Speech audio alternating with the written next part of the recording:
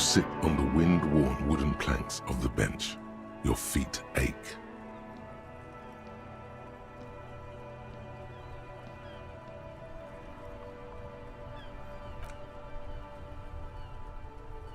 The twiddling barely keeps your hands warm against the frigid wind blowing from the coast.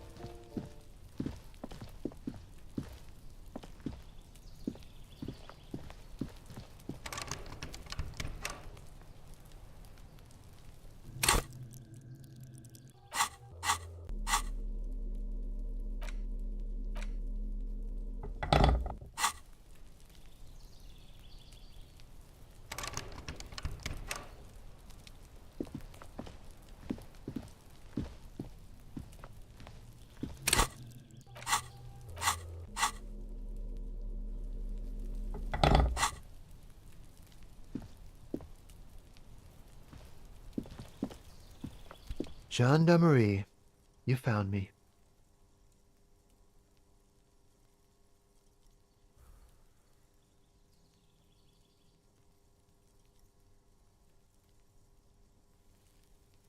His slender figure is backlit by city lights, its distant streets and motorways flashing like diamonds.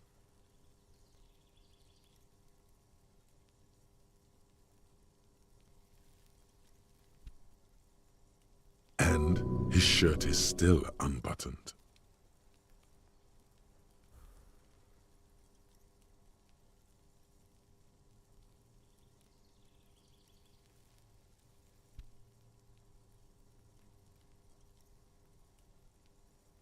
Beautiful.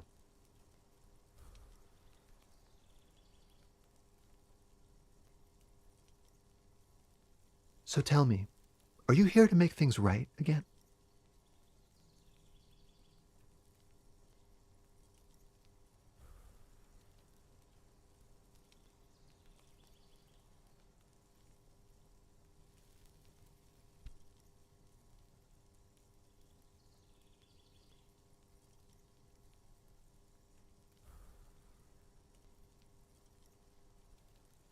Beautiful.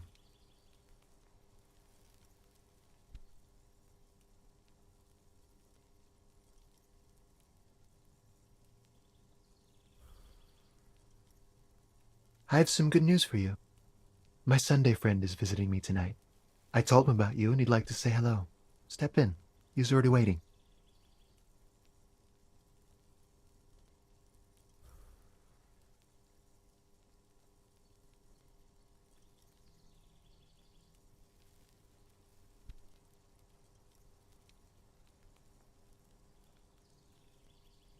That's nice, but I don't have anything to tell you. It's my friend you're looking for, not me. He takes another drag of his unfiltered cigarette and looks around. It's getting dark and the neighboring windows have lit up one by one.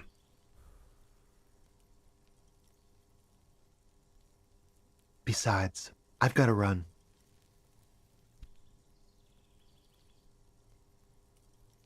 He's going to leave you alone again. That's sad. Something tells you you're never going to talk to an individual this cool or mysterious ever again.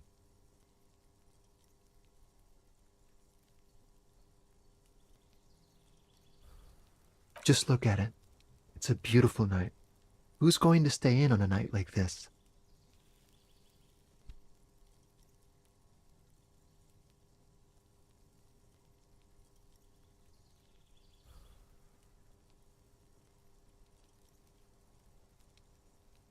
He's right. Only losers go to bed early. Time to break out the booze.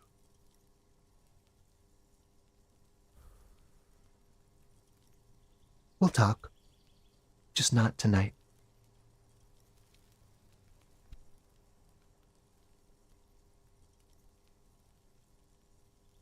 Take care, all right?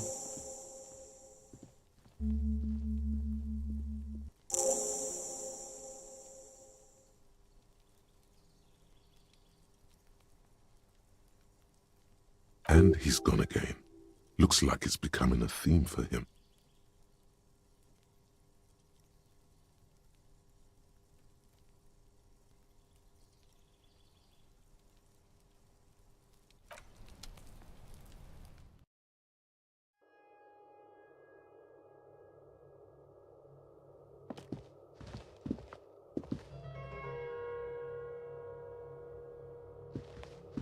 Officers of the Revachol Citizens Militia.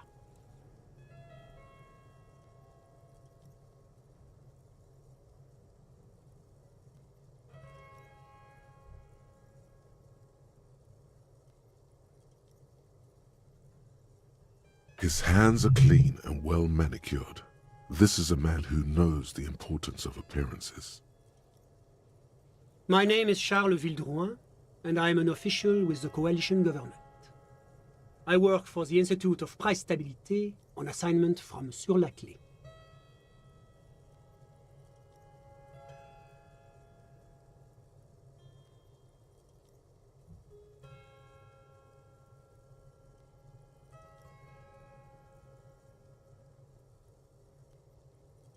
I heard you talking to my friend outside.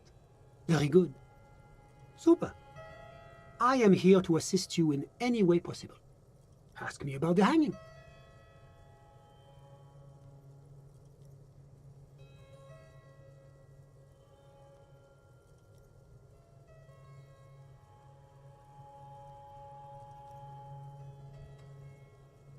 I'm sorry to say I did, officer.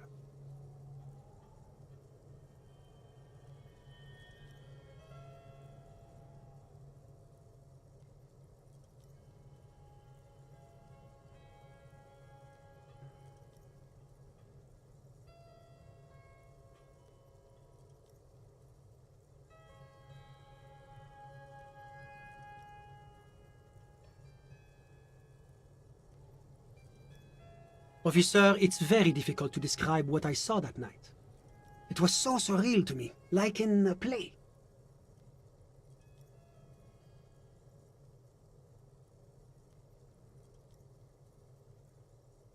He holds out his hands and blossoms his fingers, like a drama teacher setting the scene.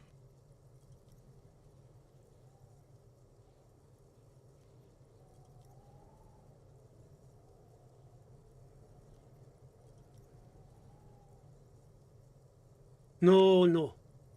I mean, it was so strange. I could barely believe what was happening. I was on the balcony when it happened, getting some fresh air.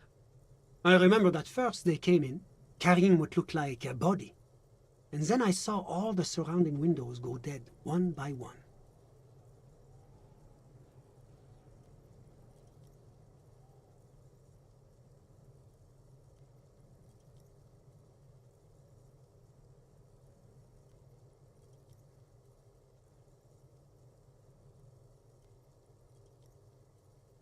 That's when I understood. I should not be seeing this.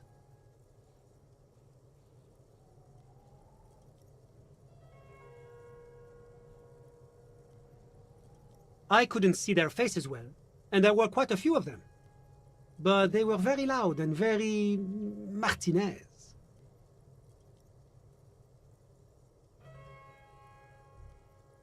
Let's just say that the laboring classes can get rather expressive with their profanities. I couldn't tell you exactly. Less than 10. Maybe 8? Sound familiar? That matches the prince you observed at the scene.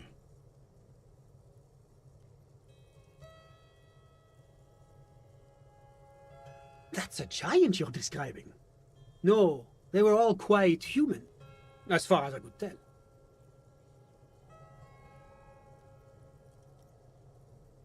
I went back inside.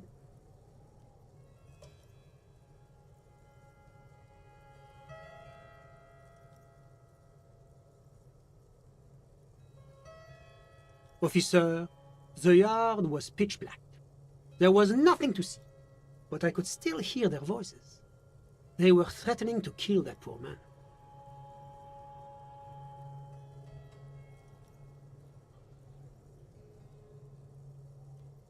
All men, I presume.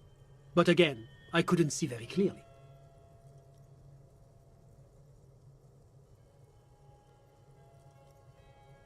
I believe they were mostly white, though I believe I saw 2 Areopagites among them. And I am quite certain that one spoke with a Mesk accent.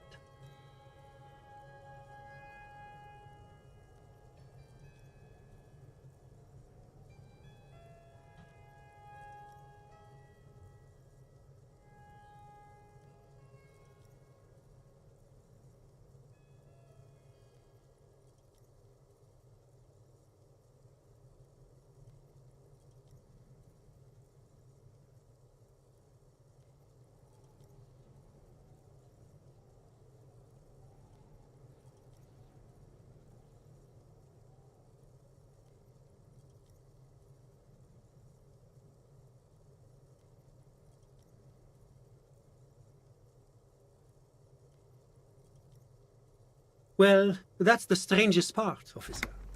Nothing happened. It was oddly quiet for a public lynching.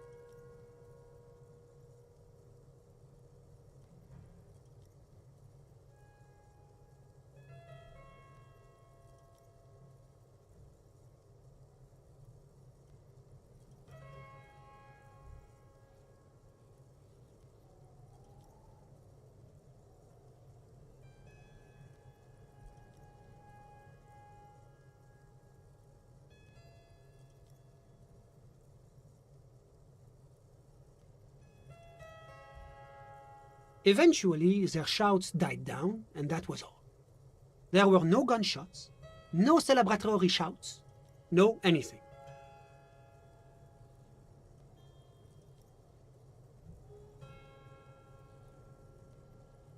You're right, of course. That is what one is supposed to do in such circumstances. I was simply in shock. I'm afraid I don't have anything else to add.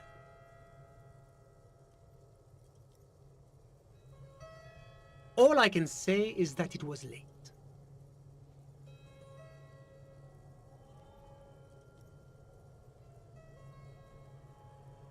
No, I didn't see the corpse until the following day.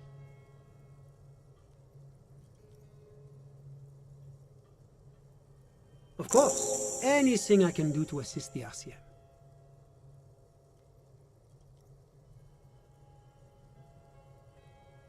The coalition is only looking out for the price stability. Inflation is a killer, like a heart disease blocking the normal circulation of the economy. It must be controlled.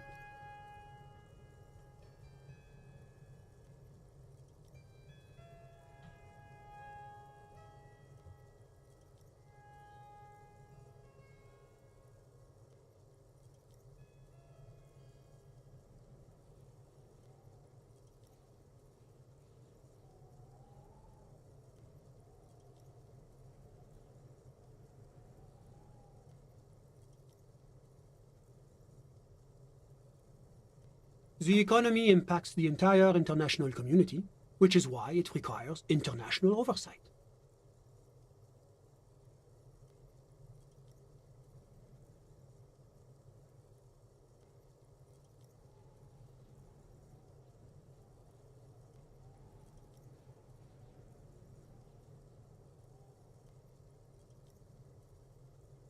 Well, I'm renovating it.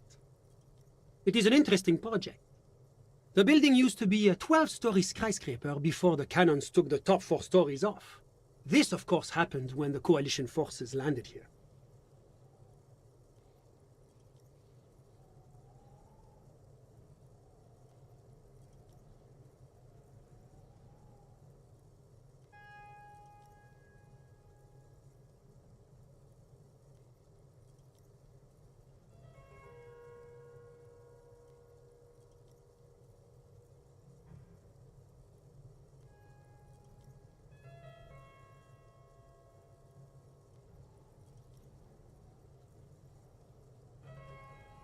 You could say I'm undoing some of the material damage the international community caused when we arrived here.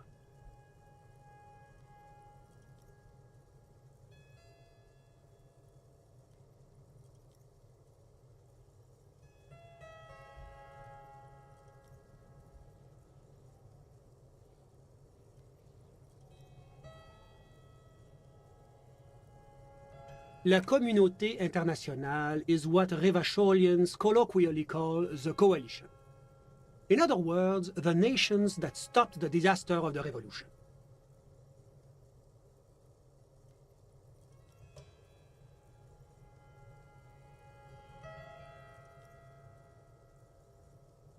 Your employer, technically speaking, the governing authority of Revachol. The RCM is but one part of this provisional administration.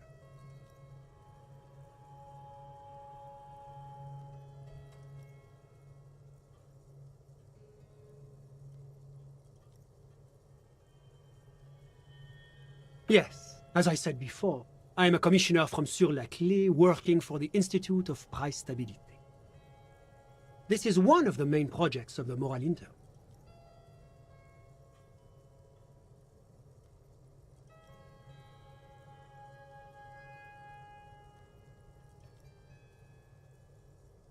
Wait, there isn't actually an Institute of Price Stability, is there? Or maybe there is. God, it's impossible to understand whether someone from the Moral Intern is joking or not.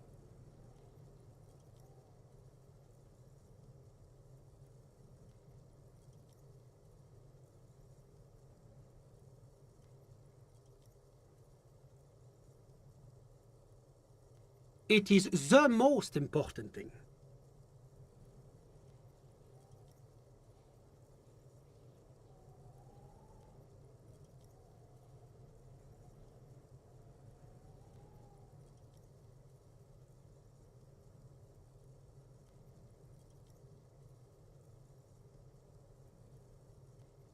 It's the central goal of any sound monetary policy. Maintaining the price stability is essential to maintaining high levels of economic activity, which is essential for maintaining high levels of employment.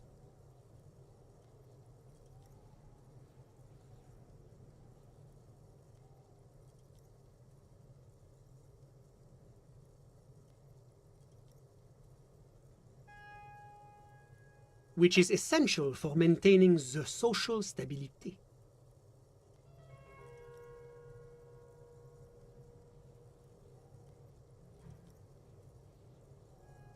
Take your daily bread, par exemple.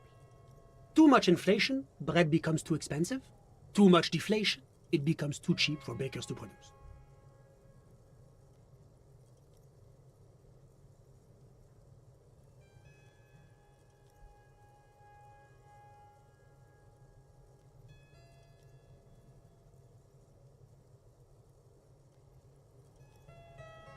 That's why the Institute of Price Stabilité works to keep inflation just below 2%.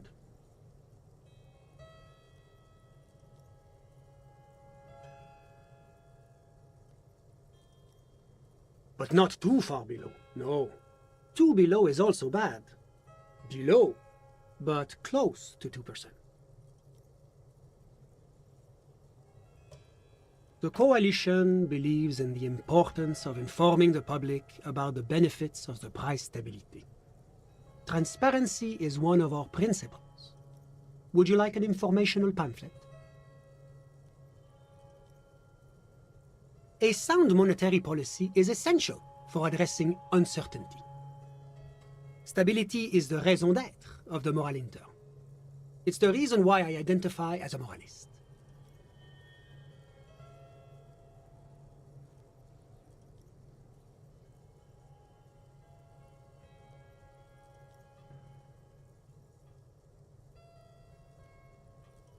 But oh, I don't have my leaflets on me today.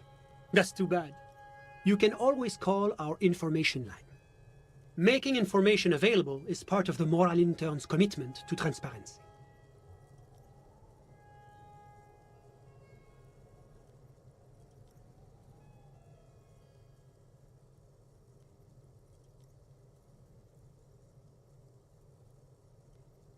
It's the International Organization for Moralists.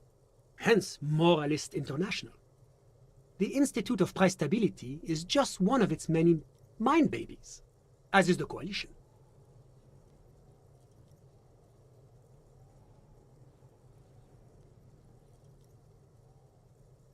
But of course.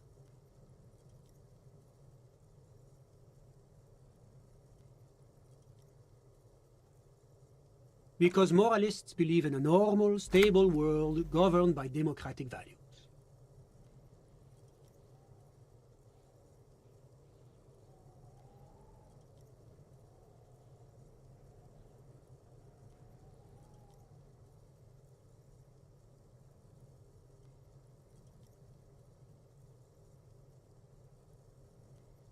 The Occident is part of the normal world. Orangnier, sur la clé.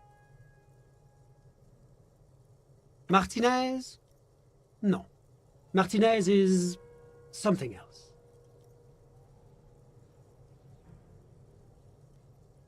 Rivachol is generally difficult. It's led by an interim government, which means it hasn't yet achieved full democracy.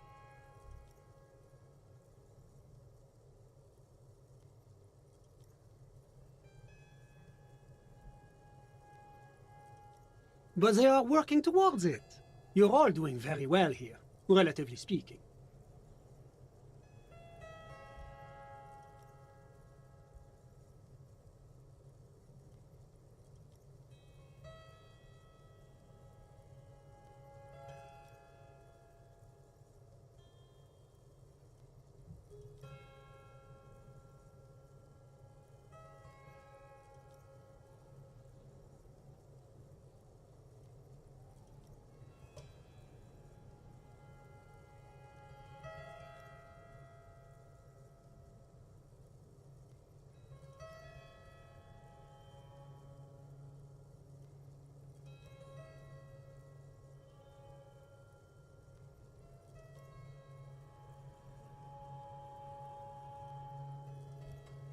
Is this option D usually the most reasonable answer?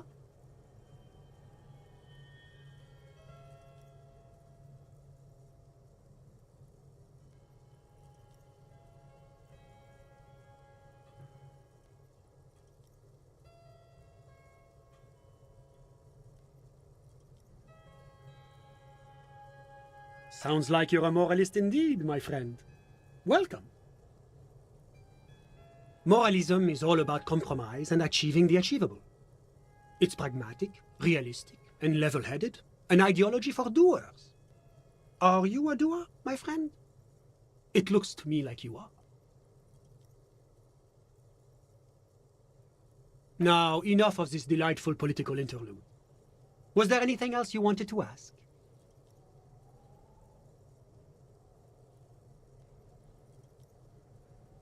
What's there to say? Sur-la-Clé is a modern, urbanized country that measures very high on the Human Development and Freedom Index.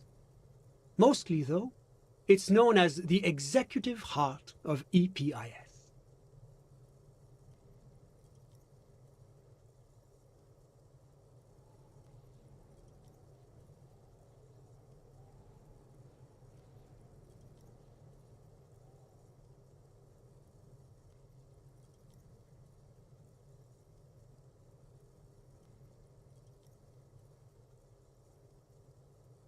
Moreover, it is a great sponsor of less emerged countries.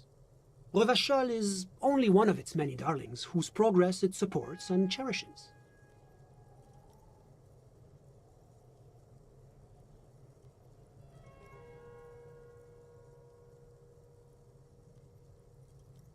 Darlings?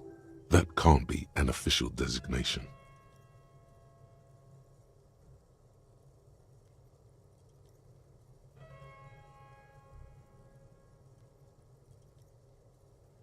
Because a great percentage of Revachol's culture hails from Sur-la-Clé.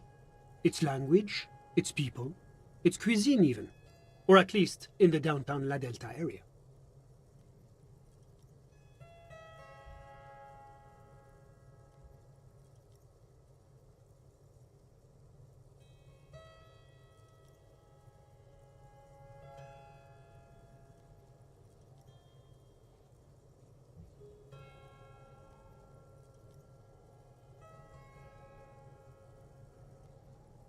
Oranje is an exemplary nation who, as a core member of EPIS, contributes 28% of our annual budget.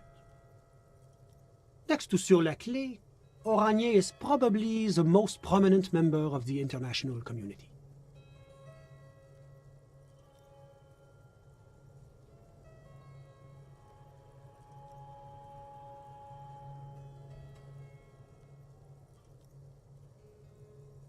Oranje's economy is one of the most advanced in the world. It has successfully transitioned from heavy industry to advanced services and generally acts as an engine for sustainable change in the international community.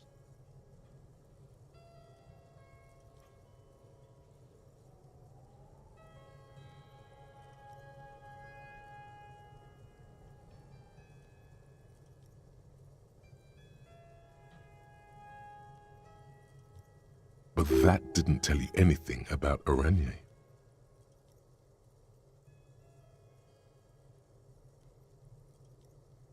About what? Oh, it's very urban and very well organized. Their streets are clean, their horse cars run on time, the people are polite and efficient. Like I said, they are an example for less emerged nations to follow.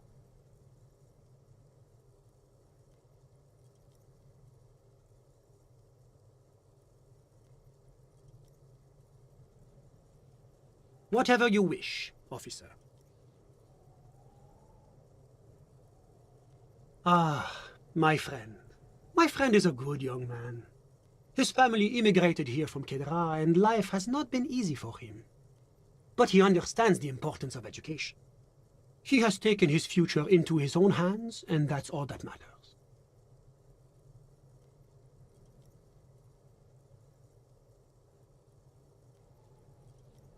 Kedra is a candidate member of APIS. But, between you and me, their potential membership is a more contentious issue.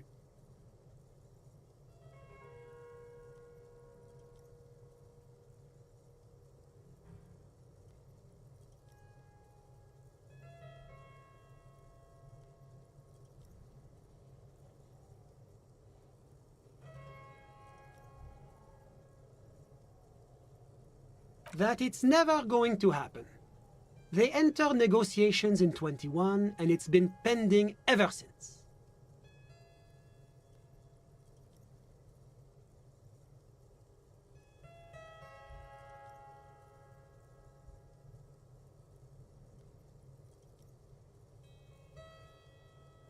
EPIS is a very special program developed by the Moral Intern to support certain Occidental nations. It began as a unified system of weights and measures, which proved to be a wild success.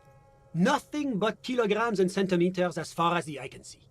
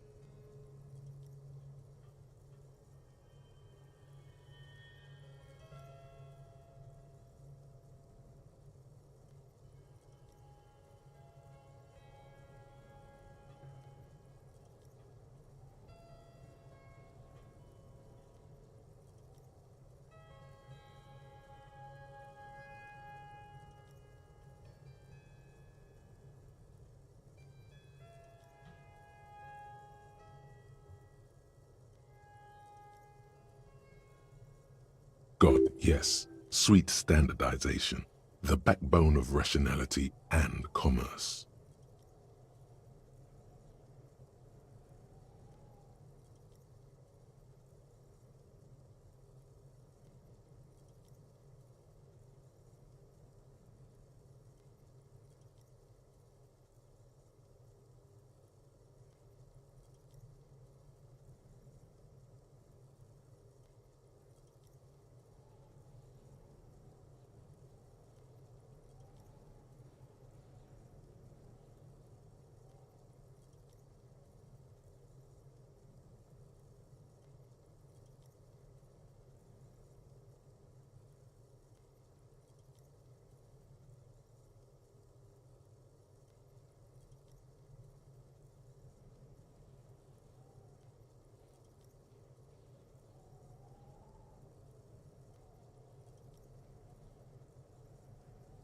It was such a wild success that we expanded it into an economic union for the processing of steel.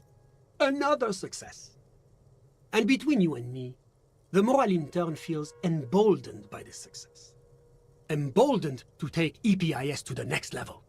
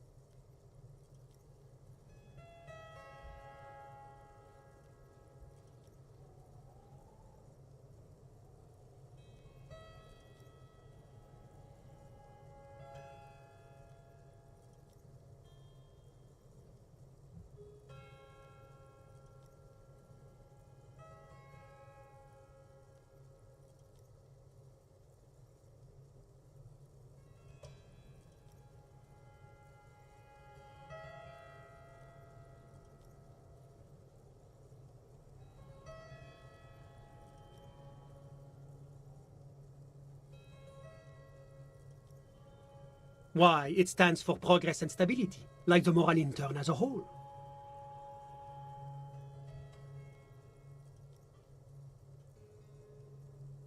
It's been such a wild, extraordinary success thus far. We are very excited to take it to the next level.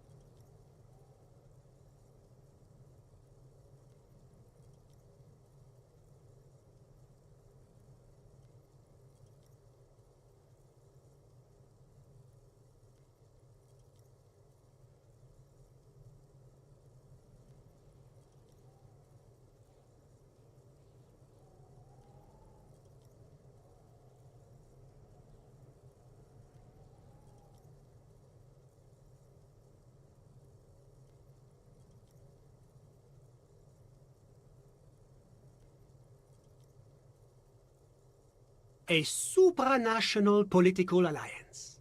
The United States of Occident.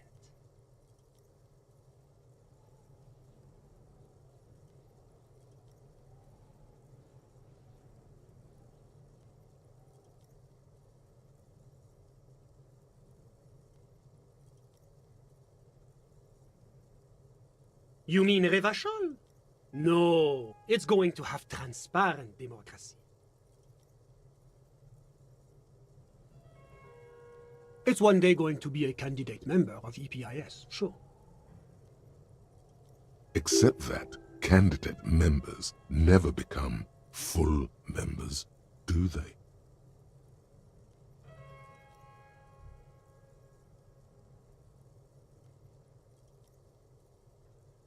No, candidate members do become members. Why do we even have the whole system in place if they don't?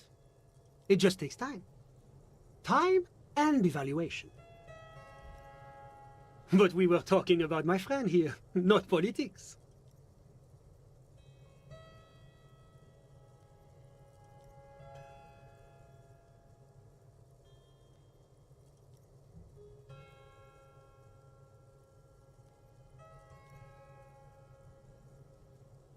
How did any of us become friends? Bad things happening on the Insulindian Isola? Oil platforms ablaze in the night? Civil wars lasting for years? Finally, the international community is forced to step in.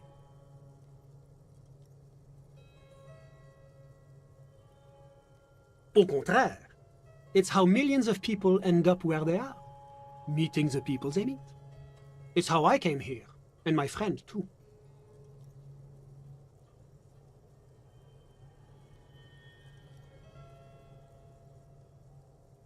Sorry, who?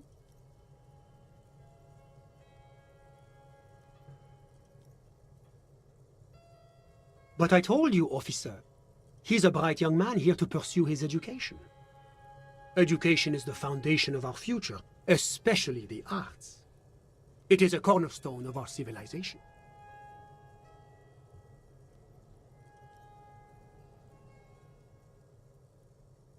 Officer, you have to understand.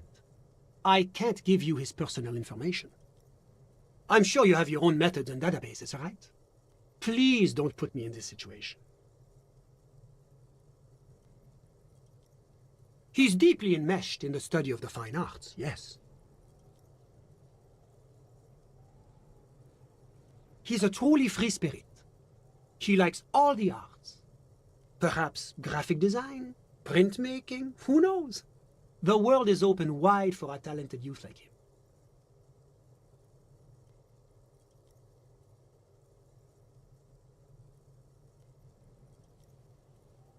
I'm just enjoying the view.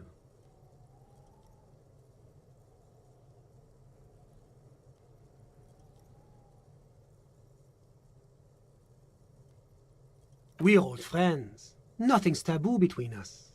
He comes and goes. I'm sure you'll see him around. He's very active. I'm all ears, officer.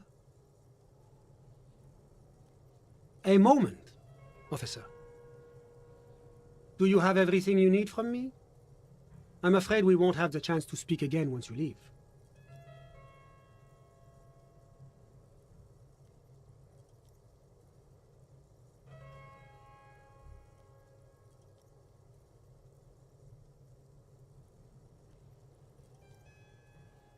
It's against diplomatic best practices for an official in my position to be discussing murders with local militiamen.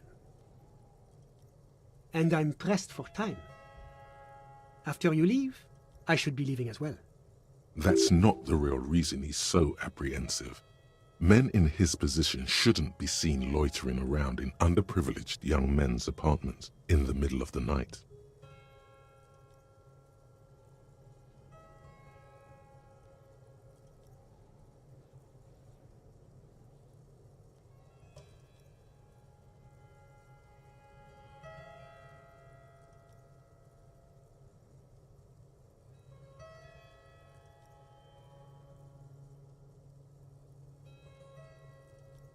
Sure, go ahead. It's a beautiful space. Let me know if you have any further questions.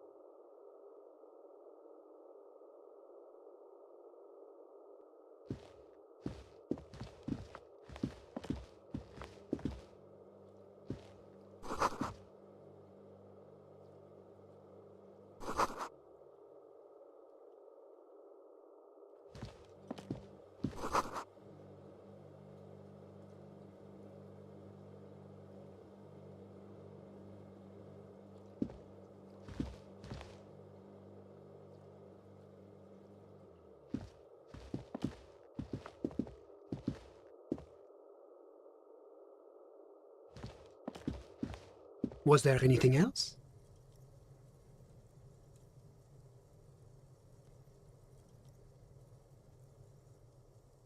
I'm sorry to say I did, officer.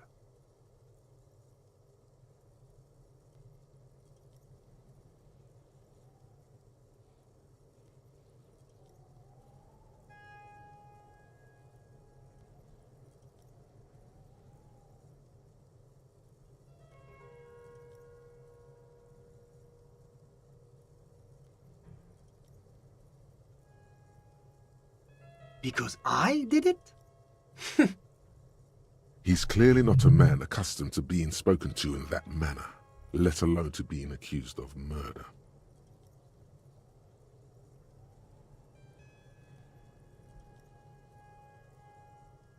Officer, it's very difficult to describe what I saw that night. He holds out his hands and blossoms his fingers, like a drama teacher setting the scene. No. I mean, it was so strange. I could barely believe what was happening. I was on the balcony when it happened, getting some fresh air. I remember that first they came in, carrying what looked like a body. And then I saw all the surrounding windows go dead, one by one. That's when I understood. I should not be seeing this. I went back inside. Officer, the yard was pitch black. There was nothing to see. Well, that's the strangest part, officer. Nothing happened. It was oddly quiet for a public lynching. Eventually, their shouts died down, and that was all. There were no gunshots, no celebratory shouts, no anything.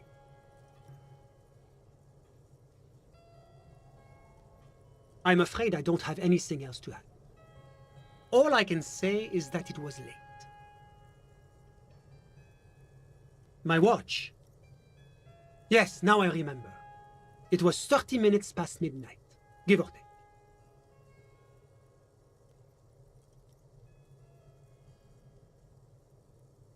No, I didn't see the corpse until the following day. I'm sorry I couldn't be of more assistance. Of course. I'm glad I could help.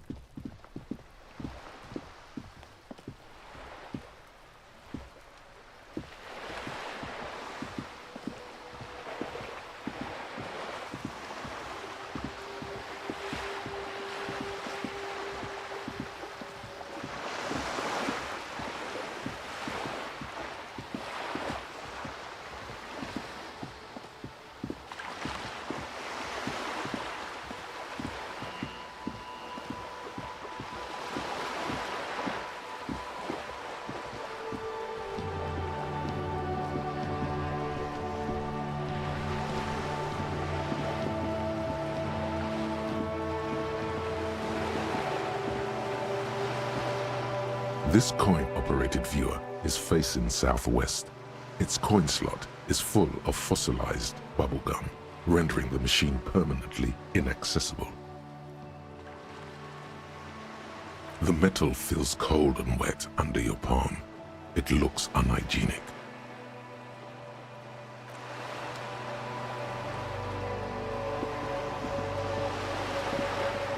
This coin-operated viewer is facing south. The instruction manual says to insert 25 centimes and pull the handle while looking inside. Then use the focus knob to zoom in if necessary.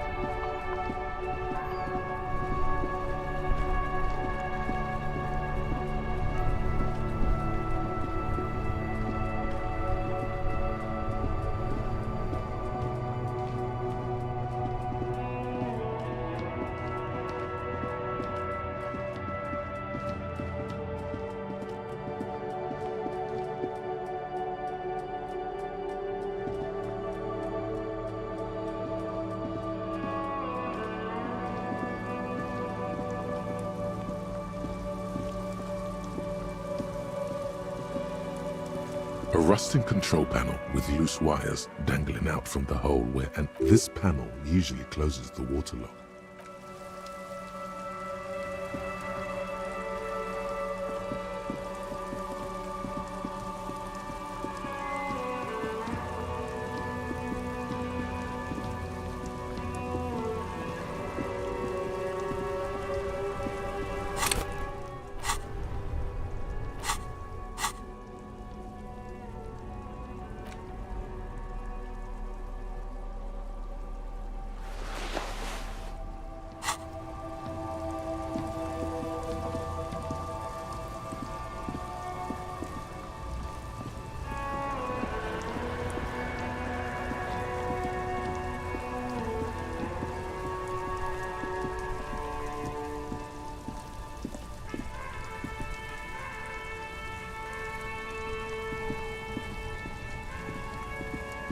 Stuck in the rain in a traffic jam, man.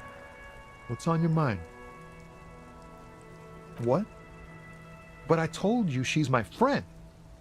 Please don't make me give her up, detective. Get someone else. There's a ton of drivers here. Fine. I don't want to be a butcher. And I don't want to be a knight either. I just want to be a person who can sleep at night. A little fame wouldn't hurt too.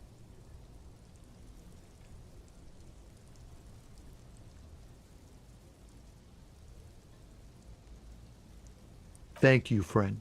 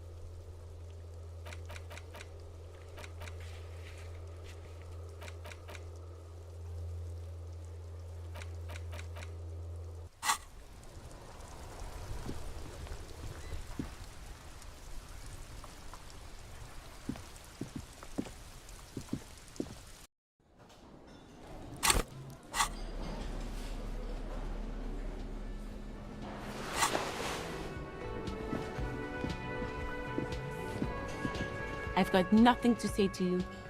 Why are you wasting your time?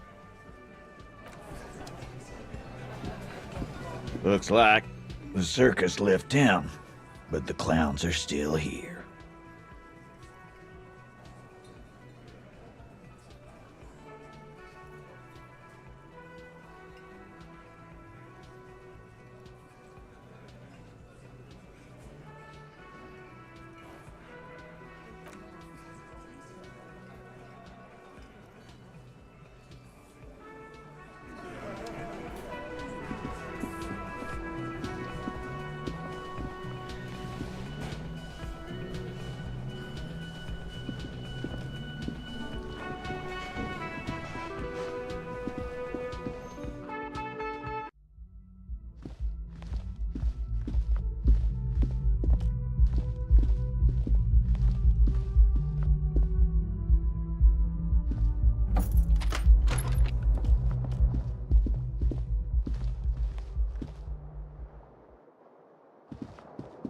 The bed is still cold from the broken window, and not too inviting.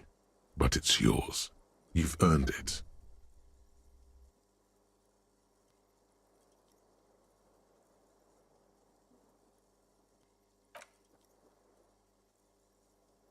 The bed is still cold from the wind blowing in from the broken window. The mattress creaks as you close your eyes and try your hardest to fall asleep. Here we are again, my broken bud. The waves are coming, carrying you away. But you can't go. No, you have to stay. Always half aware of yourself.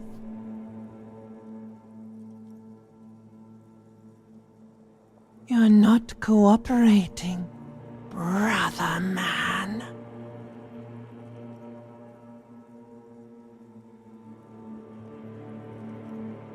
It's your disgusting body. Even through your sleep you feel a vague discomfort suffusing it. Your belly and your sides are unpleasantly tender. You wish you could curl up into a fetal ball of safety. But you cannot, because of the pain.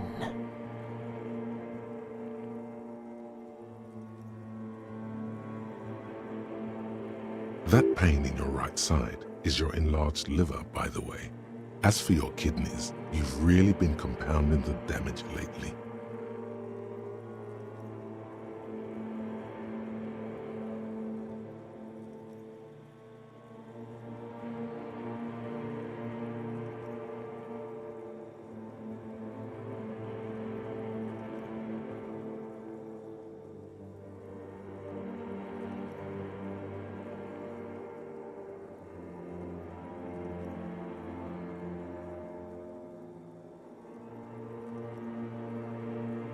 There's no dignity here. Only reflections of your body mass. Flashes of the day. You keep coming back to yourself in the mirror. But why? To admire all your accomplishments? You're just stuck here, in the half-world. Could try looking at other people, really looking. But why would you want to start doing that?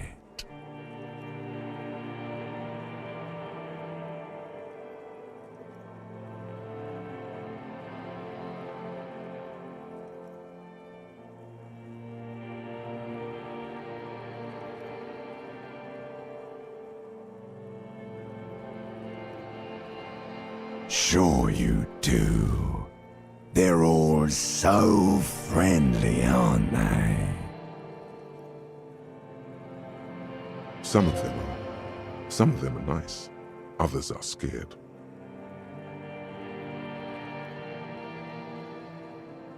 At least they're interesting. Each one has a process just like yours, running in the space between their ears, full of secrets.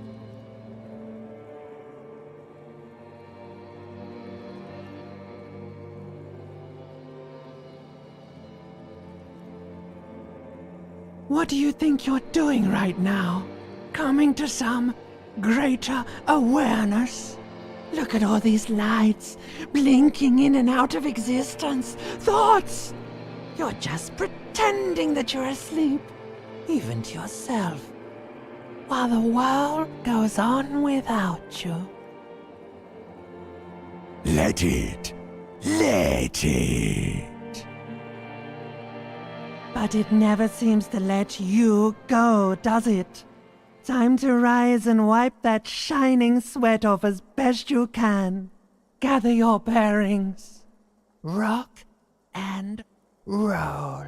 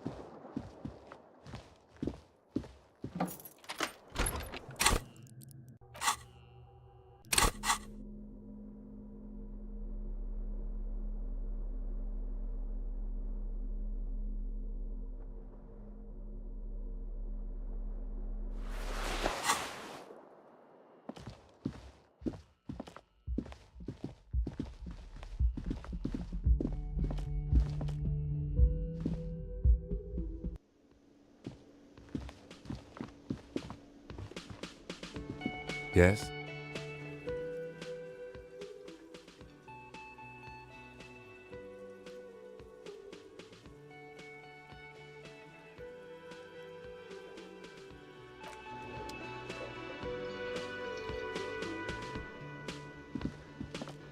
You look like shit.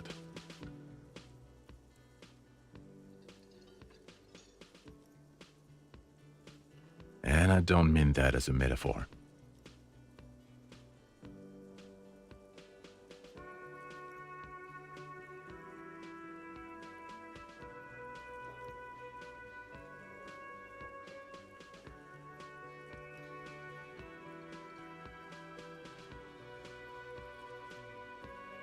Oh, don't be so modest. We're looking at several months worth of damage here. Kind of a miracle you're still up and at it, to be honest. Oh, come on, Jean. It looks like it's been a rough week on him. It's not just this week. What you want? There's something about this guy that matches with a face in your head. A similar but different face. He might be wearing a disguise.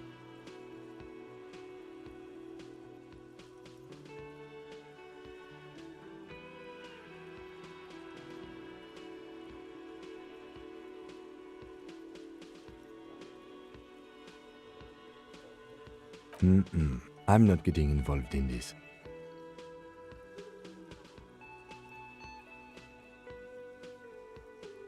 Watch out for yourself, loser.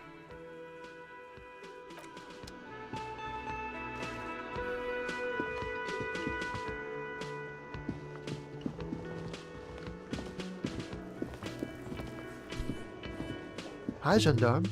Another rendezvous.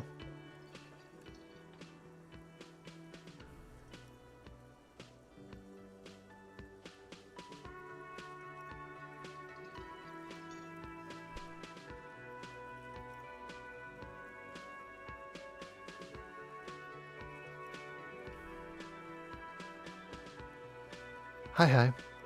So what brings you here?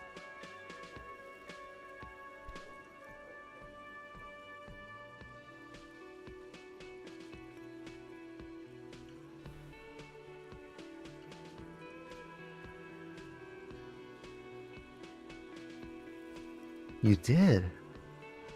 And how did you like him?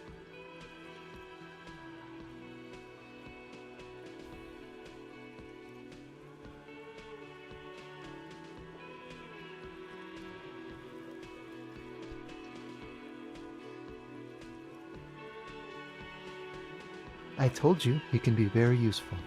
I guess that's the charm of powerful people.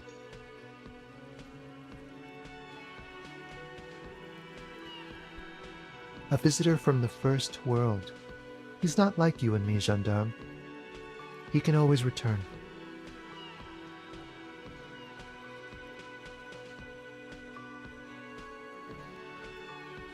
To his opportunities in Occident, Sir Leclerc. Still, his coming and going brings some life to the village.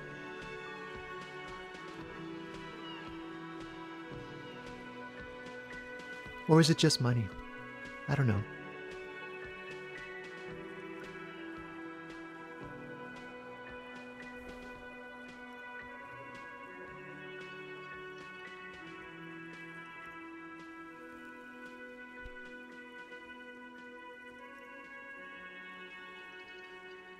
He has keys, and he likes the view. To the sea, I mean.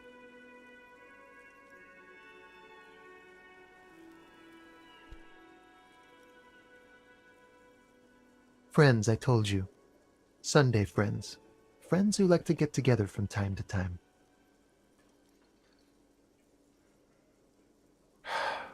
That he won't be there when times get tough, I guess. It is. On Sundays.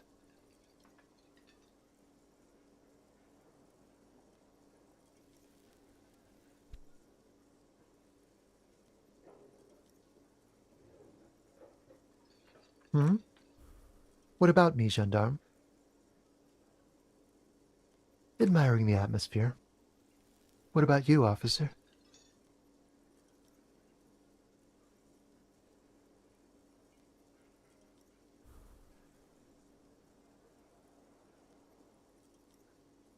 Well, here's to you.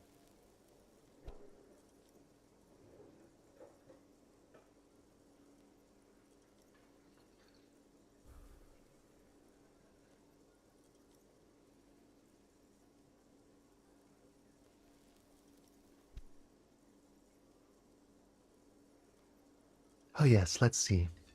He knocked on my door a few days after the lynching. I think he was going through the entire building, asking questions.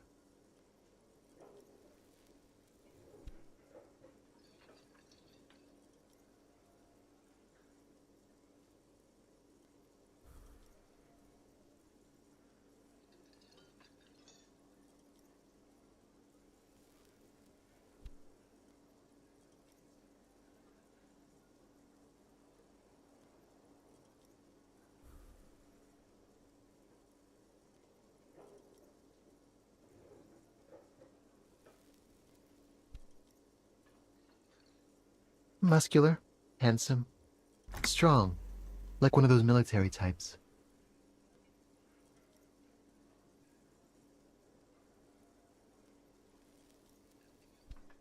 Yes, but he was speaking to someone on his earpiece.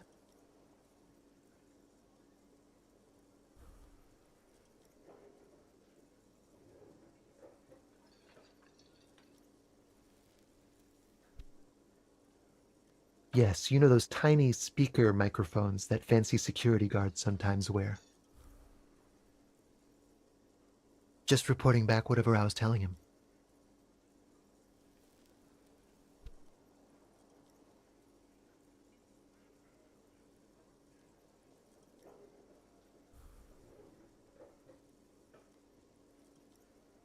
Oh, let me think. He had an accent. He sounded like one of those mercenaries.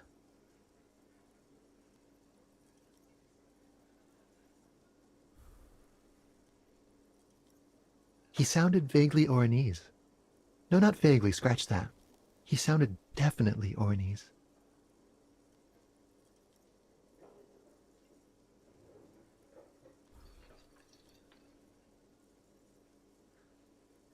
Nothing. That I didn't see anything. What friend? No, I don't think it came up.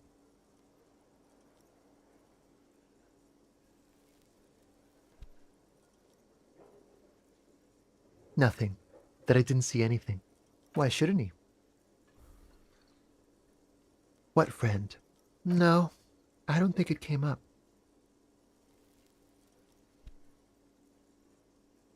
Sure. Anything else on your mind?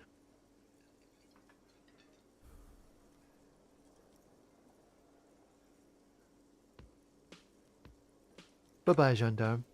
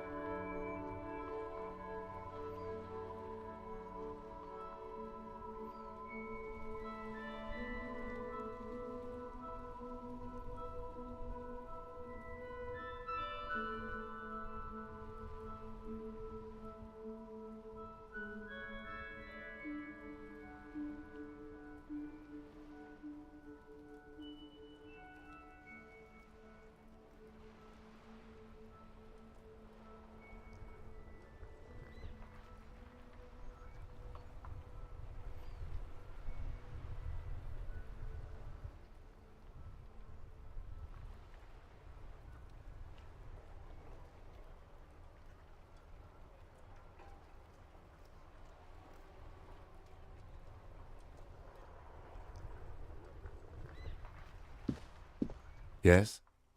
No response. He just arches his brow. He's having trouble processing it, believing it even.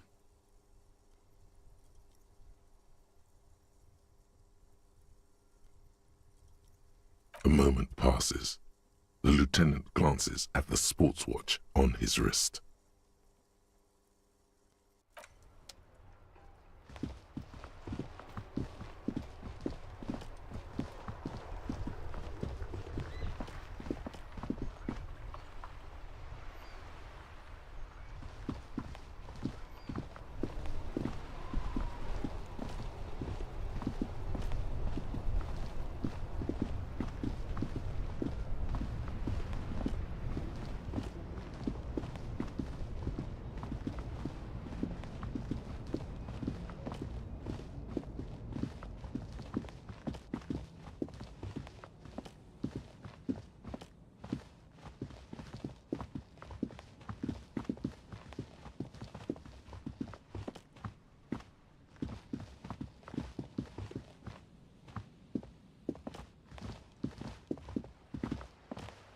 A rusting control panel with loose wires dangling out from the hole where an indicator light used to be, and a mechanical lever sitting in the middle. You grab the handle and pull the lever up. As soon as the metal connects against the contact pins, you hear a loud clunk. Then, the water lock starts moving.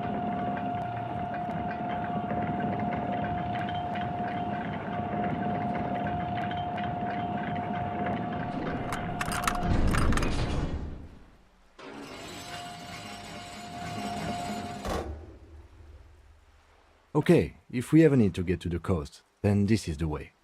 But please, contain your wanderlust for now. I don't want us to get sidetracked, not with everything that's going on. Focus on one thing, achieve it, then the next, he thinks. That's the task chain.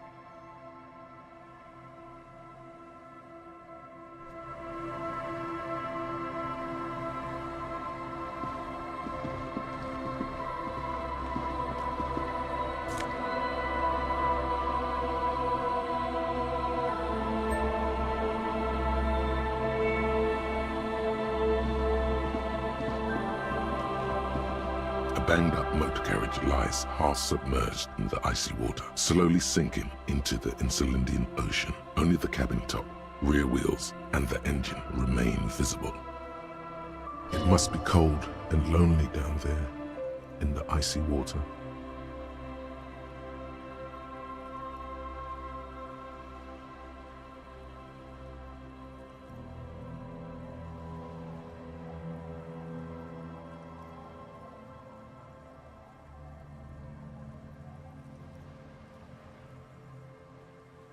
Remember the tire tracks in Martinaise? This is where they were leading.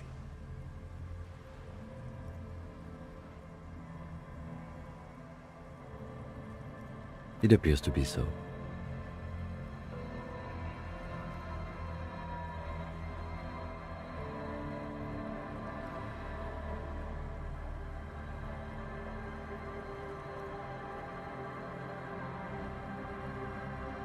I agree.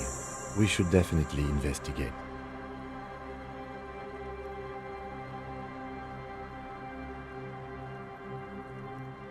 You get a sudden sinking feeling. Stomach acid comes up as you look at the motor carriage in the deep, dark, cold water. Why the doom and gloom? It's just a sunken motor carriage. Some motor carriages are bound to end up in the sea.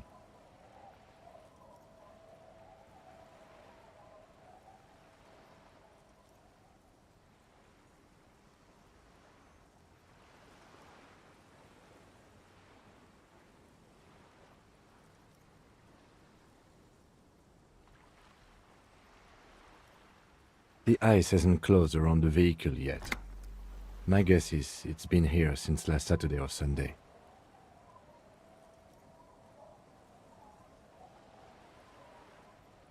The estimate is correct. The incident probably occurred on Sunday evening. The motor carriage is properly stuck in the ice. Getting it out would require a team of specialists.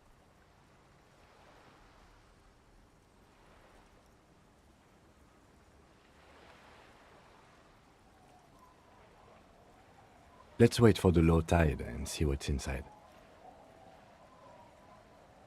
Great idea. Then we can get the things inside. The joyrider must have left something good inside. Guns, papers, maybe a cool jacket. A joyrider jacket. I don't know. An hour or two, tops?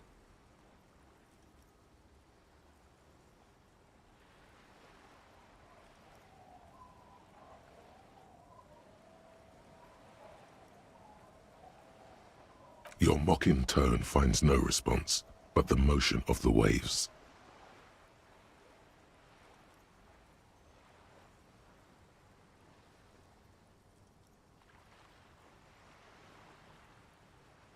Yes, quite.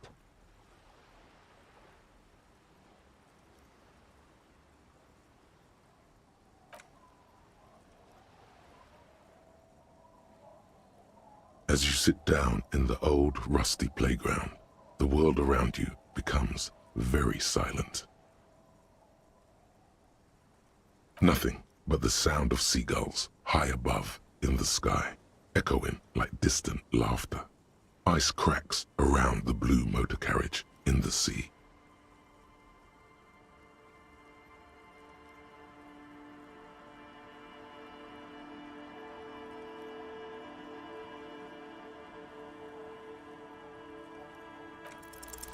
Spit flies from your mouth to your moustache, your chest, the ground before you.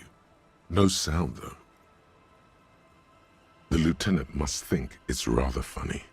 He smiles and quickly turns away.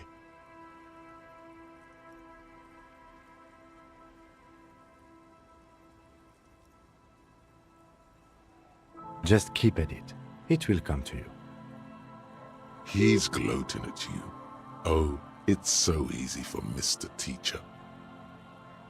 With his lips puckered, the lieutenant lets out a beautiful melodic trill that puts even the insulindic thrush to shame.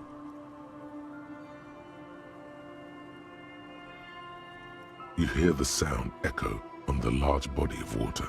Clouds race across the spring sky, and suddenly you just feel better about everything.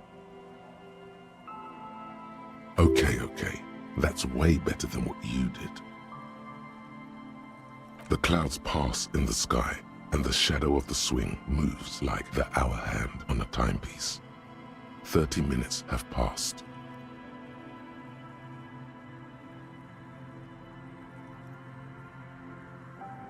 Looks like this might take a while. Time to present a good topic for discussion.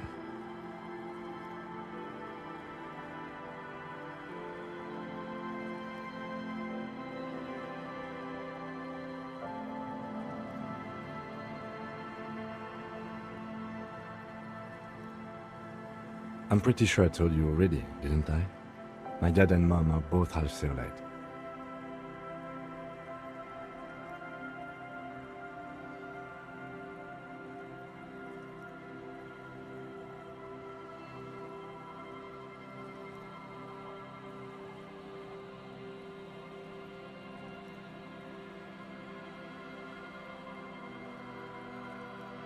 Clouds on the horizon grow darker, and the shadow of the swing set keeps climbing.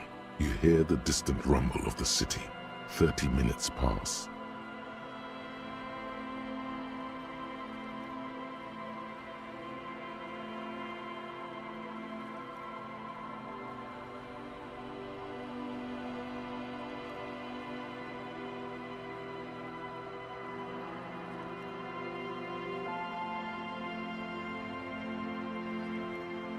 Luckily, I am already a member of an independent organization, and therefore do not have to choose between a rock and a hard place.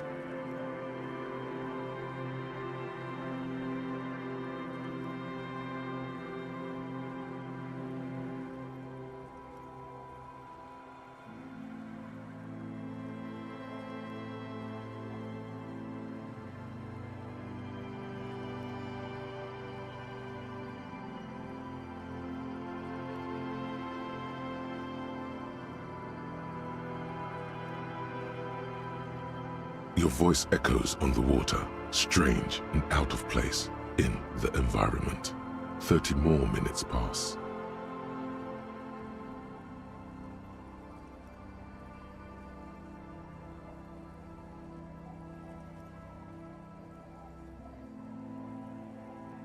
Yes, 41. What do you think it stands for? It's as if he knows what it stands for, but wants you to say it. It's pedagogical. Does he know something about the driver of this vehicle?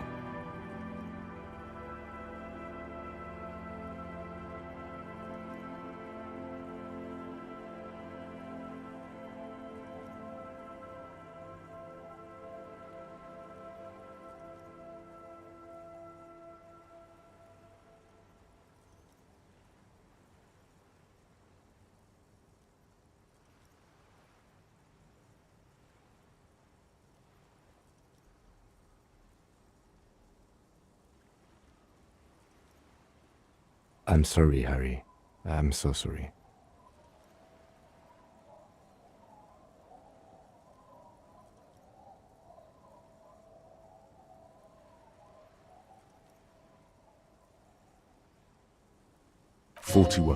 Precinct 41. A massive pit opens up in your stomach, and the most terrible feeling comes over you.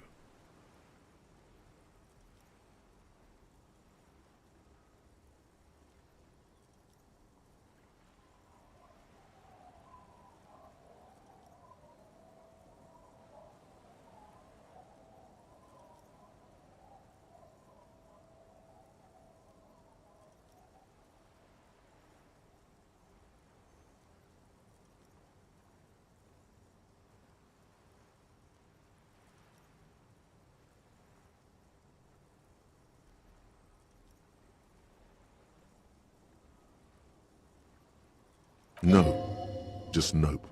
Say no to this, Harry.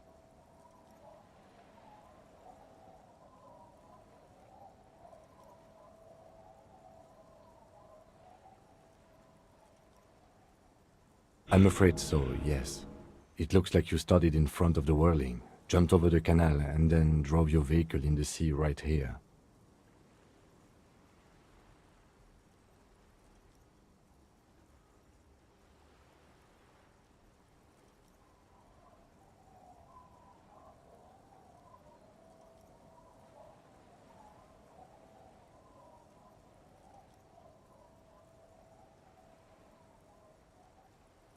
Of whom? I don't think so. If anything, you were probably drunk. Probably. Tried definitely.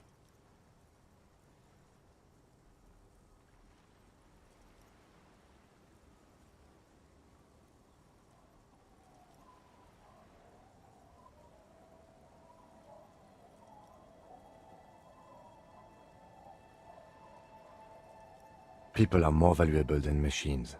Training a police officer is even more costly. That is very unlikely. All the electrics are toast. That goes for the electromagnetic steering and brake systems as well.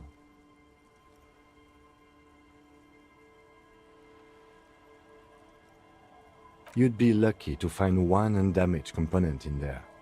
In a few months, there will be nothing but rust left of this vehicle. It'll be cheaper to buy a new one. Well, not cheaper. This motor carriage costs 40,000 real. But in the long run, it still makes more sense to buy a new machine than try to refurbish this.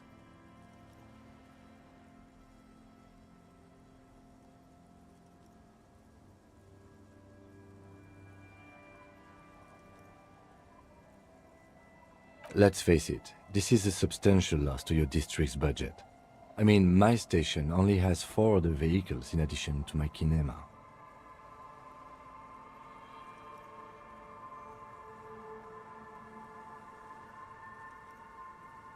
This was 20% of the station's vehicular budget.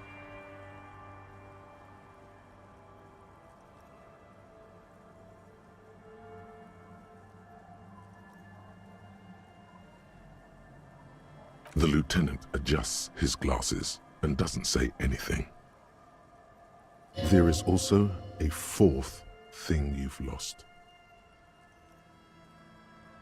More precious than the gun, the badge, and the motor carriage combined.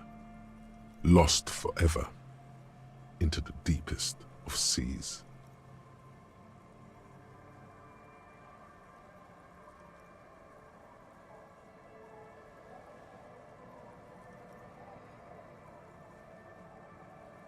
Detective, we don't. A rescue operation really isn't viable at this point.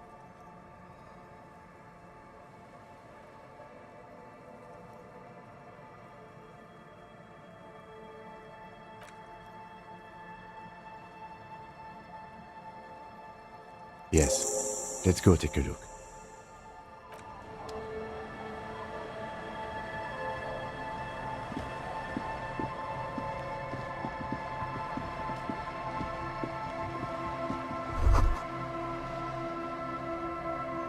This is it, the scene of the party, the fire pit.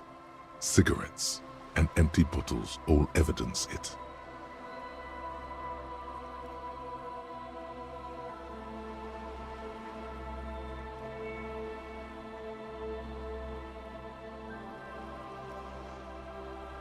Not as such. I'm talking about what came after the party scene. Looks like they were here a while, judging from all the bottles. The sunken motor carriage provided them a focal point, like a goose ice sculpture or a chocolate fountain.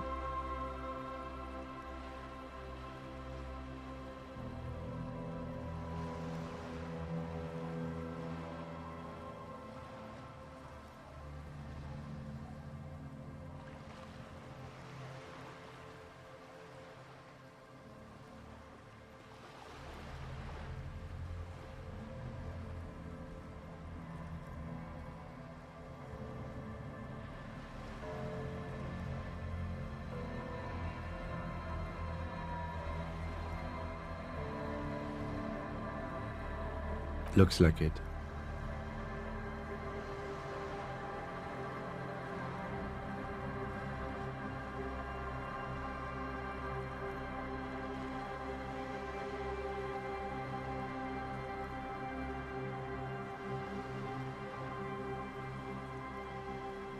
Hey, let's keep moving, detective.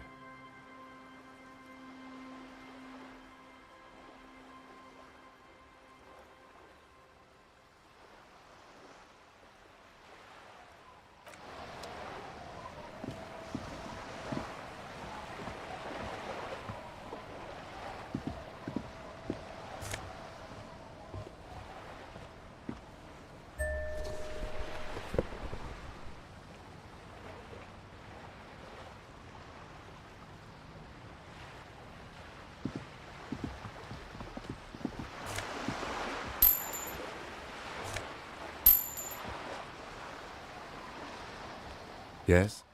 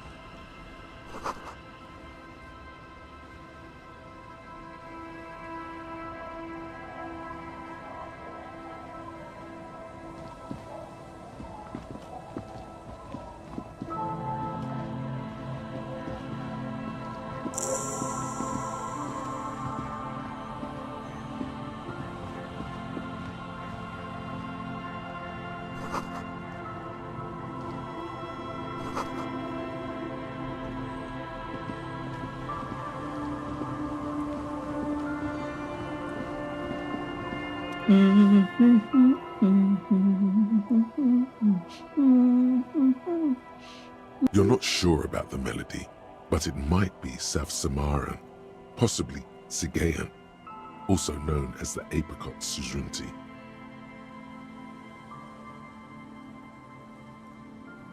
Welcome to the fishing village. Please lean in closer. I have cataracts.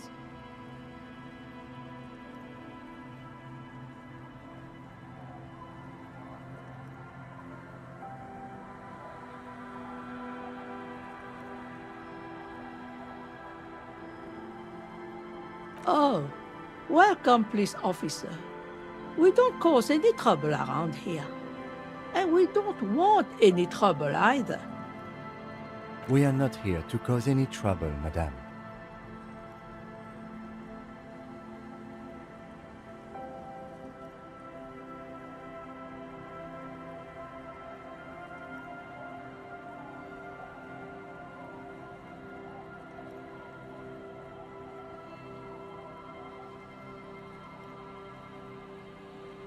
Oh, of course.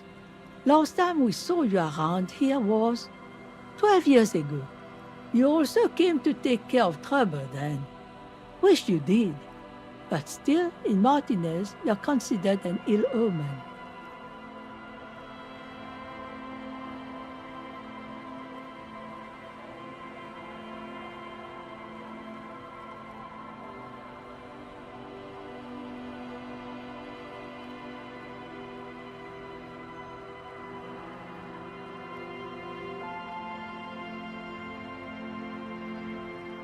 Oh, the usual.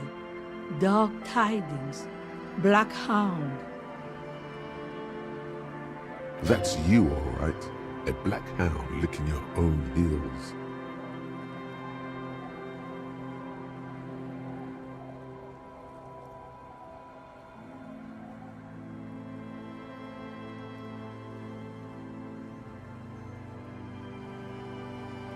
No, not you personally. I meant the Elysium. Some of the men got into a fight. One of them killed another, locked himself in that woodshed over there.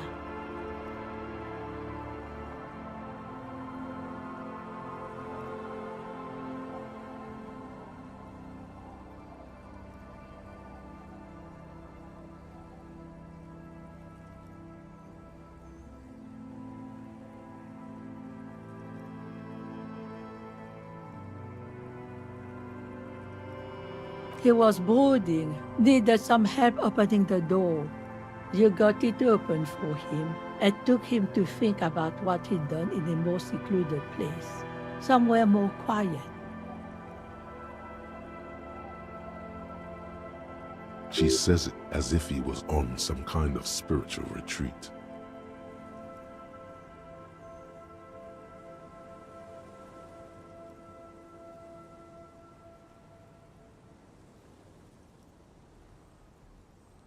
Maybe they are afraid.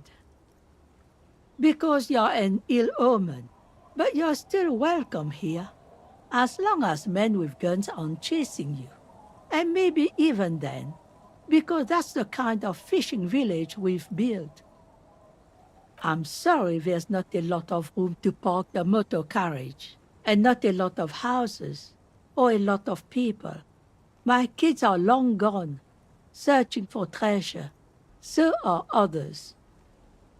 Ah, look at me ramble on. What brings you to us?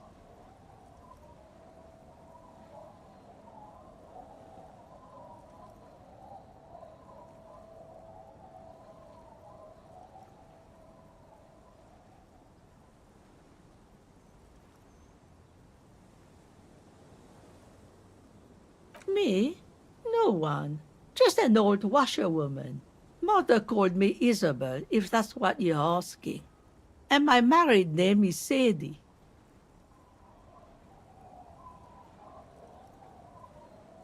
Now it's your turn, Mr.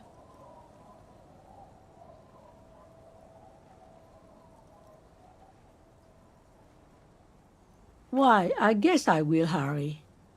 Aye, it just rolls off the tongue. I used to know a Harry. Strong lad, but dumb as a rock. He did too many narcotics. So many, he fell off his boat and split his skull on a buoy.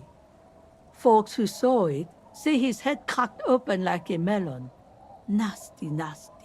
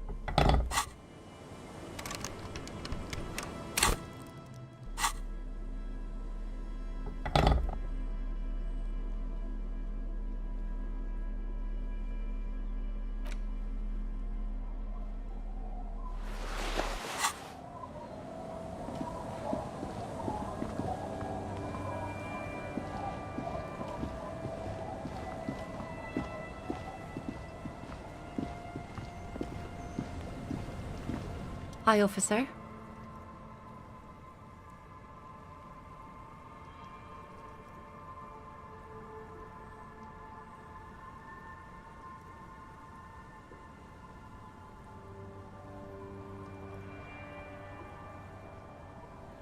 Anything I can help you with?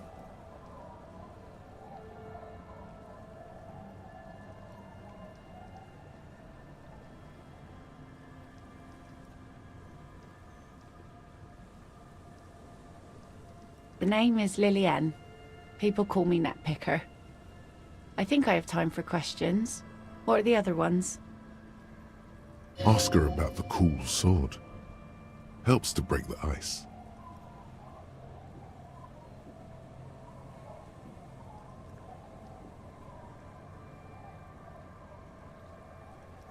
Unfortunately, the factory sold this one with a 3-year warranty instead of story. It's to intimidate folks, mostly.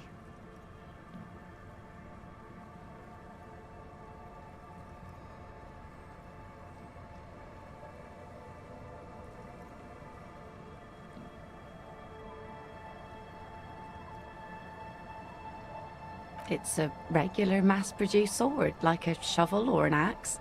Nothing fancy, just for intimidation. From time to time, people need a lesson in respect. That's just the way it is. Back in the day, I caught the eyes of many men. And believe me, men need a lesson in manners from time to time.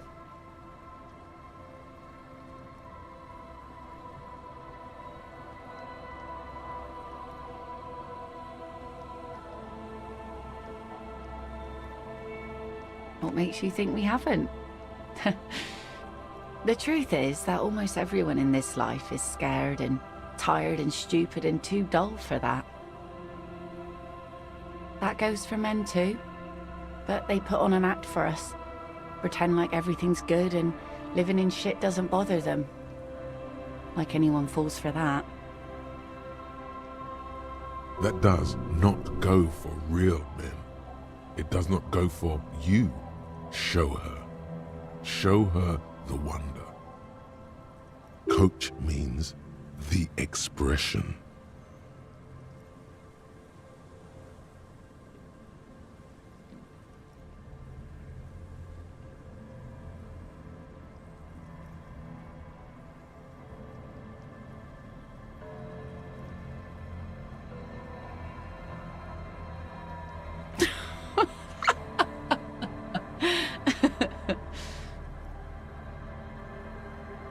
Sure.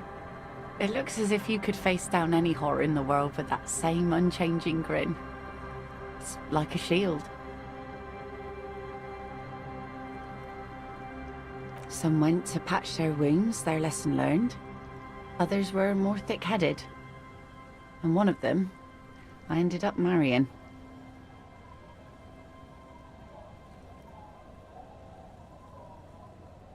Gone.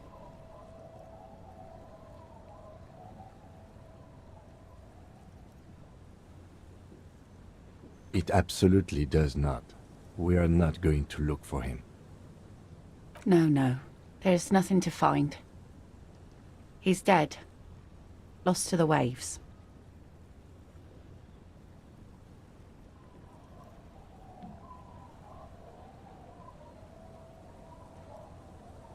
Who knows?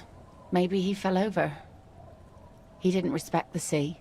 Went out there, drunk like a skunk, and sure enough, one day the boat was found floating empty. The bloated corpse turned up 2 weeks later.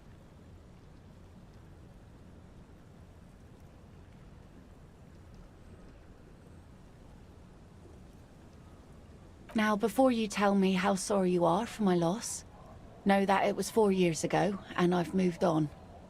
There's only so much mourning you can do for a drunk with sinewy muscles.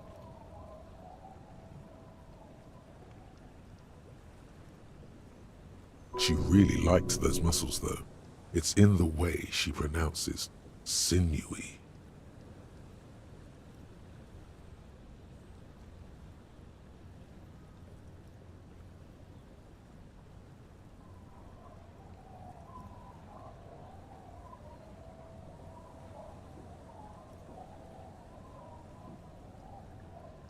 Us working folk don't have the luxury to be bedsick with melancholy.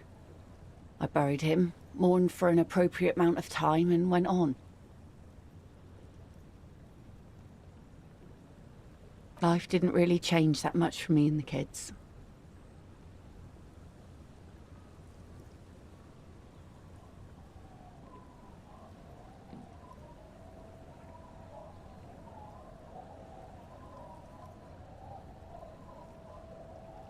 This is neither a touchy nor a very interesting topic for her.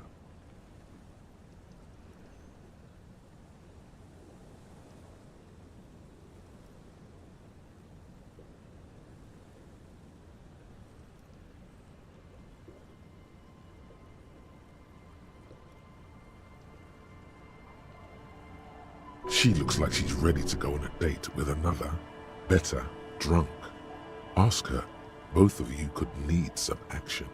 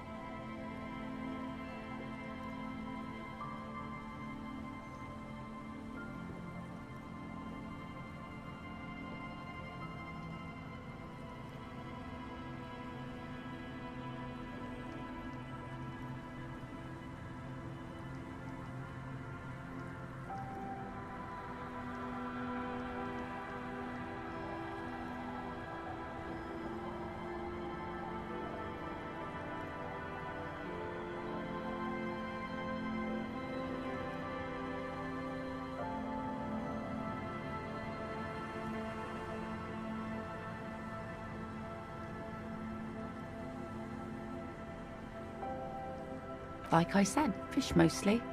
Sail the waves, take care of the kids, pick nets. Right now I'm tarring a little skiff.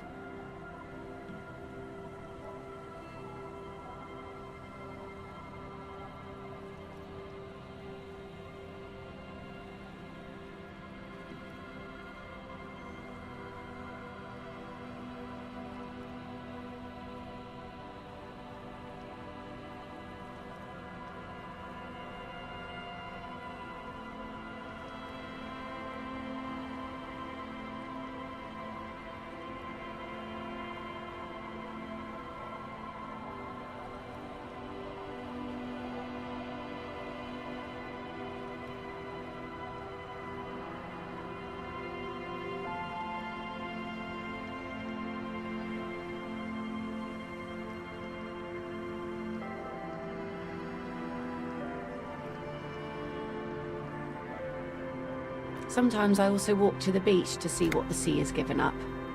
The sea is full of surprises. Keep it professional, man. Don't make it sound like you're hitting on her.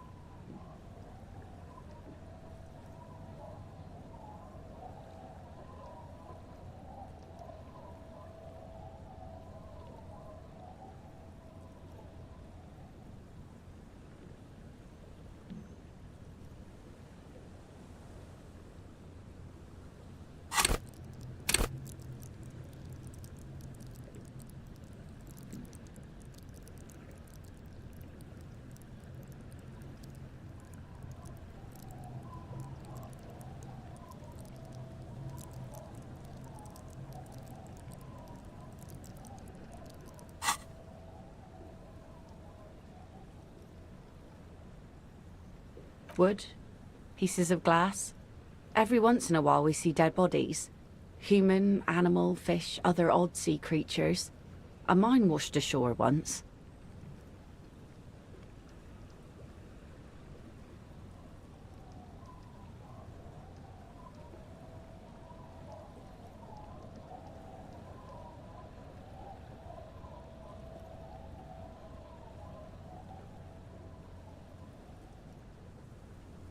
Bottles, drugs also. Lost cargo in general. Most of the time it's just wood and glass. All right. Major choice moment. You only get to ask one thing. It would be weird to say them all. Choose wisely. Mines. Mines. You need mines.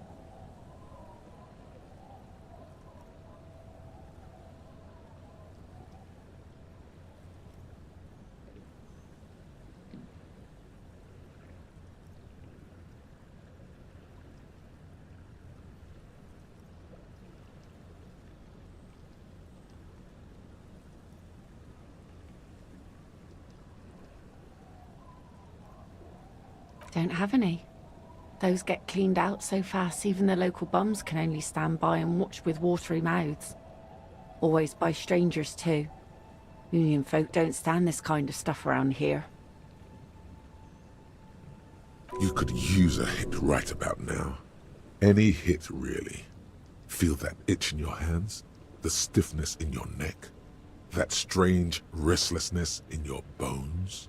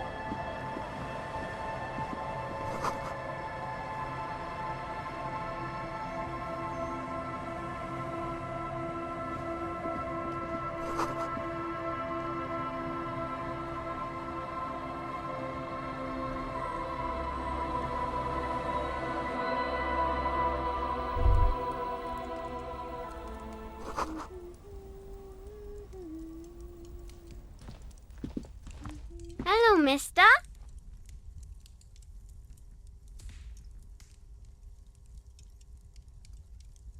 She clutches a small stuffed animal. Occasionally, she twirls it around.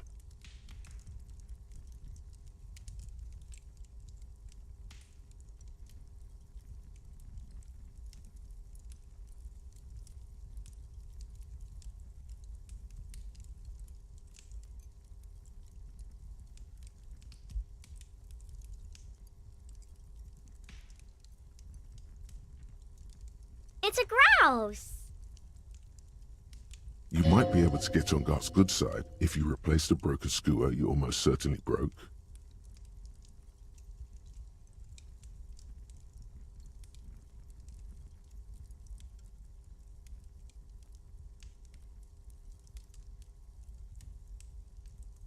I don't know. She twirls the furry doll around in the air, giggling happily. It's Lammy. He's my friend. Sort of. Like... Lambie is a stuffed lamb that, admittedly, has seen better days. One of the eye buttons is missing, and the fur is tattered in several parts.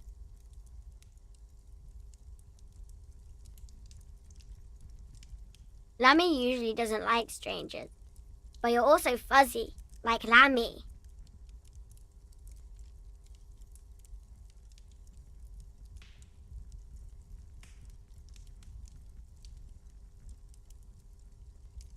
Bye!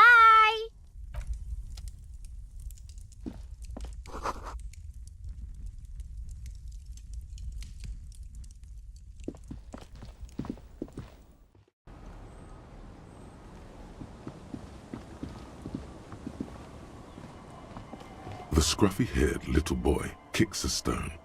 He can't be more than 5 years old. The other one looks indistinguishable from him.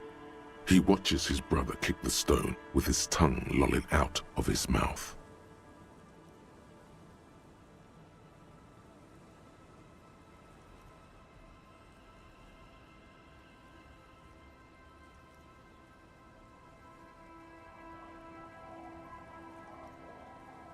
The stone-kicking one becomes frantic all of a sudden, as if that's something to be scared of. The obvious fact that you just stated.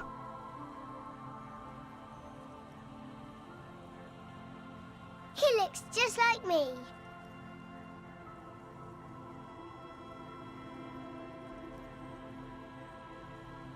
The boy doesn't answer. His brother throws another rock. Both of their hair is covered in some kind of dirt. The rock kicker was just being shy, but now he's enthusiastic again. You're bad with kids.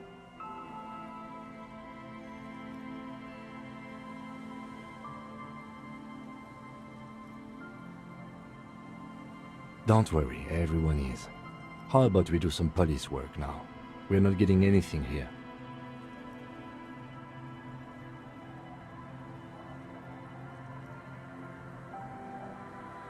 This one doesn't say anything, kicking the concrete with his worn-out sneaker. Lily da, Mum.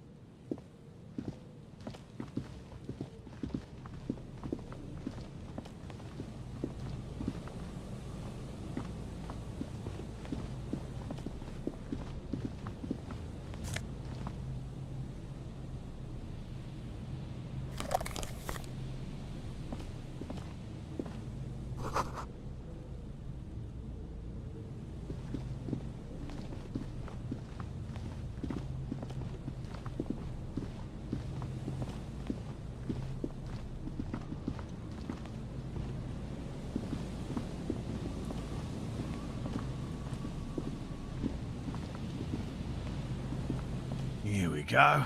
Nice and easy. No way out, little guys. Not out of this gem.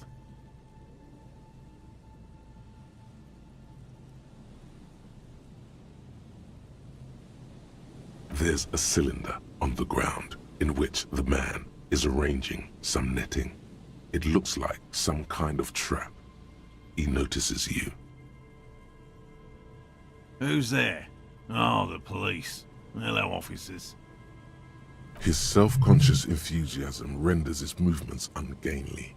He looks like your understanding of a scientist.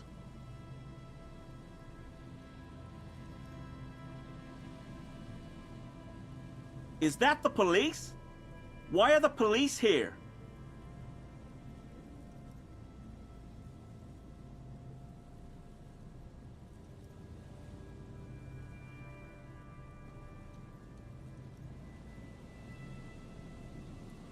Don't worry, Gary.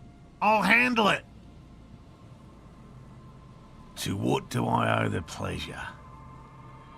That's sarcasm. He takes no pleasure from your appearance.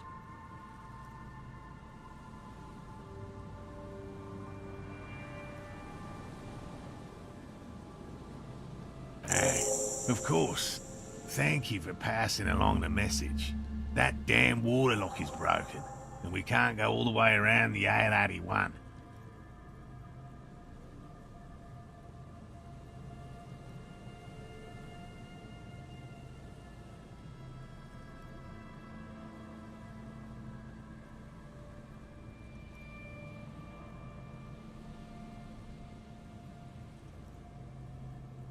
Oh, good. We should really be getting back. Gary could use a hot shower and a warm bed. Did he say we can go back now? Yes, Gary! We can go soon! If you see Lena, tell her I won't be long. Sir, your wife is waiting for you. I just have to do one more round. See if the phasmid has taken the bait. Then we go in.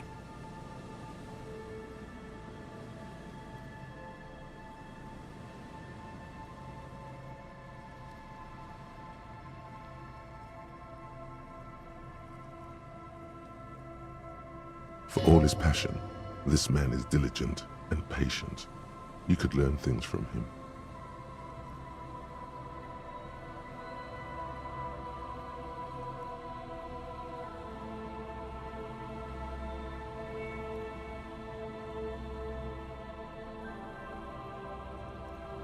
And I'm eager to return to her, I assure you.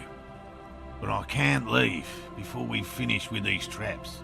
My wife understands that just as well as anyone. Come on, Morale. We've been soaking out here for days. It's time to go back. And leave the traps? Absolutely not. I won't let Lena down. Come on, she wants us back. I'm soaked up to my nuts over here. We'll both catch reed crabs if we don't dry out soon.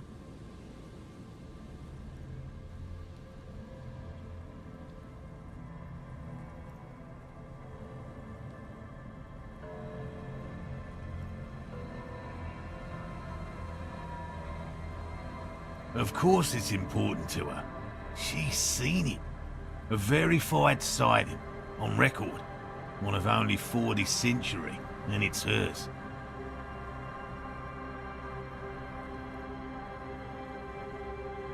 Yes, that's how we first came to know one another, in fact. But that's her story to tell, not mine. Needless to say, you must ask her about the mysterious phasmid.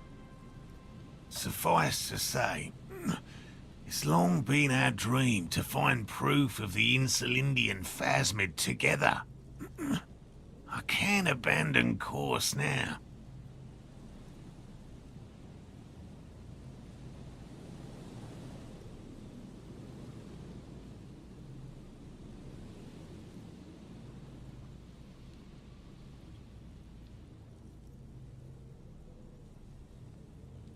No. The traps need to be monitored on a regular schedule. What would we do if the Phasmid were to starve while we were sipping tea at the hostel? He's dead set on this.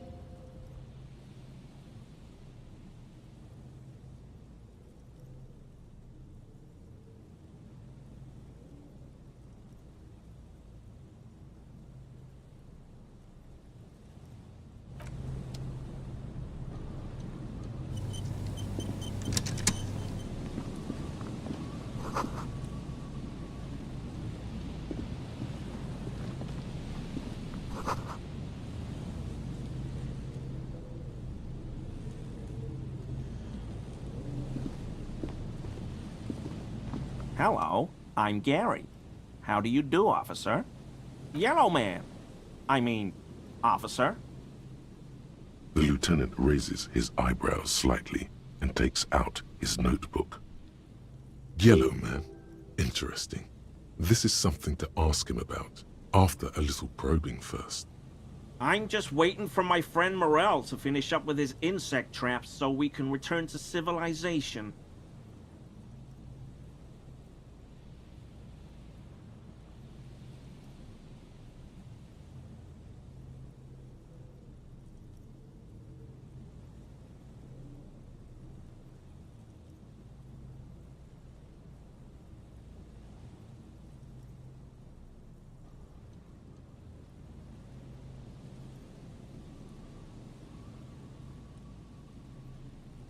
I like nature, just not this bloody coast.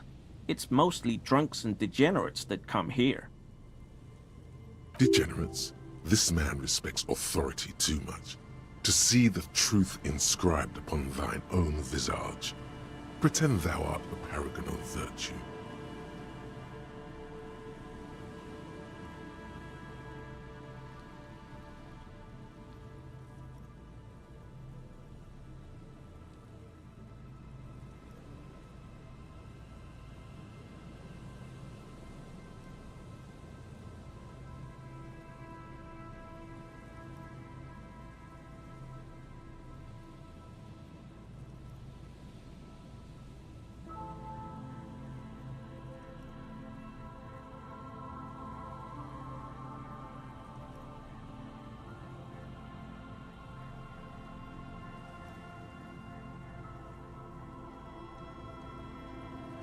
Oh, I've been tempted.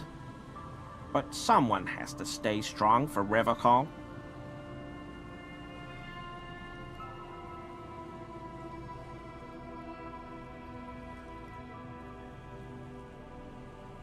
He pronounces Revachol with a hard K, unlike other people.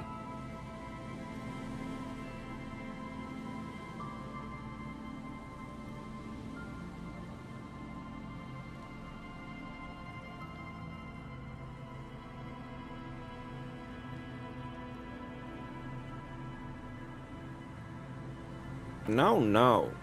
I help Morel with research sometimes, and I've learned some things along the way, but I don't usually go in for picnics like this on my own. I like to pronounce it the hard way, the old way, the Vespertine way. The stupid way?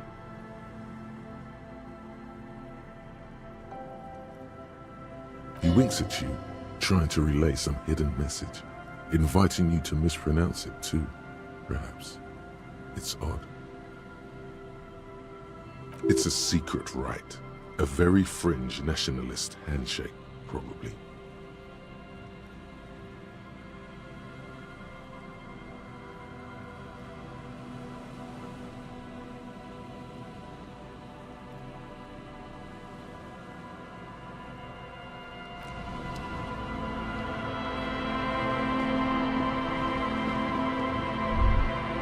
That patch of reeds over there, it's a great place to hide something. Kind of out of the way, being so close to the water.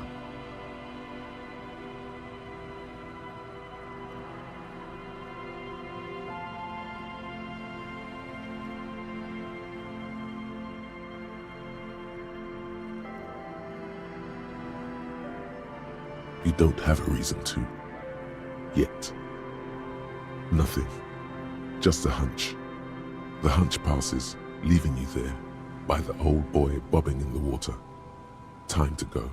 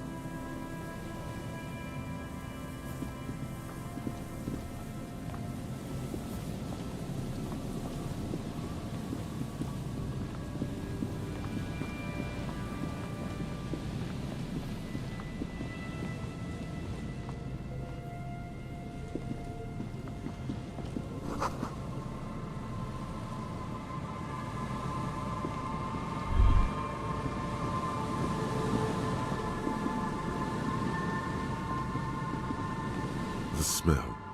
It's awful and familiar.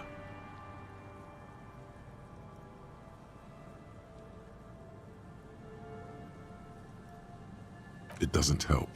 You can still smell it.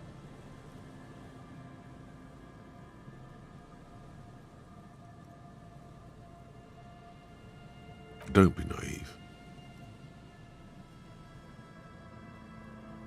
Don't you recognize it? That hideous pungency, that faintly cloying sweetness. Only death smells like that. Something cold wakes in the pit of your stomach. Fear. It is death. It must be.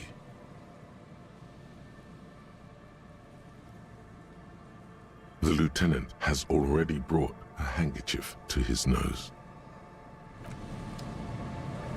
A man lies on the boardwalk, his limbs bent and neck turned at an unnatural angle. Right next to him is an empty bottle of spirits. In his cramped hand, a chewing gum wrapper.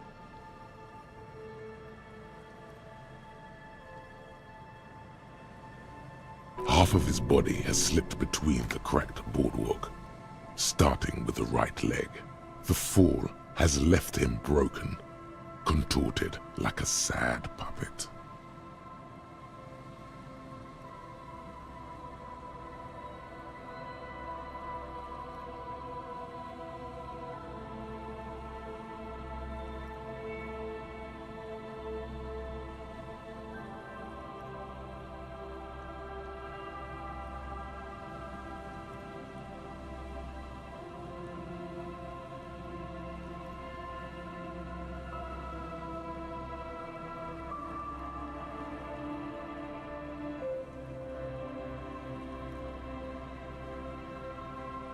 Hold on.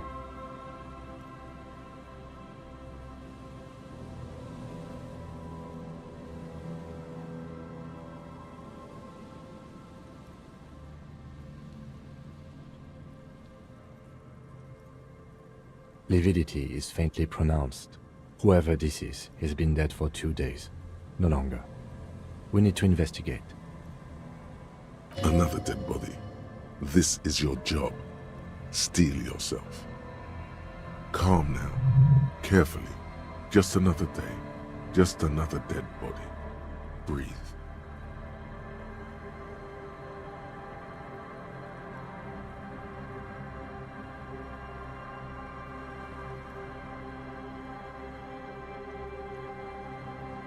There's some dried blood on the metal bench, right where the corpse's head rests. The floorboards are rotten and slippery wet around the hole. An empty bottle lies nearby. A chewing gum wrapper is clutched in his fist.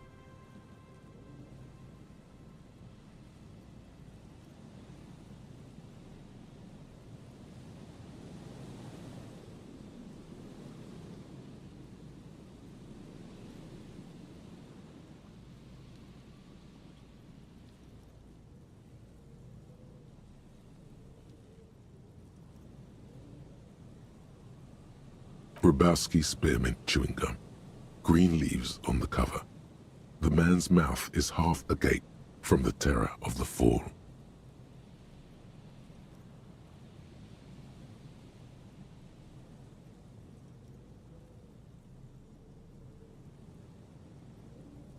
The blackness of death.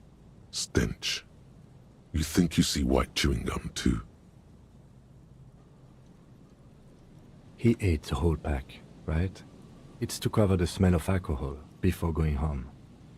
The worst thing is, I've seen it before. Almost the same scenario. Even the chewing gum. It's always the same.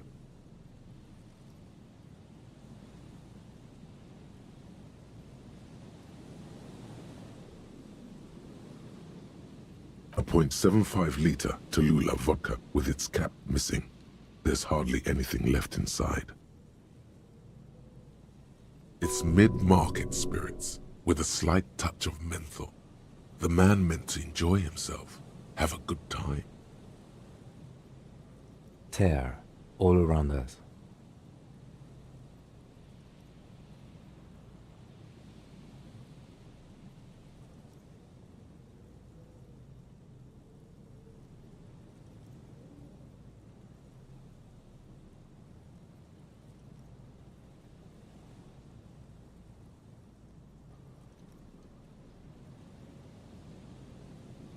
dried chunk of blood covers the hair at the back of his head. An open wound. It's sticky and cold to your touch.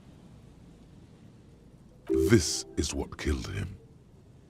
I don't see any other major wounds, do you?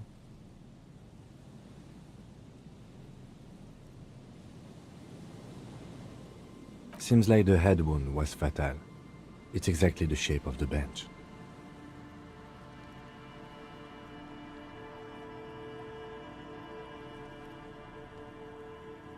They screech under your feet ominously. It's hard to say whether the dead man's weight was the cause of the boardwalk to break. It definitely looks fragile.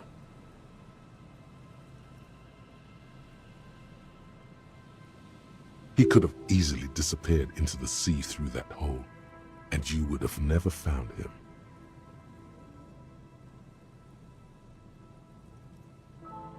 The entire boardwalk creaks in the wind as you take a step back. He's wearing mud-caked boots, beige trousers, and an old brown leather jacket with a bright blue lining. There are traces of kebab sauce on his chest.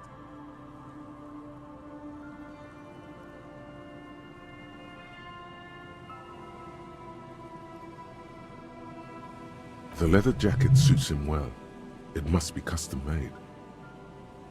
You find some sunflower seeds and a rain-soaked library card folded into two. His jacket feels sodden and heavy under your hand.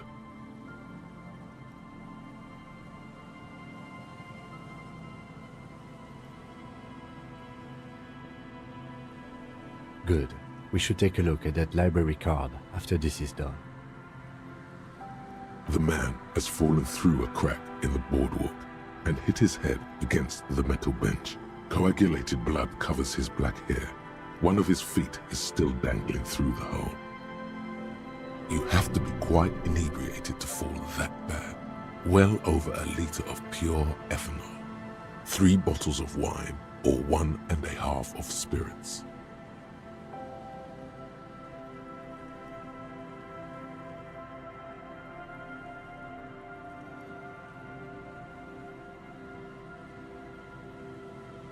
Or maybe it was just dark. His expression is dull, like the sea behind him. Drops of water shining on his moustache. His eyes, empty and wide, look frightening in their frozen gaze.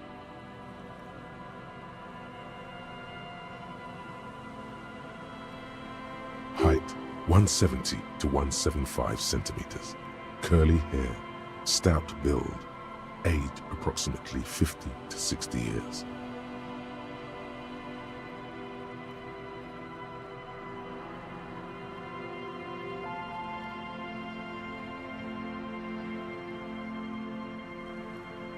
Death by misadventure. He slipped and fell through the boardwalk. A truly unfortunate accident. If it wouldn't have been for that bench, he'd be alive.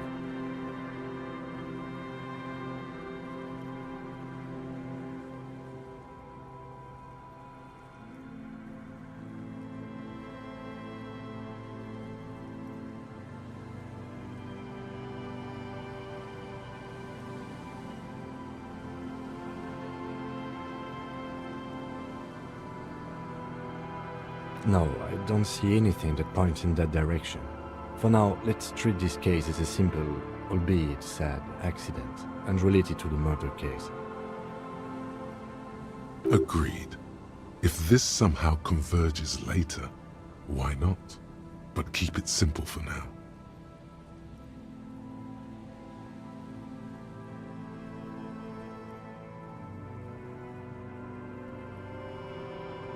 Oh yes. Some symptoms of acute alcohol poisoning could have definitely played a role here. Severe confusion, respiratory depression, unpredictable behavior.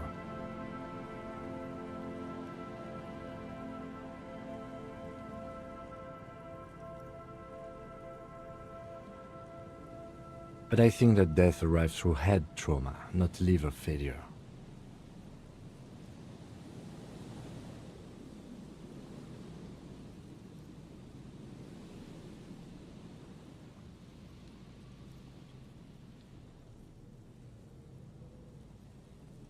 What about it? The deceased ate some kebab. It's probably from a nearby place, maybe in the box. Sometimes a kebab is just a kebab.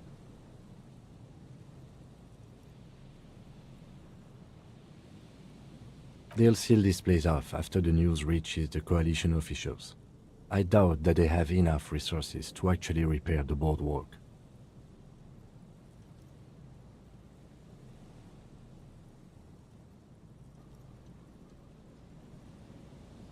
Not that sealing it off would keep anyone away.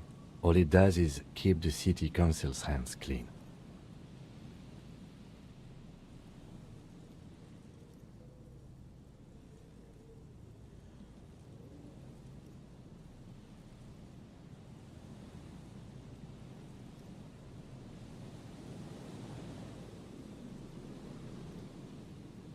It does seem to be a pretty straightforward misadventure, although there's still a question of identifying the body. Looks like one of the locals. He'd have to know this spot to come here. You don't just walk over here. But that's just a lazy assumption. What do you think? At least this man knew how to party. Imagine the same scene without the bottle. Now that would be just sad. This is an omen, a sign from above. Don't start drinking again.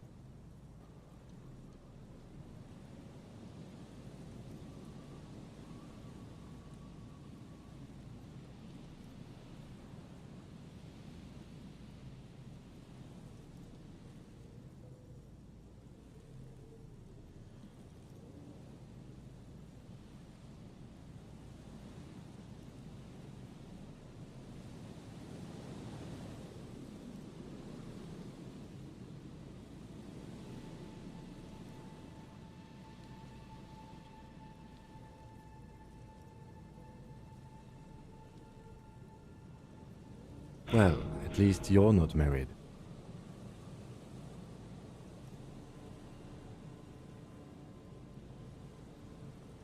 Or, what if you are? But let's try to not run ahead.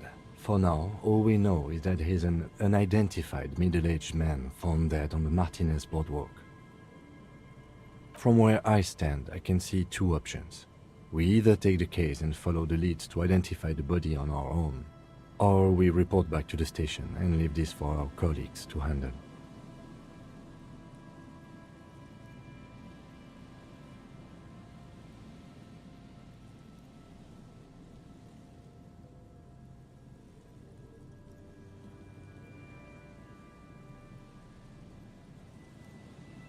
No need to rush.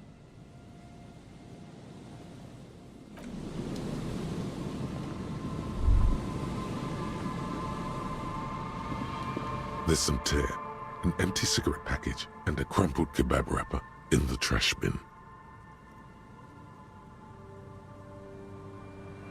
Whoever tossed it here was a heavy smoker. The brand name reads Red Astra. Red Astra is the black market version of Astra cigarettes, known for their high tar content. 2 empty bottles of Tallulah vodka and a can of black potent porter is all you find. A tragedy.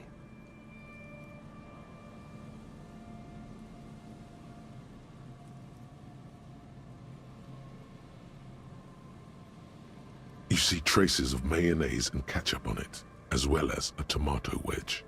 The wrapper reads, Shish Kebab Revachol. It's no older than a day or two. No mold yet.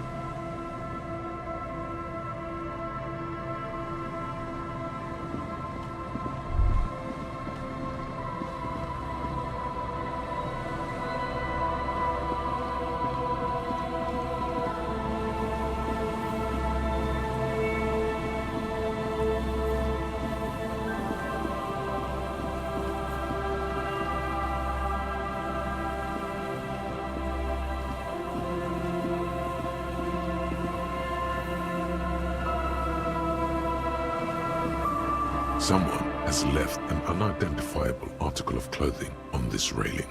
It smells really bad. It's streaked with dried seagull shit and tangled with pieces of seaweed. A dangling arm suggests that there might be a jacket beneath the crust of filth. It seems likely that it was left in the surf until someone laid it out on this fence to dry out. Unfortunately, that just seems to have stiffened it into a shapeless mass.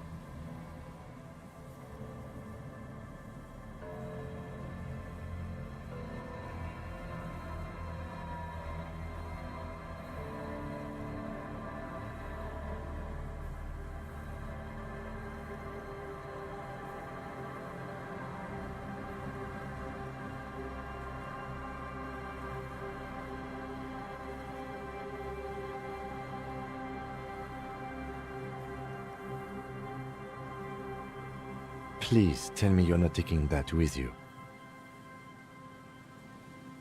A clue? You think our suspect is a seagull who's been defecating on unsuspecting jacket?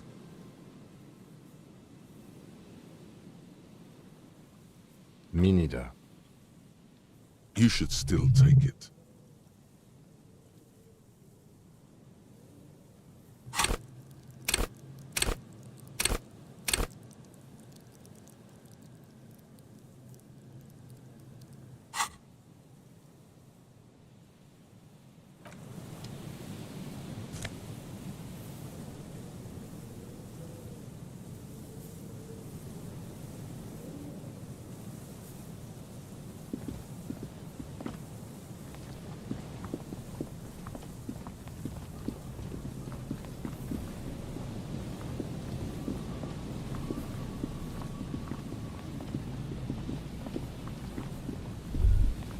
The remaining windows rattle from a strong gust of wind.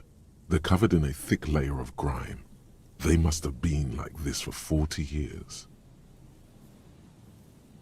Dripping water falls from a high place.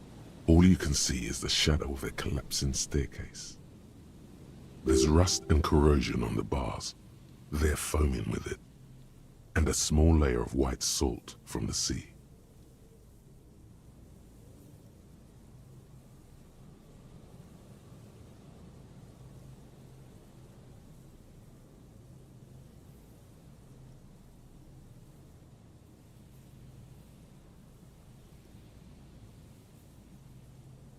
No, I won't even try. You know, I had a partner once. They called him Eyes, because he had to show me things. It's that bad.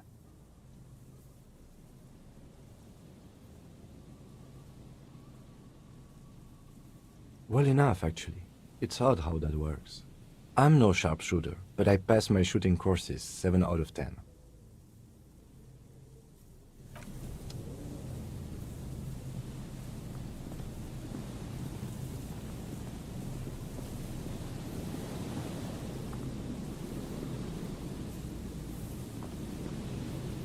And Mikhail noticed the windows, especially with how there are no windows on the south side. This was to deal with.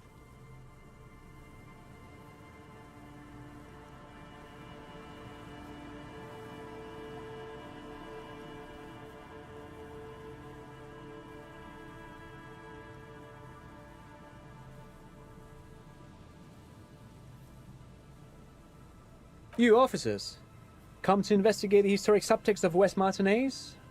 I'm Tran Heilostam. You must be Kim Kitsuragi, right? I was just telling my son about this building.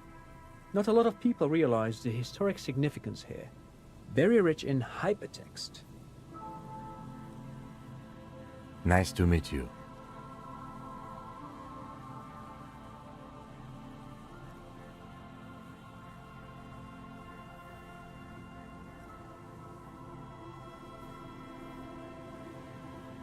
No, I can't say that we've met before, but I've heard of Kim, of course. Mikhail, say hi to the officers.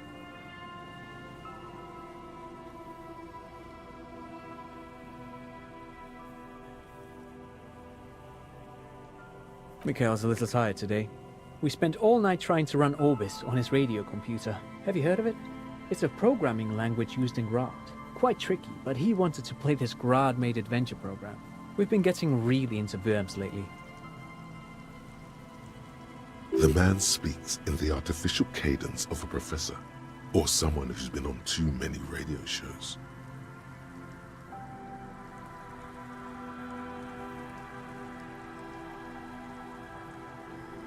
But I assume you're not here for giant worms when there are so many real things to see. Just as I was telling Mikhail before, this is where the Coalition landed in '08. We could be standing on what is the most interesting landmark in Revachol West.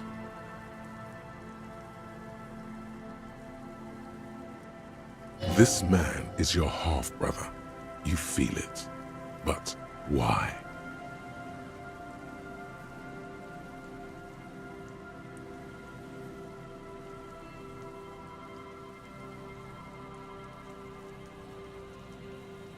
Well, get a load of this guy. He really enjoys his trivia. The Orbis programming language was named after its inventor, Victor Orbis, a cybernetician from Grad. They run Vox in the Occidental countries.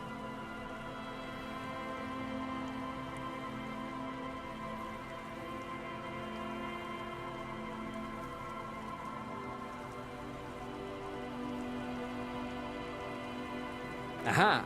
But it's not just any empty old building.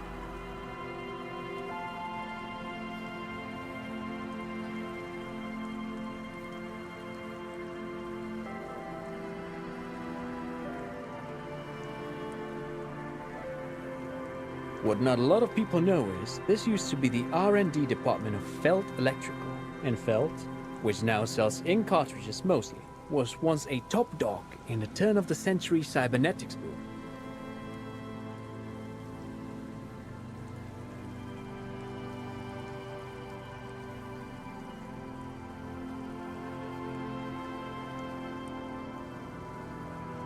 Hold on. What's R&D?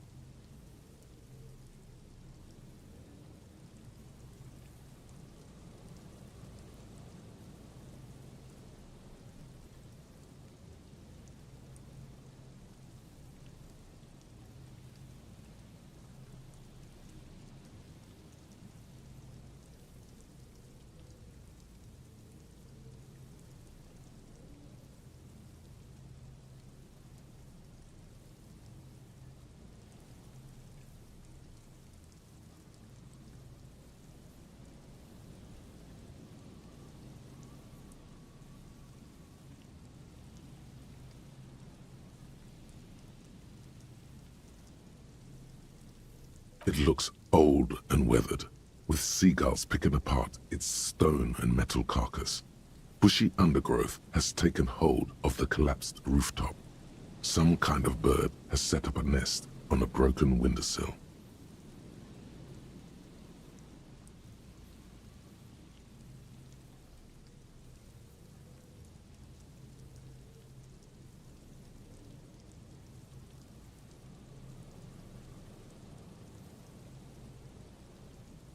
That's not surprising. Only a vestigial ink cartridge and ferrotape manufacturer remains.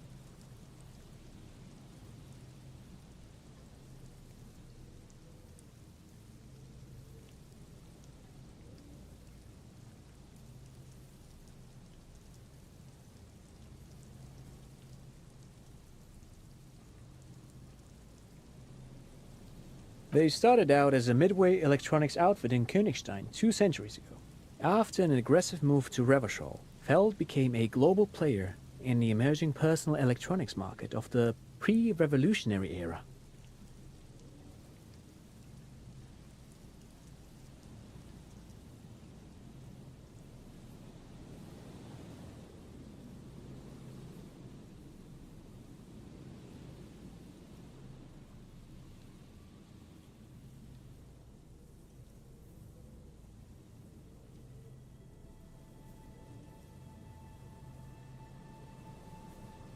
Still, Tricentennial was beating them in business machines. But Feld had an ace up their sleeve, or should I say they were developing an ace up their sleeve? I'm mixing my metaphors here.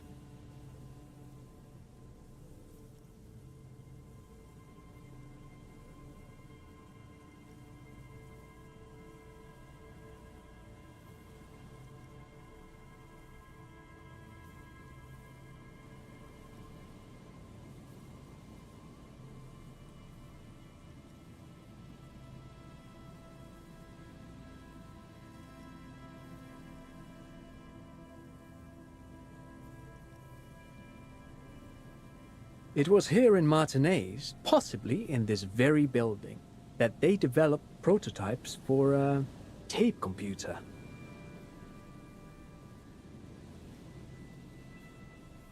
An elegant folding mechanism of rollers and ferrotape ribbons, portable enough to be a take-it-home solution, revolutionizing business machines, possibly even bring them to the average consumer.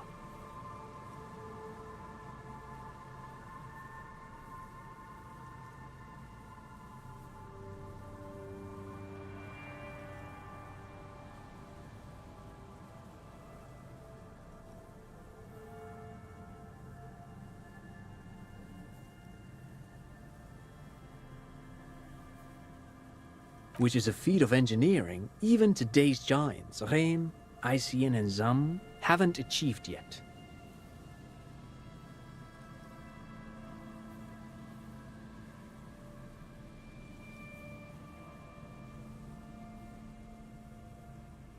He assumes something like a combat stance, facing the wind.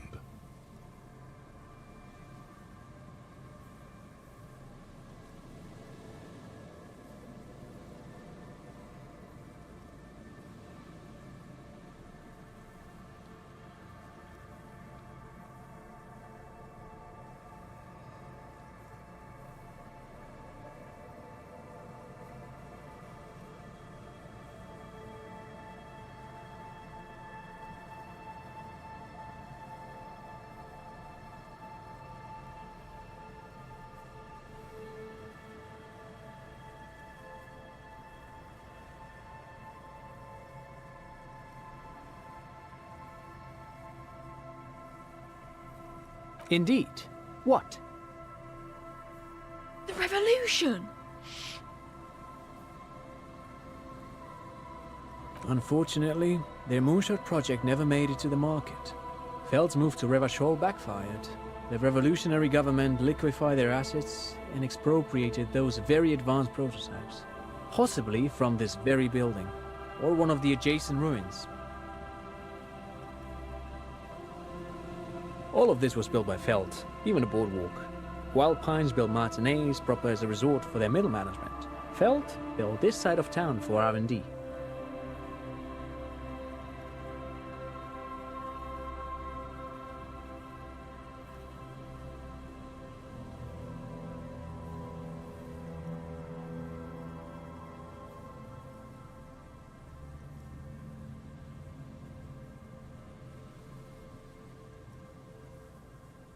Oh, I'm afraid it didn't end well for the boys. But this story is a bit too dark for little Mikhail here. Now, if you were to ask about tape computers... He means that the boys got shot by the communists. The boys were bourgeois.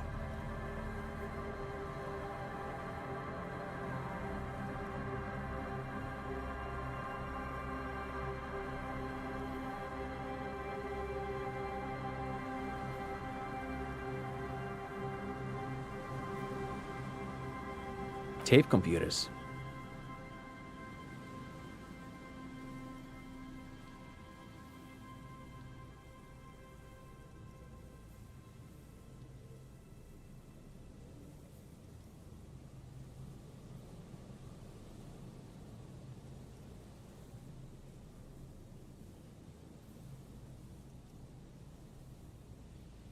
They used them for military communications, but also to write and send out press releases, the most notorious example being Le Décret de Mars.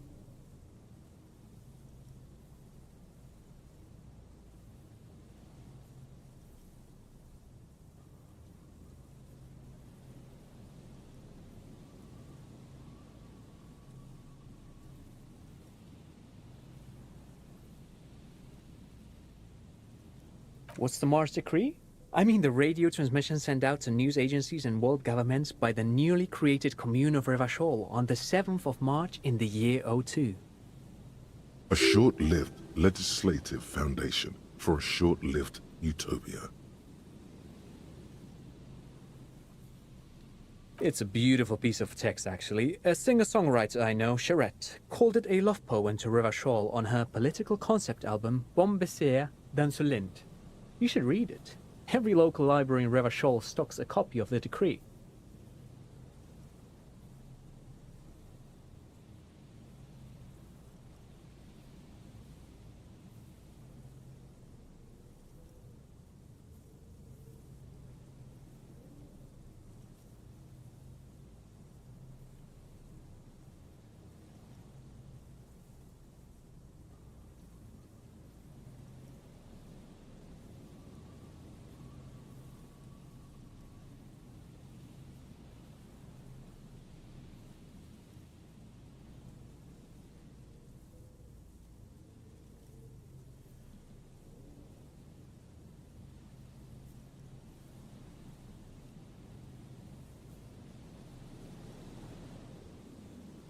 I tried to get Mikhail to memorize it.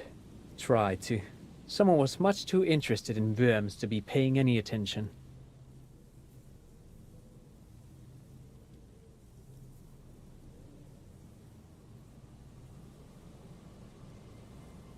Actually, no one knows. No one even knows what a computer made entirely of tape would look like.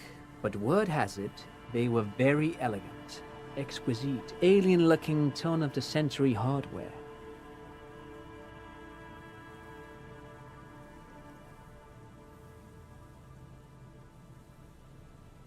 Buckle up. 10 years ago, I did a little freelancing, I guess you could say. I was a special consultant for an exhibition at the Wompty Dumpty Dum Center in Vredefort, Oranje. It raised the same questions, and we had lengthy discussions with Paul Ockerman, who was head curator at the time. This was before the twins Keith and Guy Juice joined the team, trying to... Wait, did he just say Wumpty Dumpty Dum Center?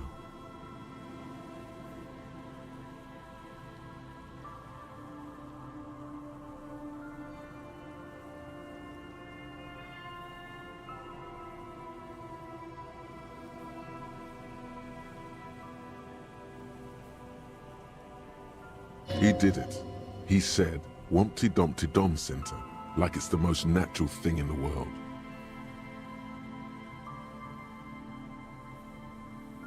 What the hell is a Wumpty Dumpty Dum Center? And who the hell are Keith and Guy Juiced?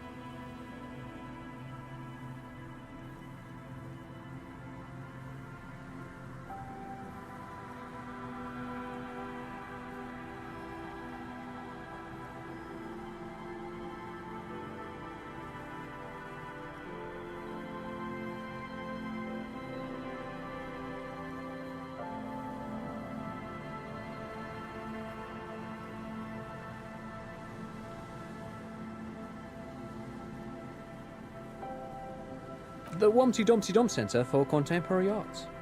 The exhibition itself drew on Lagerman's notion of memory, and so there were some parallels. That's why the head curator, Paul Ockerman, chose to...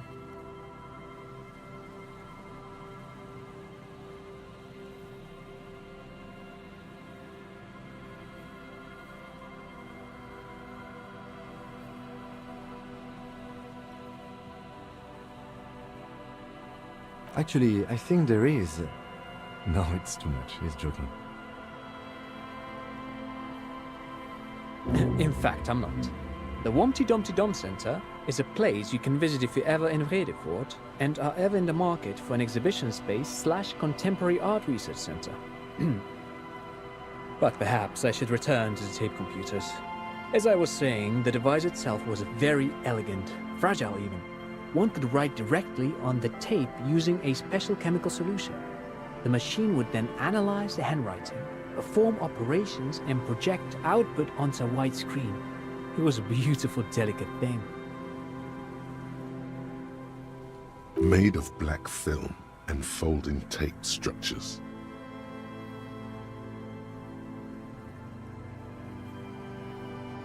Very, very cool. Though I understand the socio-economic causes of the revolution, it pains me to imagine the revolutionaries setting fire to this precious device. But so they did. The felt playback experiment vanished into the fires of '07.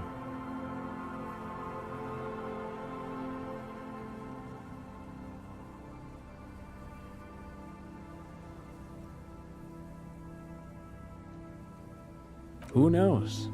Maybe it was an accident, or maybe they didn't want the technology to end up in the wrong hands. Either way, they're all gone now. All 3 versions of the prototype. Nothing but debris and ashes remain inside that building.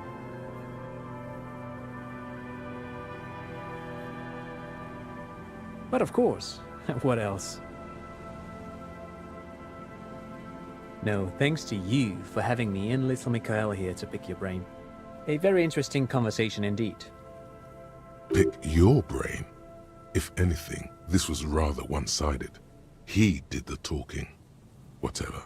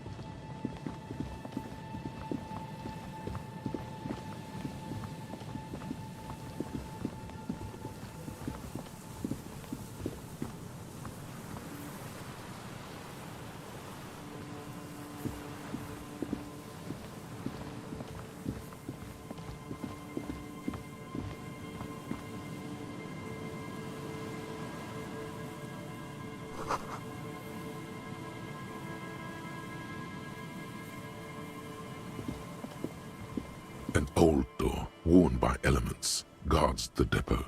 The wind has blown a sand dune in front of it. The door hasn't been opened in a long while. You see a handle.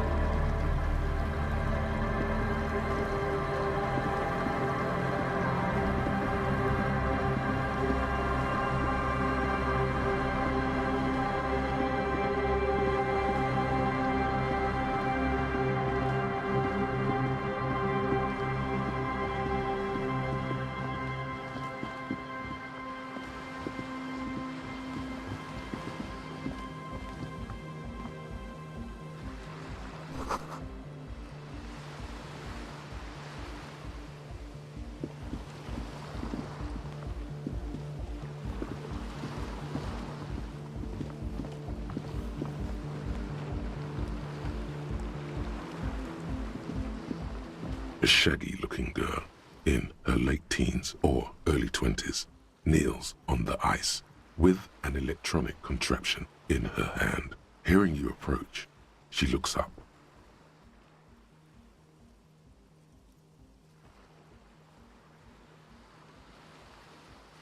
Oh, hello there. It's cold out here, but she's not wearing a hat. She must be freezing. Everyone knows drugs make you invulnerable to cold. You bet this one likes to party.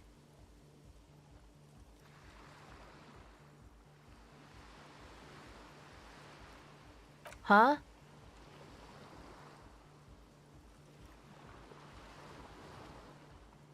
So should you.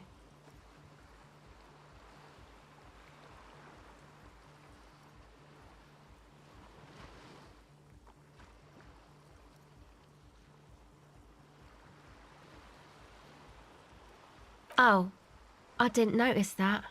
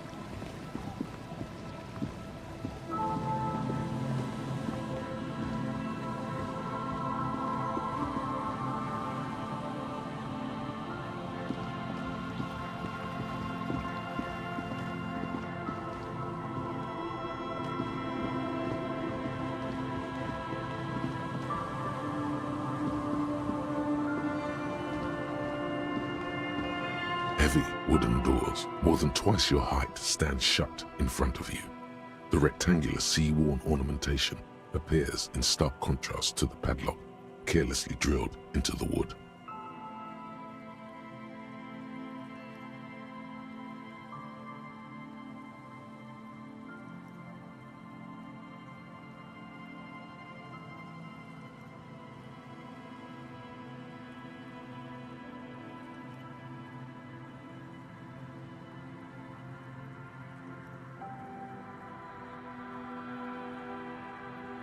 Nothing happens, only the sound of the padlock rattling against the door. I don't think that's going to work. If you really think we should get in there, we need to find some other way.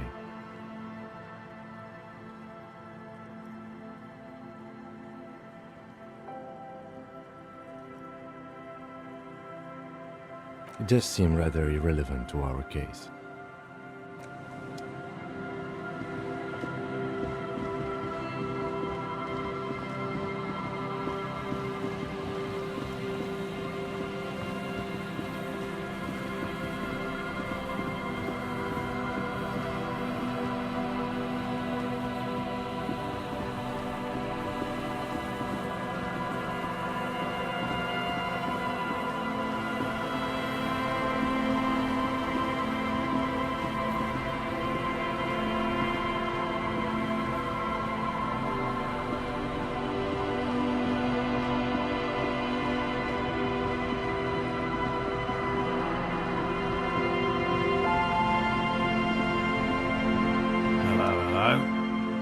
What can I do for you, officer? And I'm eager to return to her, I assure you. My wife understands that just as well as anyone. Come on, Morel. We've been soaking out here for days. And leave the traps? Absolutely not. Come on, she wants us back. Of course it's important to her. She's seen it. A verified sighting, on record. One of only 40th century, and it's hers. Yes, that's How we first came to know one another, in fact. Needless to say, you must ask her about the mysterious phasmid. Suffice to say, it's long been our dream to find proof of the Insulindian phasmid together. Good. A good quality to have, both for a police officer and an experimental zoologist.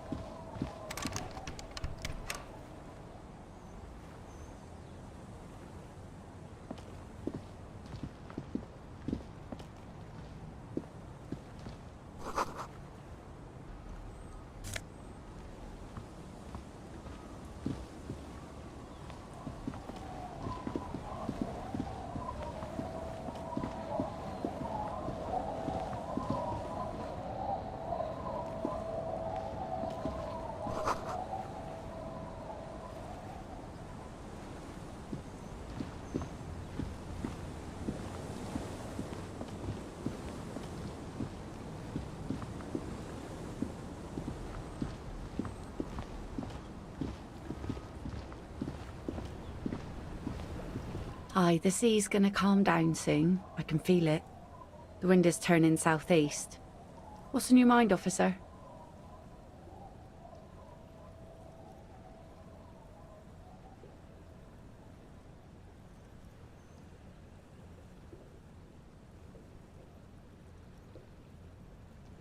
Let's see. Who are you looking for?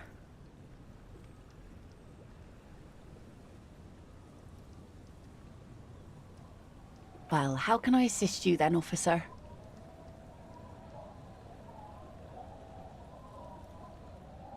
Oh? Who? Well, how can I assist you then, officer?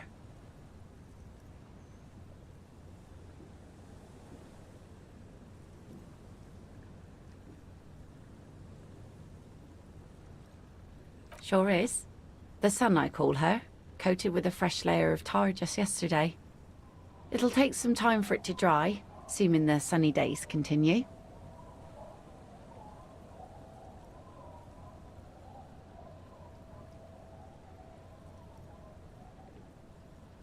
She looks at the boat dripping with slush and nods proudly.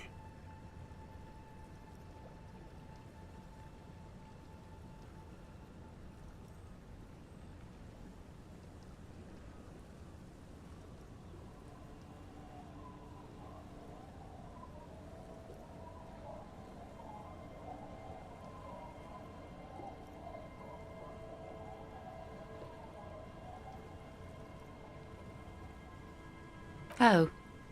That's good to know, I guess. Why is it in the sea?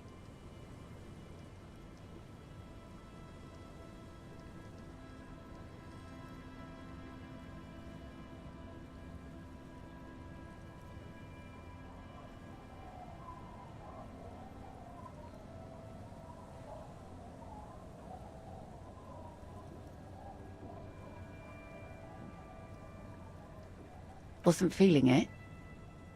That calls for a funeral, if you ask me.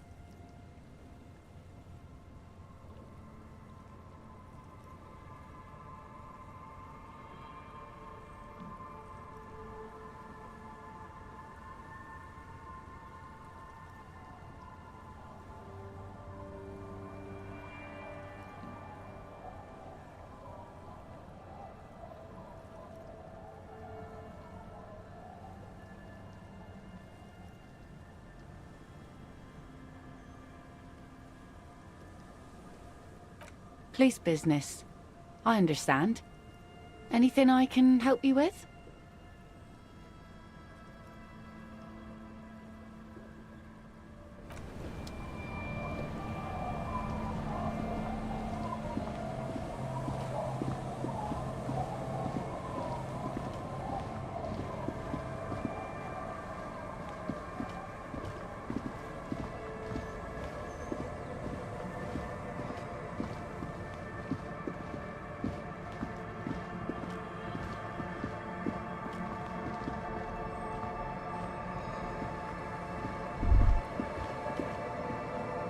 Yes?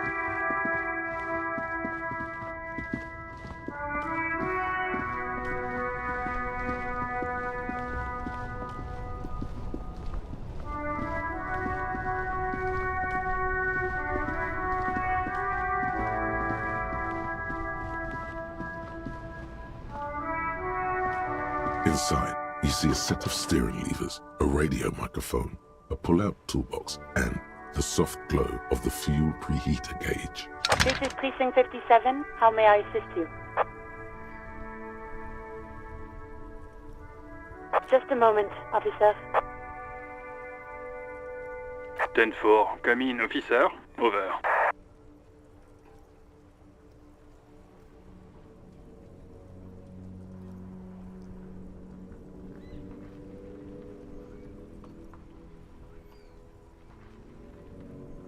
Ten-4, sir, glad to hear that. I'll write down that there is no need to issue a new one to you then. Over.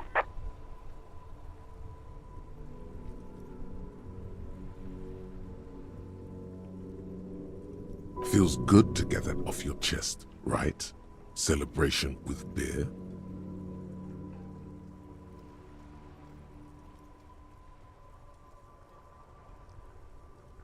Roger that, 10-10, over and out.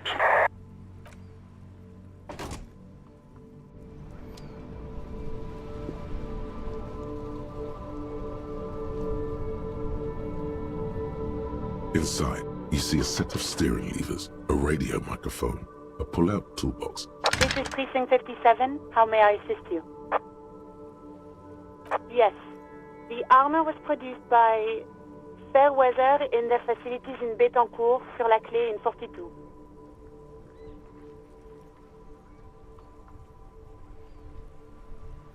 It was part of a special order for Corps de Pharmacie, a security firm contracted to protect the interests of Oranese pharmaceutical companies in the Semenine conflict.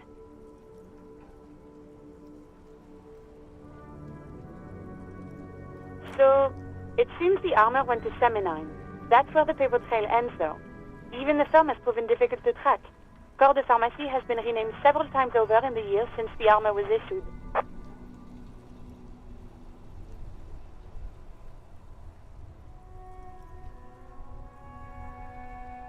The most recently registered firm that the ICP has been able to connect to the CDP is a military contractor called Crenel, and the one before it was Downwell. I think they might be the same contractor. A suit of armor like this would have been manufactured with a particular person's physique in mind. You should ask for whom this suit was fitted.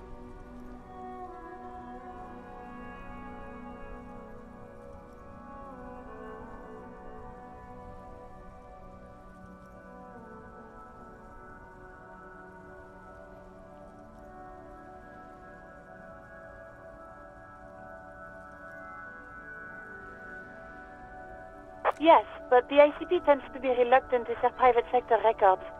I could try to talk them into it, though.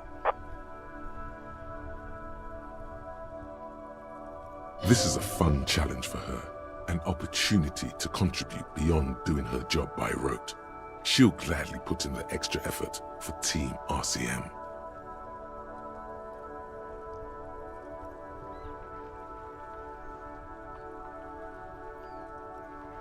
Glad to help. Call back tomorrow. Hopefully I'll have more for you then. 57th, over and out. In the cabin, you see a set of steering levers.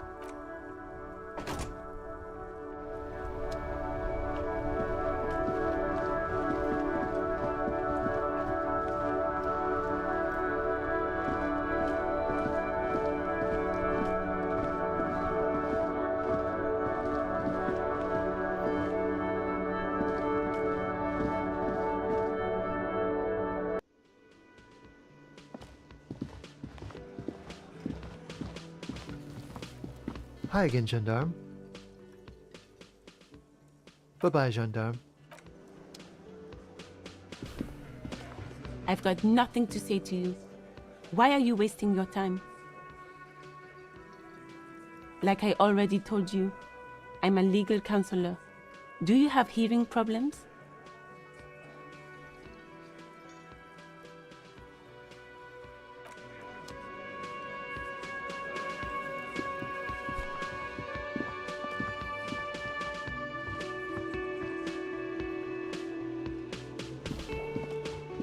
Oh, hello, dear. There you are again.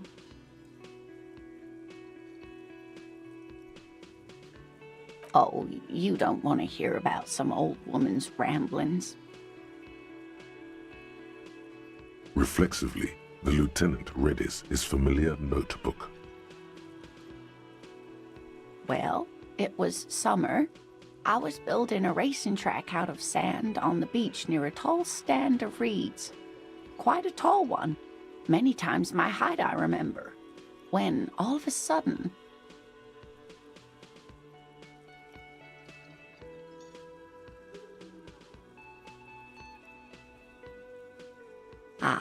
I'm getting ahead of myself. I was 5.5 in Betancourt in the suburbs.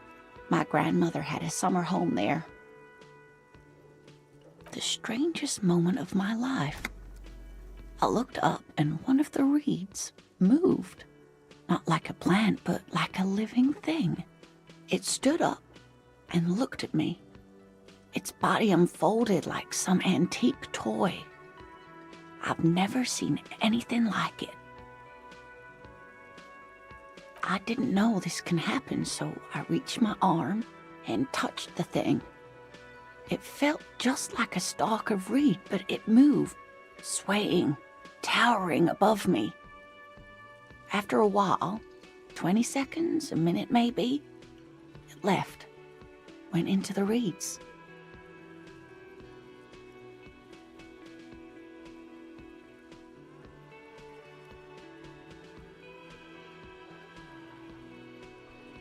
I tried, but I was only a child. There was mud and high water. I couldn't see it anymore. I was just standing there knee-deep in mud, looking around me. Where did you go? Don't go. I ran back home to my grandmother and asked her if reeds could walk, and told her they were looking at me. Of course, she just laughed at me, but I knew what I'd seen. For years, it was a story I told at parties when I wanted to impress boys, that sort of thing. Of course, most people just took it as a strange, amusing anecdote. So did I, honestly. But then I met Morel. We were on our first date when I told him my story. You should have seen his face. He said my descriptions matched the phasmid down to a T. Its white marble limbs, the way it moved. So that's how they met. This is beyond significant for them.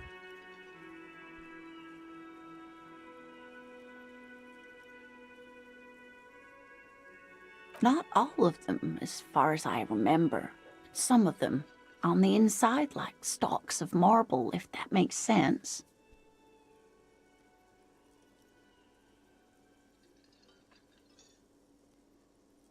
It's hard to say how big things are when you're quite small yourself.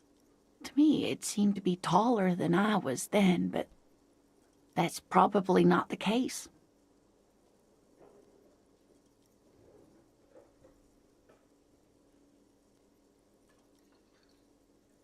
I thought it was a wonderful story, ma'am.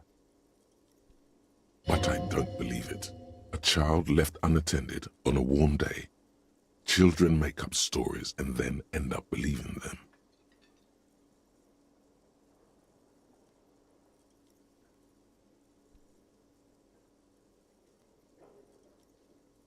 You're welcome, sweetie. I do appreciate the chance to relive it whenever I get one. It was just such an impossibly sunshiny day. So warm.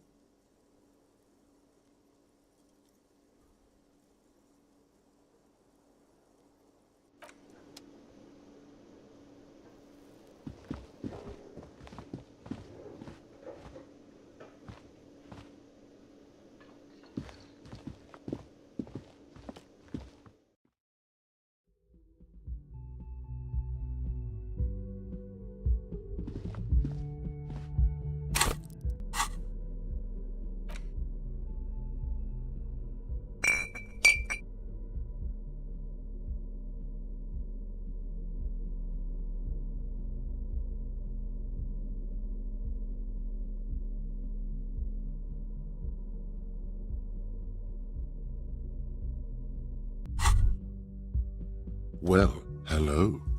Someone seems to have found himself a bottle of alcohol. Here's where the magic happens.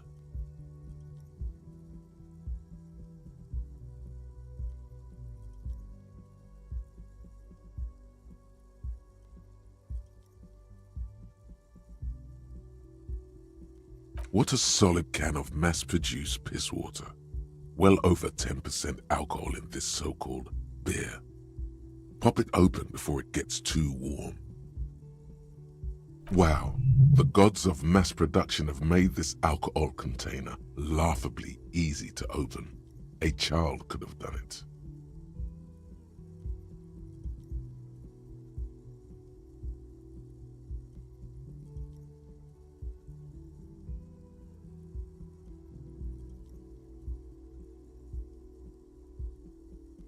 There's a satisfying pop as the cap comes off, and the hair on your back rises like an army at attention. You've been here before. Welcome back, detective. You're home now.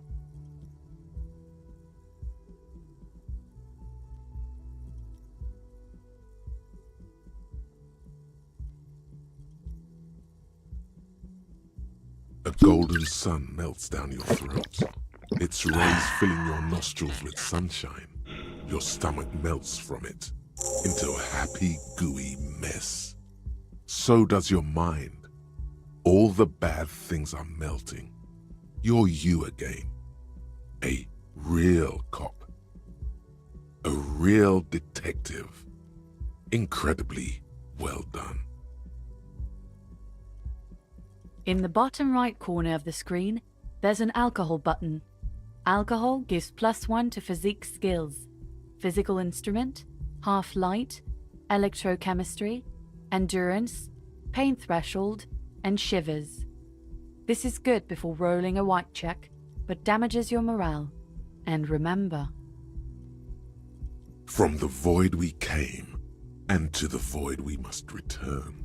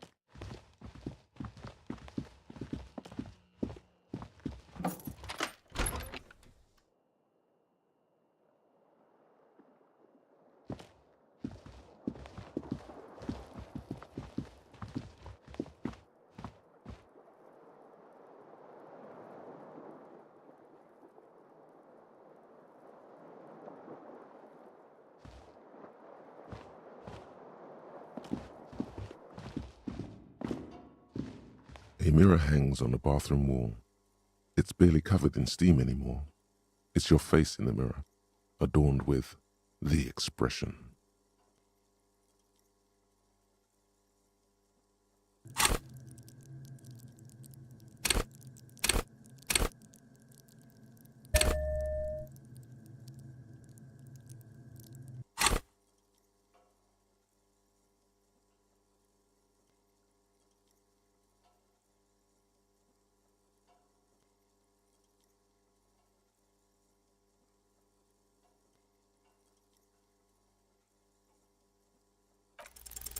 It's too late. Like an image on film. The expression belongs to your primary motor cortex. It would take a minor neurological miracle for you to cease producing it.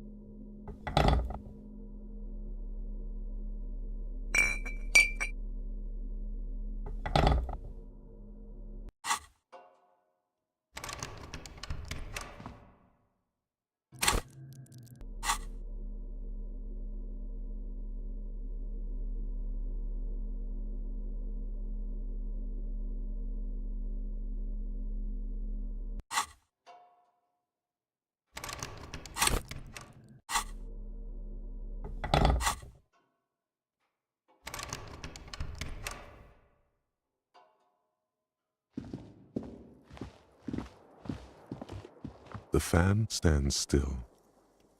The switch must be broken because nothing happens. The air in the room is starting to feel like vaporized urine. The lights are off again.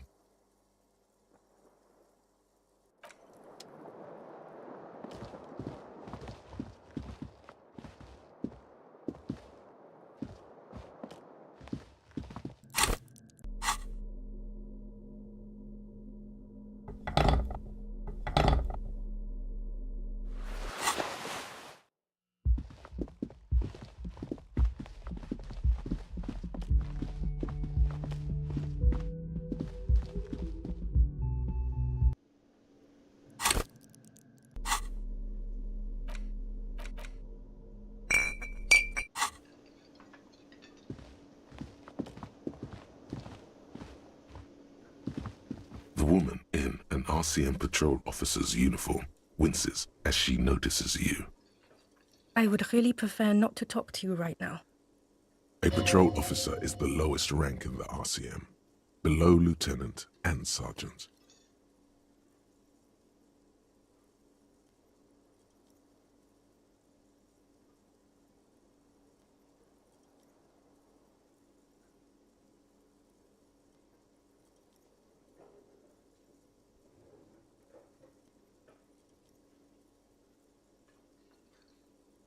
I don't know. I mean, why would I want to talk to you?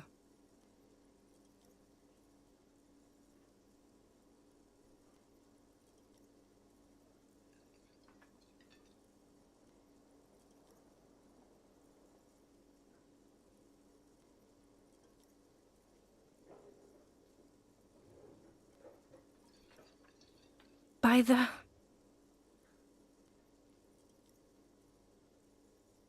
Okay, fine. Let's talk. What did you want? What does one talk about with a fellow officer?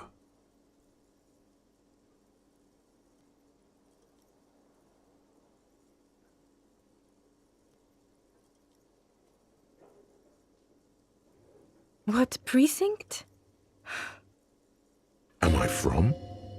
God, He doesn't know. Fucking deranged lunatic.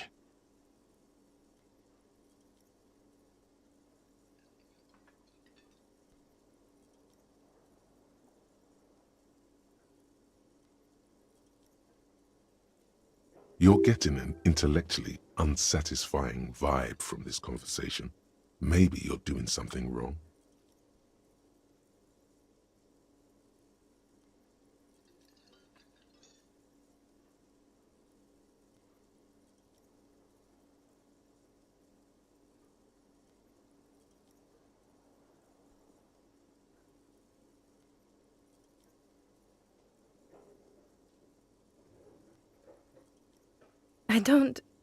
I don't know what to say.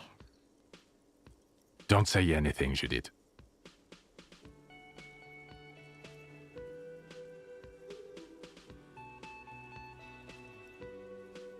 I'm just looking out for... No one. I'm just a man with sunglasses. And you are?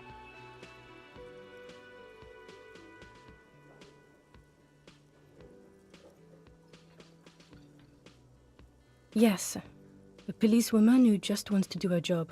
That's all.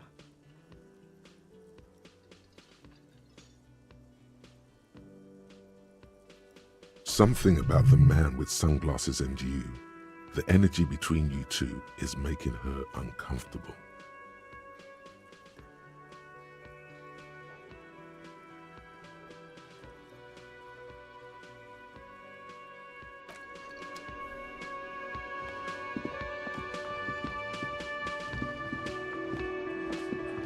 I've got nothing to say to you. Why are you wasting your time?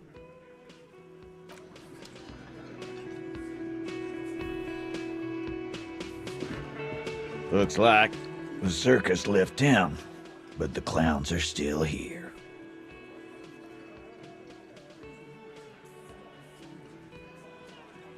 The pretty boy. You guys really love talking about that pretty boy. Funny. But my partner and I have a serious matter to discuss with you.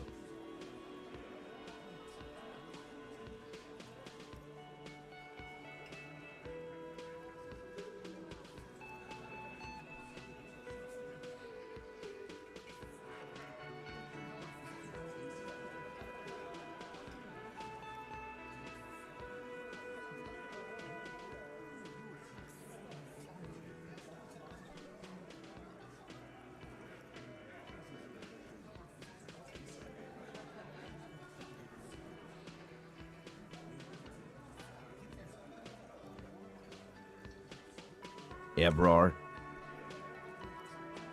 And what did he tell you? That we killed him? That we took a cargo belt from the harbor, went out back, and used it to hang him? Because we did. All of us together. I hope he told the story straight. I hope he told it well.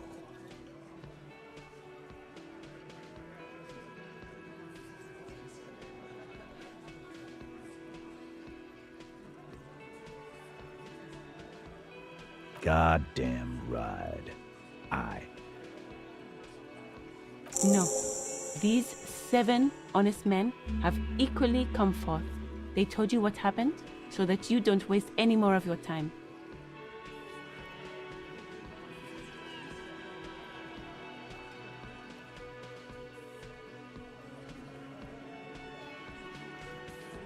All 7 together.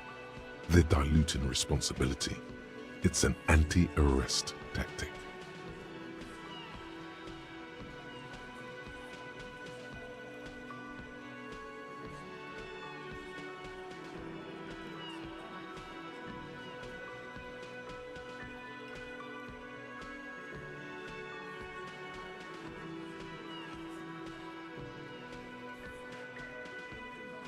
We hanged him up by his neck until he got real still.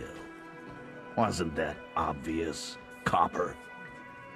Didn't they teach you anything at the cop school, idiot? The autopsy showed there were no ligature marks. His hands were not tied. Can you explain that?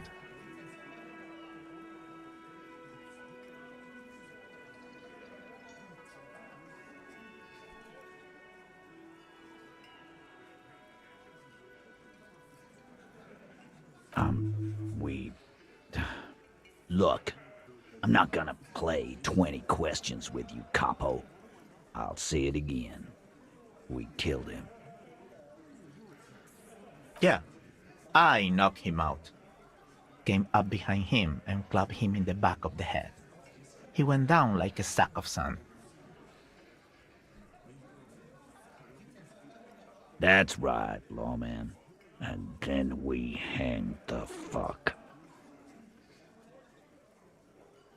Make them a bit more uncomfortable first, then see if it all adds up.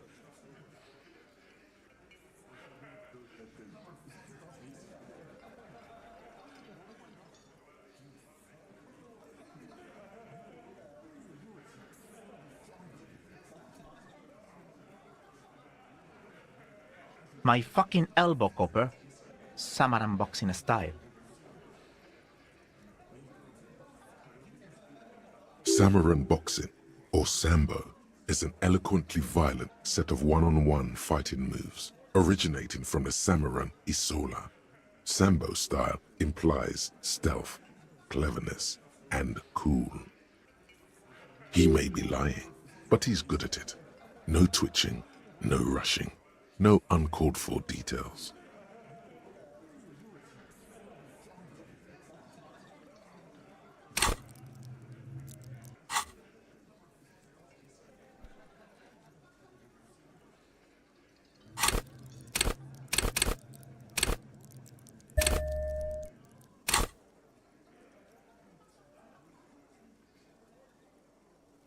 Right fucking here. The fucker started coming to our bar, asking for it.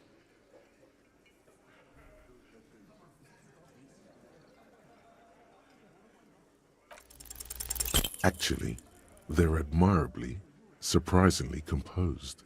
The entire room, given how many questions you've lobbed their way.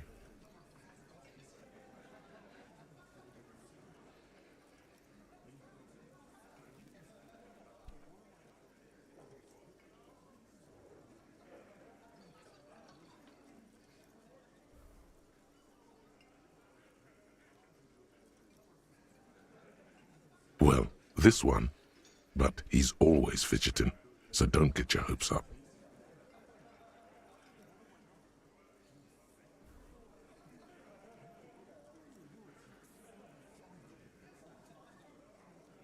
Like what, Copper? Are you deaf? There will be no singling anyone out. You can't arrest a Hardy Boy without arresting all Hardy Boys. Do you think you could do that? Do you think you could arrest them all? A trick question. Don't let her lead the conversation.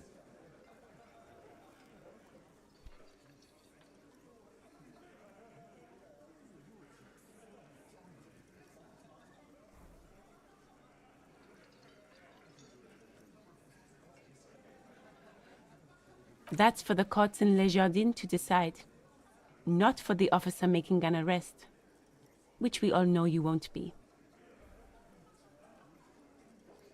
What you can do right now is go back to your station and write a report.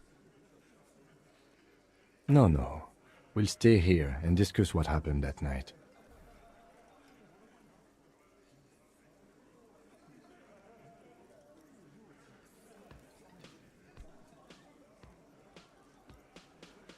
You don't have to keep answering his questions. I know, Lizzie. Relax. We killed him last Sunday night. Seemed like a good way to end the week.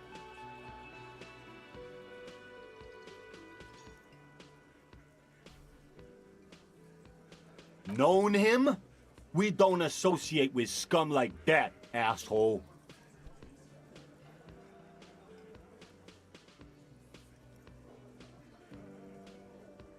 Yeah! Who do you think we are? quiet. He came around about 3 weeks ago when that Pines cow first sailed into town. Happy?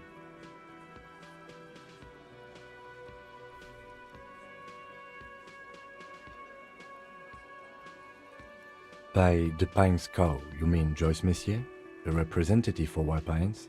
The same company you are striking against? No. I mean the Pines cow. The stupid-ass cow they sent in to fuck us over. But you know what?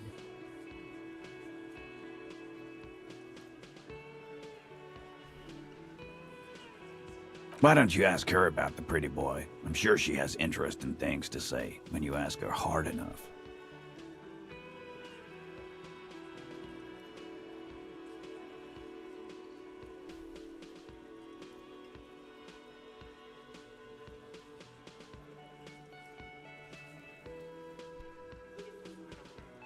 That's enough insinuation for today, Titus. Officer, your interview is drawing to an end. Don't waste your last questions.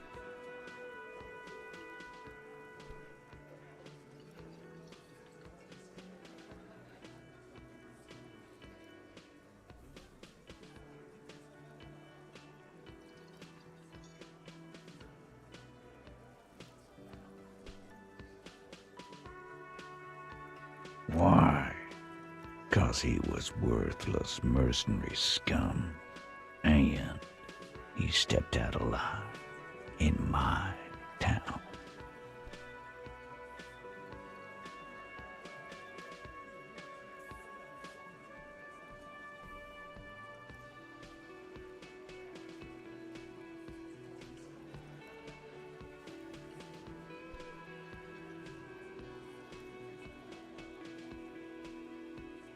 So am I.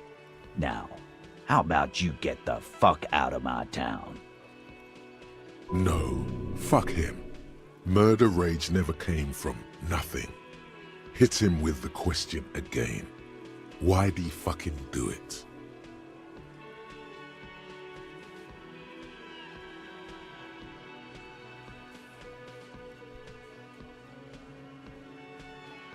Why? 'Cause he was worthless mercenary scum.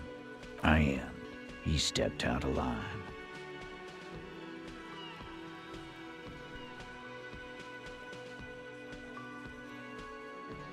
What kind of mercenary? The kind that shows up when you start a strike. The experienced kind, too. Had Cohoy and Semenine written all over him. Ex-Oranese Special Forces.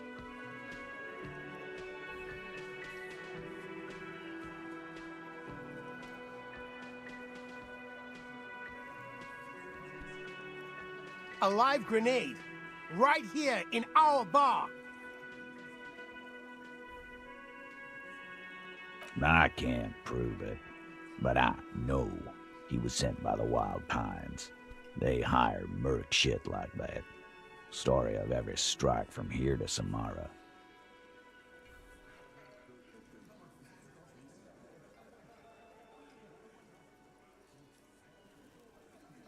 Wrong. He harassed women, raped one, harassed workers, threatened to kill some as a warning. From rape to harassment to threats of violence. Why the strange de-escalation? He regrets mentioning it. Hopes you didn't notice.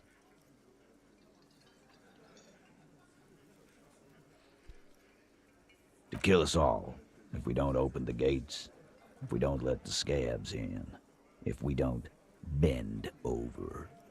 That was before he started coming here.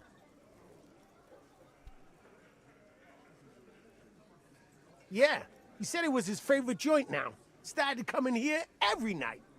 Drinking, grabbing girls. Grabbed one of ours mid-karaoke, right there on the stage.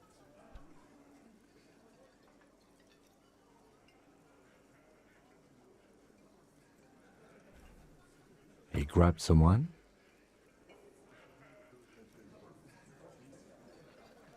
Yeah, This girl's on the mic. A beautiful girl, young.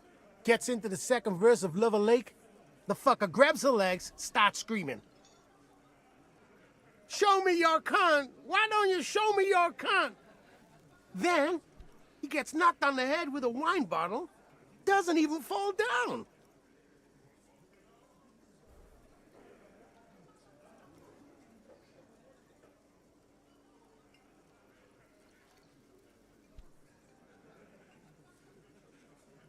Aren't you fucking listening? My man is talking to you. He took care of it. They got the girl out before anything else could happen. Yeah, me and Eugene got her out. Aren't you fucking listening?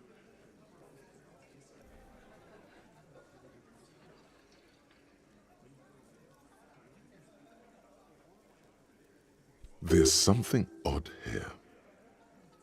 Seems like they don't want to talk about that rape Titus mentioned. Why not? This is a serious allegation. Make them talk about it.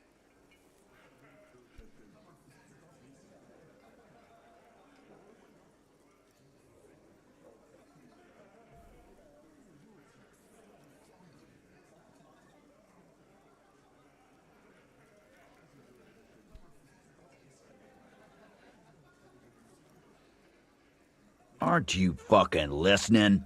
Yeah. There's something odd here. Seems like they don't want to talk about that rape Titus mentioned. Why not? No. You're not getting the name. That's a Martinaise matter. And I'm not discussing it with you clowns. There's nothing you can do for now. He's stonewalling you.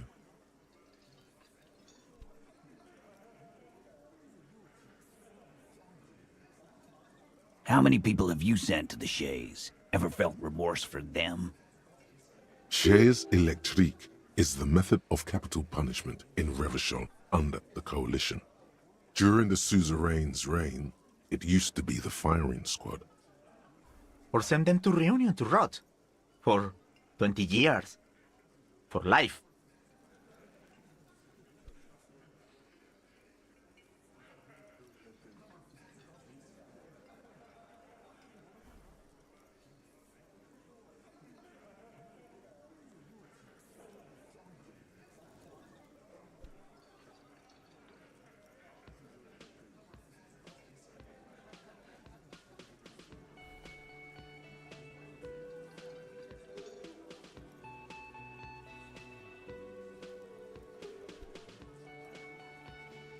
Rest assured, lawman. None worse than our guy. He got what was coming to him.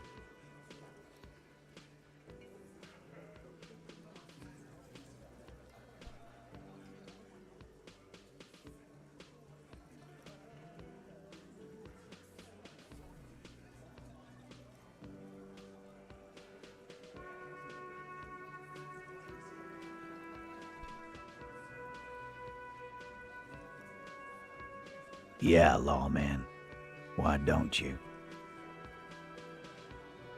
It's almost an anthropological sight, watching him try to assert dominance over you. Not in the arresting mood? A fearful readiness, like an electrical charge, raises hairs in the room. By your side, the lieutenant keeps his hand away from his holster. You hear the nylon of his coat hiss as he steps closer. Easy. Walk back from the provocation. They're armed, and they outnumber us. The lieutenant tries to establish eye contact with you.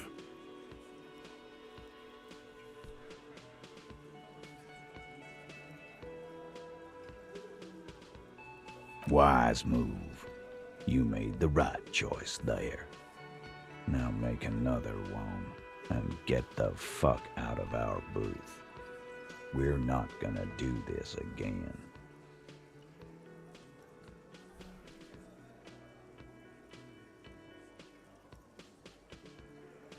Nothing. Your investigation here is done. Leave Martinaise, go back to your stations where you belong. I think we're going to stick around, thanks. Some things don't add up here, Titus. I've done this job for long enough to know that people don't just confess to first-degree murder. Even if it is a group responsibility, we're going to look into this.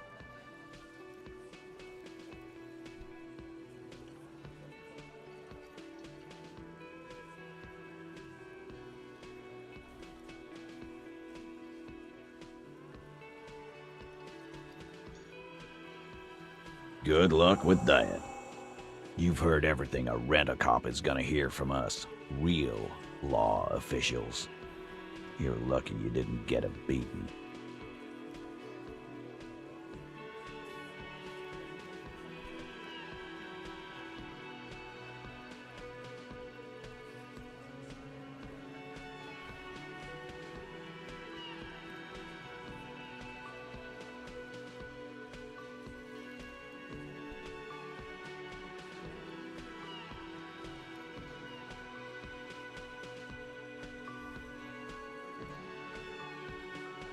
Oh, so you went and talked to my mommy, and now she's making me play with you. Is that it, lawman? And what's gonna happen if we don't? You gonna go and tell on us?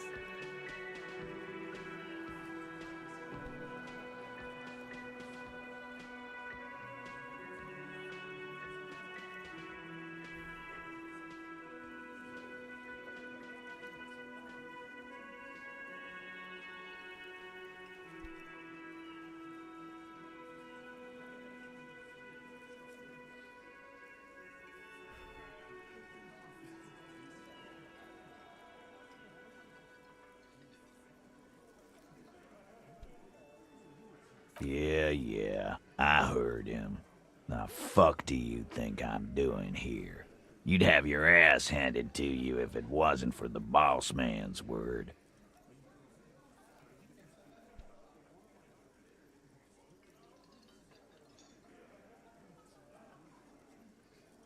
Let me state this very clearly, Capo. Hello, officer.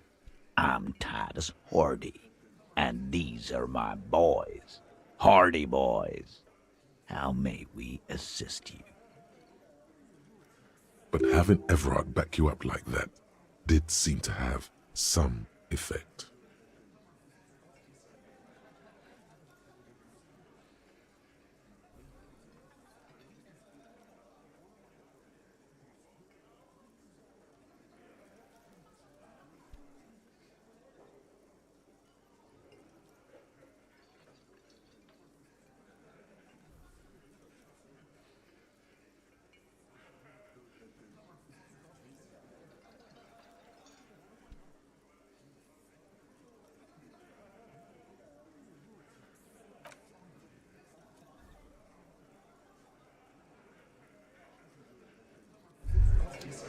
Hear that? Magnesium. That's what you're lacking. The lack of magnesium has you slouched. The magnesium levels in your blood are dangerously low. It's about the low magnesium levels and not the high alcohol levels.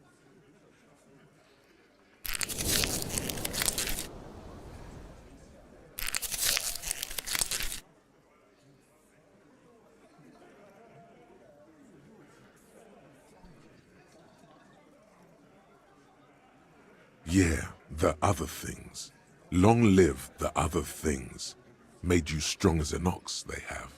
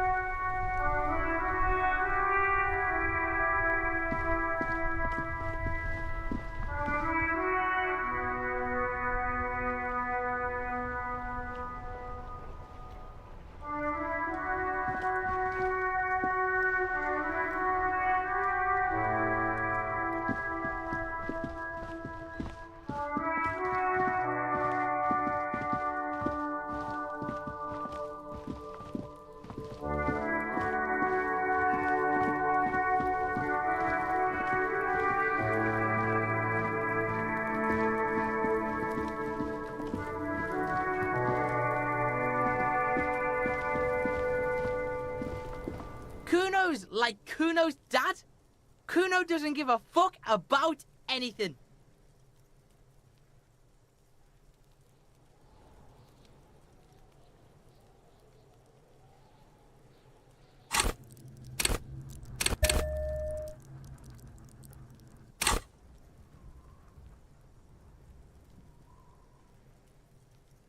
Kuno doesn't fucking care.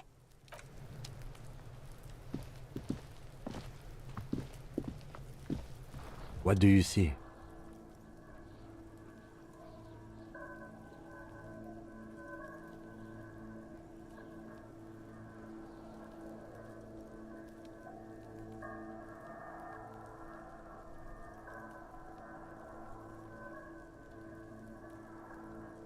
Interesting. Someone operating a workbench with a pedal? Like a... He regrets it the moment he says it.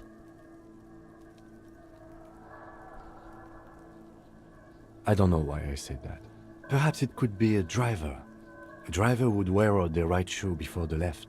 The accelerator is on the right.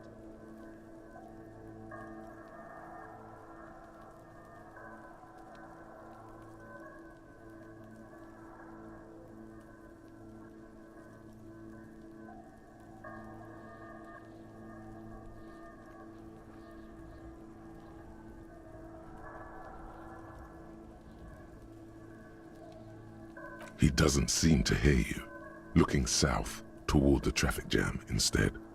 The machines are silent. The engines are all turned off. We should keep our eyes open around the traffic jam. See whether anyone strikes out as a potential suspect. Seems prudent, no?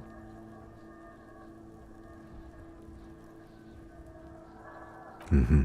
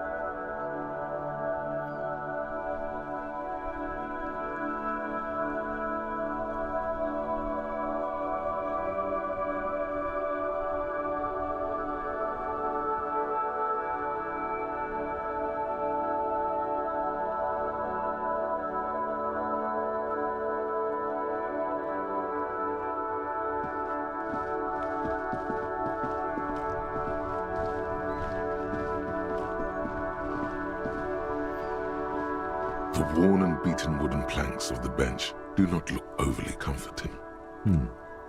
We can sit on benches after we've solved the murder. You can revisit the bench if you ever need to pass the time when Lieutenant Kitsuragi is gone.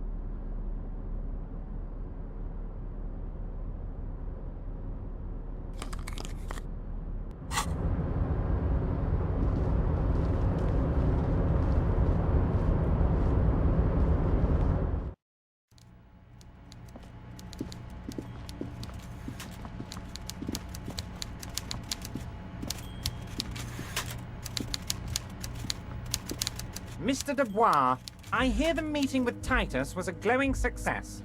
That's such a relief. Titus can be a handful sometimes.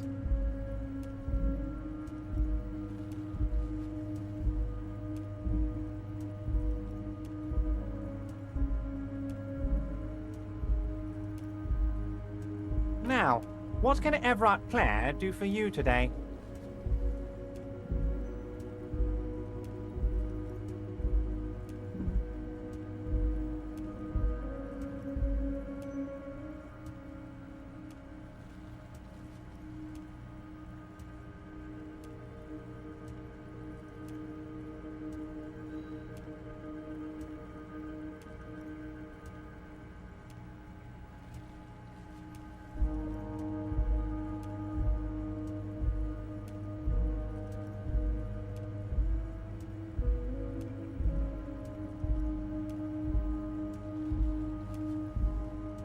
Let's hear it, Harry.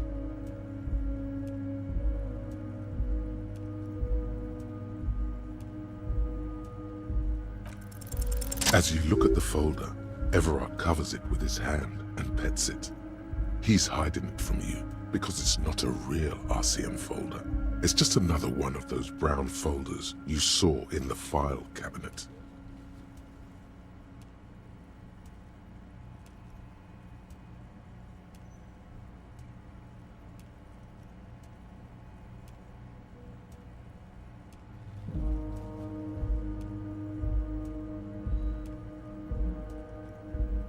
Okay, Harry, you got me. This is from the Census Bureau, not the RCM. Those Census Bureau people are absolutely corrupt. You should do something about them.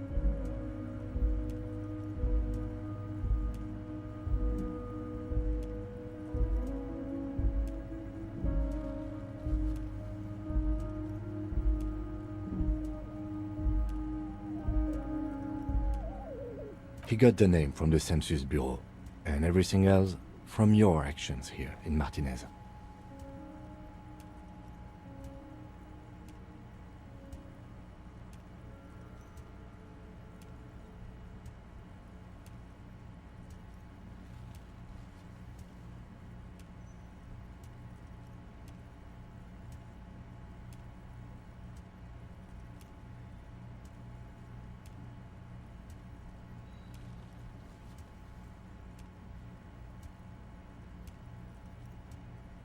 Yes, Mr. Kitsuragi from the Census Bureau. Like I said, now I'm actually a very busy man, so is there anything else I can do for you, Harry?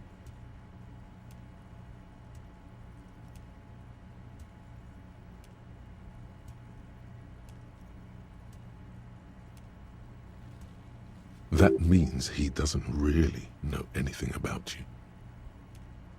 A pity. The mystery of you will have to remain a mystery for the time being. Yes, that's what I said. Try to keep up, okay? Let's move on.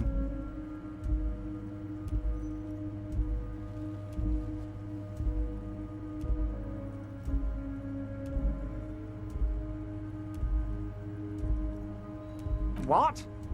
Harry, how could you say that to me? You know I appreciate a joke as much as any jolly fat guy, but I can't take slander. Are you actually investigating this?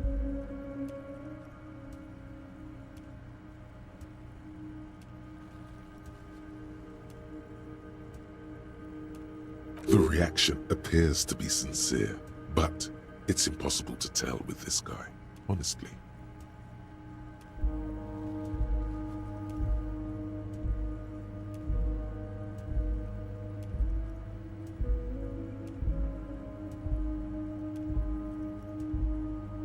You've hurt me, Harry.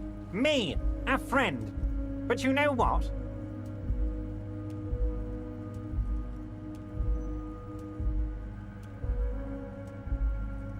And gets over it in 2 seconds. Seems like it didn't really hurt him. I trust you, like I trust all my friends.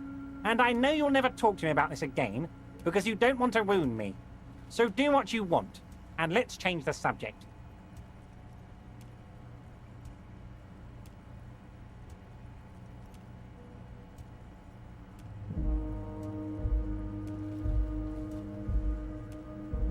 He's hiding his real reaction beneath courtesy. Thank you for your understanding. We will continue to do what we must. You too, Lieutenant. You know, I like you, but you never were my favorite. I'm a Harry guy. I'm Team Harry. None taken. Did we have anything else to do here, Harry?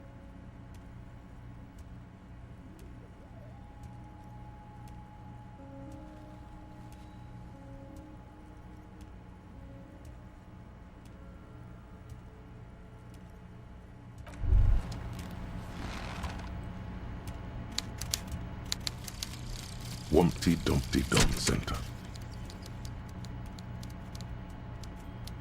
You're at home, stupid cop. Not with the art crowd. You hate them. Everyone hates them. Even they hate themselves. It's nauseating. An industry built on sprezzatura and sparkling wine. And, let's be honest, tax evasion schemes. The Wumpty Dumpty Dum Center is the heart of this unholy symbiosis of aesthetics and tax optimization. And now that you've internalized it, you can have a piece too.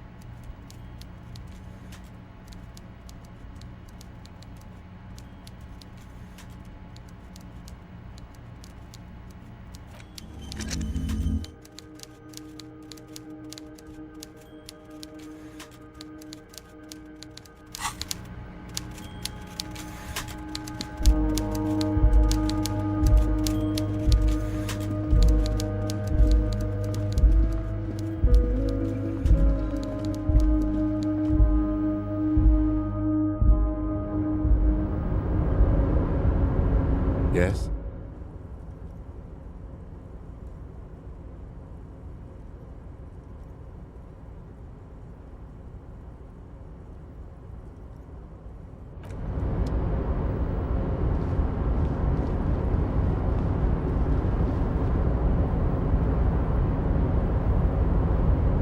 Oh, hey, mister. I'm not gonna bother you with a long greeting, just like we talked about before. I know you're probably a busy man being an important police officer and all, and personally, I think the more people keeping the peace, the better.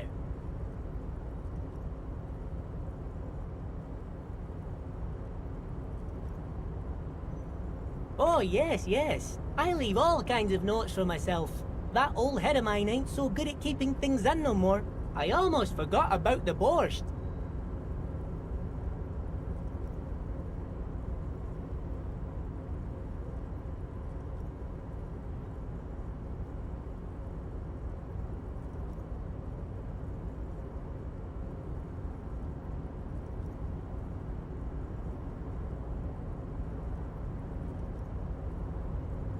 Oh yes, I've been taking special whirling borscht to the men every day since the strike started.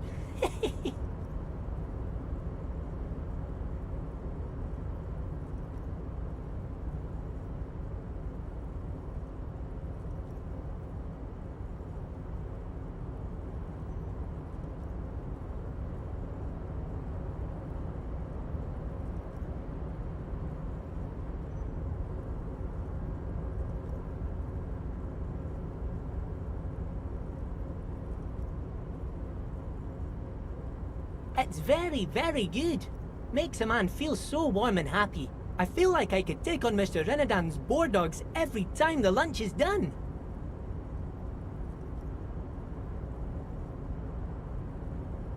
Power borscht, huh? Never heard of a borscht that turns little guys into dogfighters. Alcohol, however.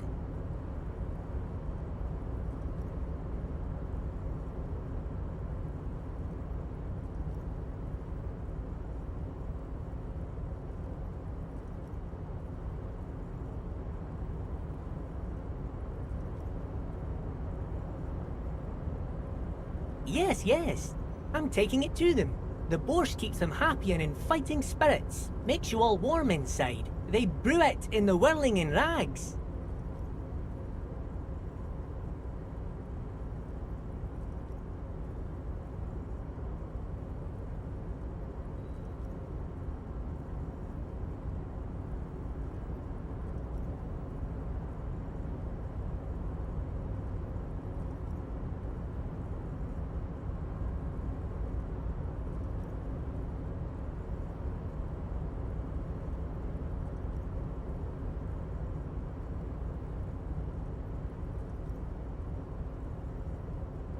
Oh, the whirling's cook.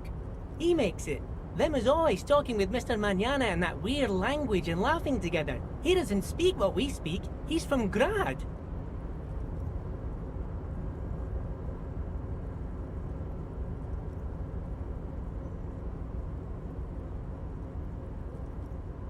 Oh, sure, mister. Sure. You do that. Yes, sir. He didn't actually understand what you meant, and now he's just nodding along.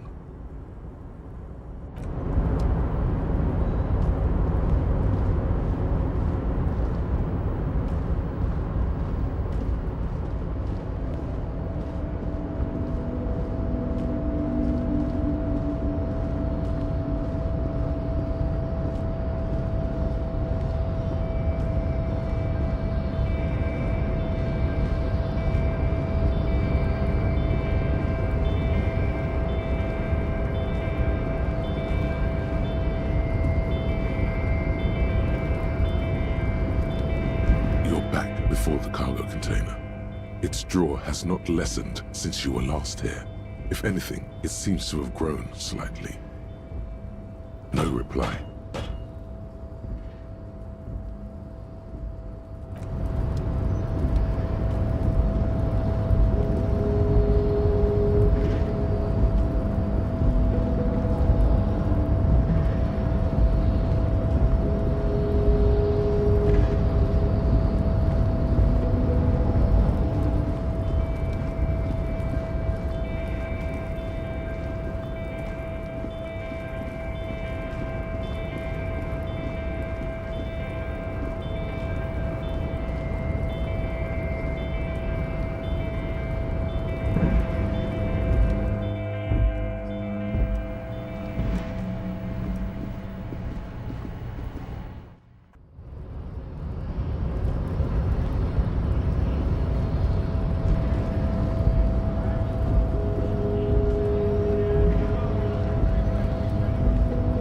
Hola, wandering man. How can I help you?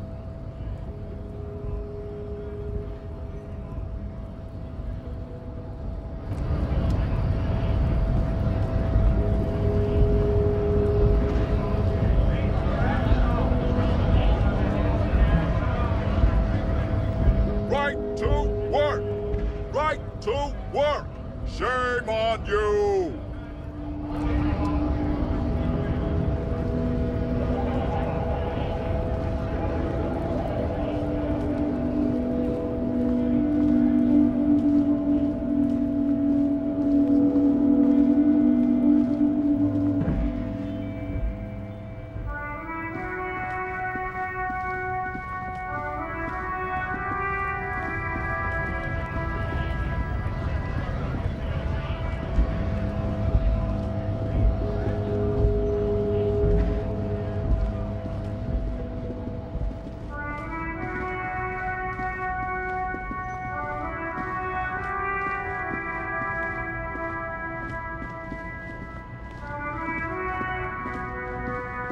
An old monument stands in the middle of the traffic island, pointing toward the sea. It looks as if it's being reassembled piece by piece, secured and mounted in the air with the aid of numerous ropes and rods.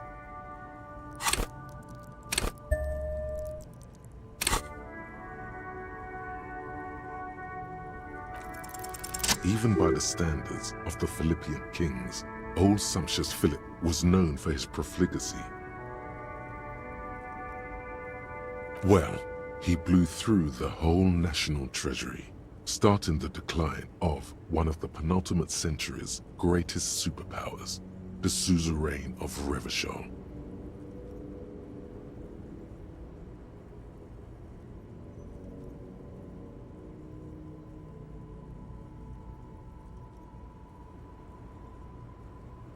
His own maladministration foreshadowed the fall of the monarchy. During the anti-centennial revolution, an end to his family line and the monarchy on the Insulindian Isola.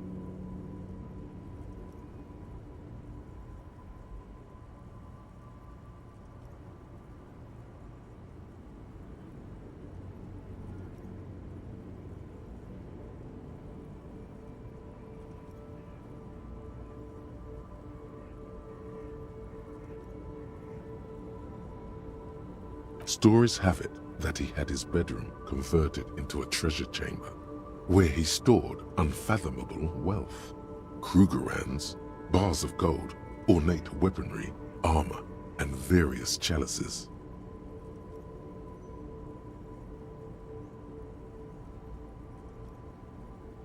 He called it the Sol Aurum. It was obscene. There were whispers he slept on a huge pile of gold-dipped feathers, like some obese dragon, instead of a bed like a normal person.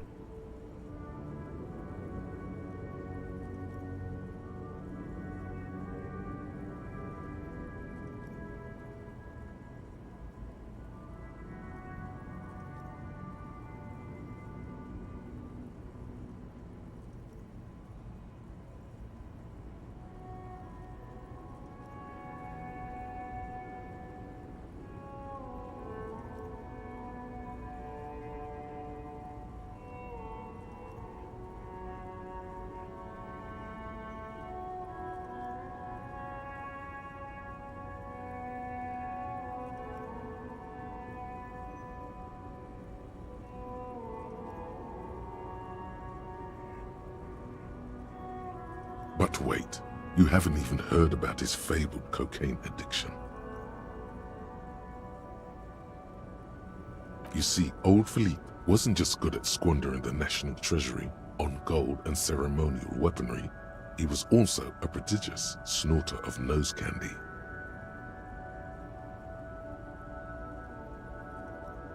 Not just any nose candy though. We're talking Royal Philippian Blow, allegedly twice as potent as the stuff you find nowadays, and purple. Philippian cocaine was purple.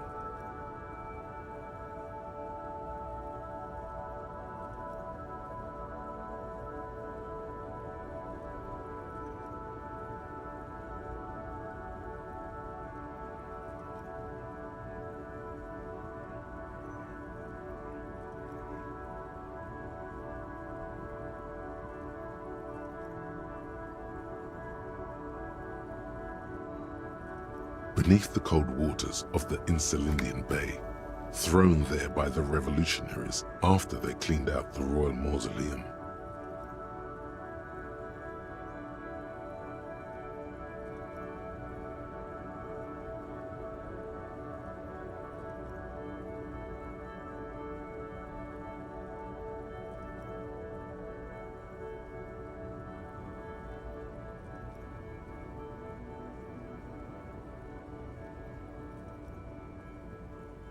A group of marble pleurons still surround the king's vandalized tomb.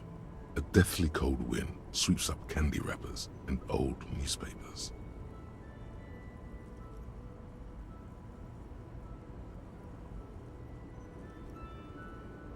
The original was blown apart by communards, then further damaged during the landing of the coalition's airships during the turn-of-the-century revolution, when Martinaise was leveled. Most historians think the coalition's hasty landing may have ultimately saved the statue. If the communards had more time, they would have reduced it up to even finer pieces.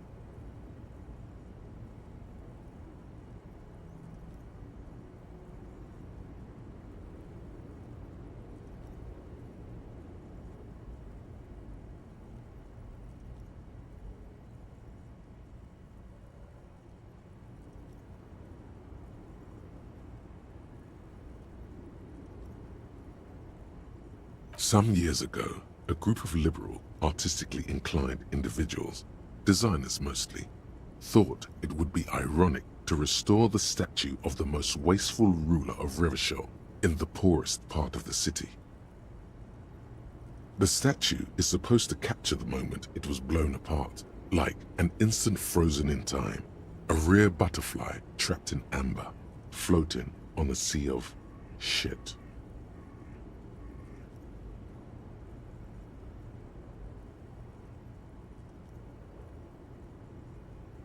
People in Martinaise tend to disagree, as do many prominent art critics and thought leaders with more nuanced social awareness than the young ironists.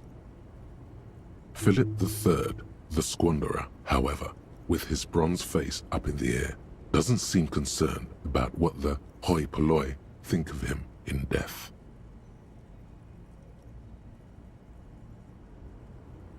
Not that he ever did in life either. A silver plaque on the statue's pedestal reads, "I am Philip III, the squanderer, the greatest of the Philippian kings of Revachol, son of Philip II, the opulent, father of Philip IV, the insane." Not a good track record of mental health in that family. A silver plaque on the statue's pedestal reads, "I am Philip III, the squanderer." Not a good track record of mental health in that family. A silver plaque on the statue's pedestal reads, "I am Philip III, the squanderer, the greatest of the Philippian kings of Revachol, son of Philip II, the opulent, father of Philip IV, the insane. Not a good track record of mental health in that family. Wow, you work hard. Oh, yes, you hustle. You're a provider. It's tough out there, but you keep it real and provide.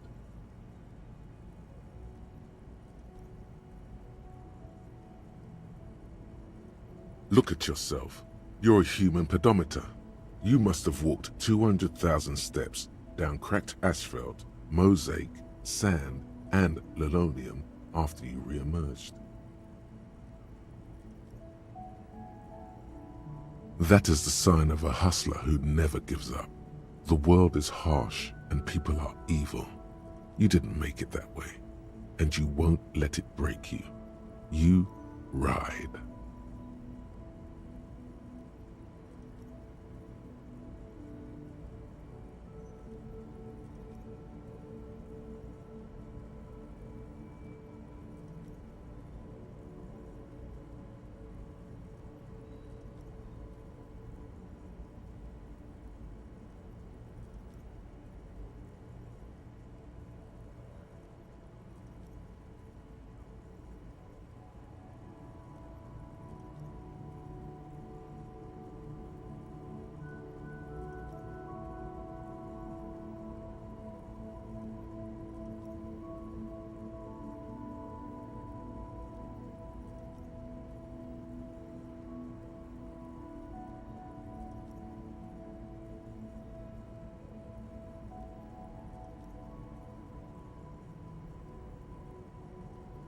Oh, you do. You make money. You got gills, baby. Meaning those black papers with the faces of the innocents on them. You bring in the Franco Negros and the Solas.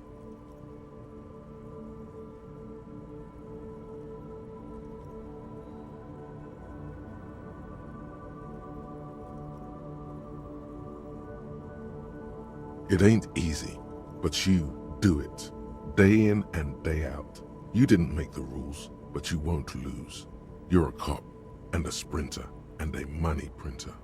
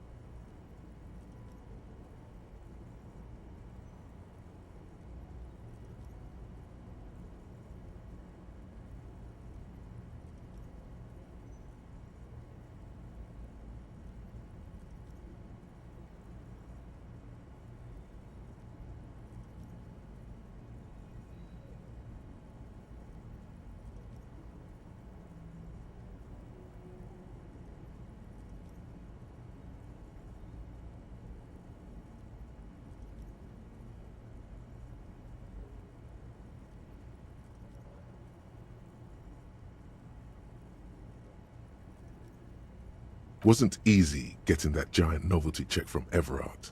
Took some ingenuity to get into the harbor, but you got in, and you took that bribe as hard as any cop's taken it.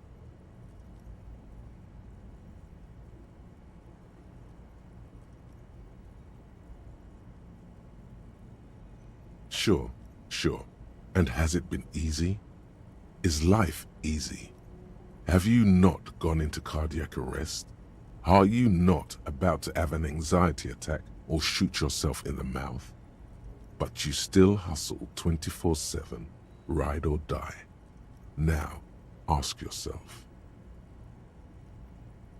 are you rich?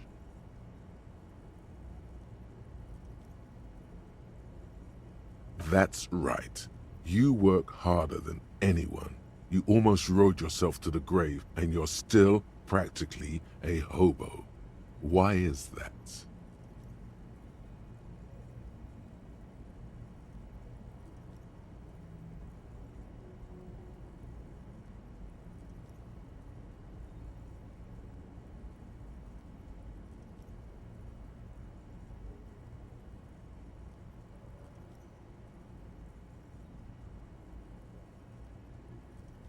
The Gart man has set himself up one of those self-replicating money structures. You should learn from it. Don't play the victim. Think hustler. Think with your head.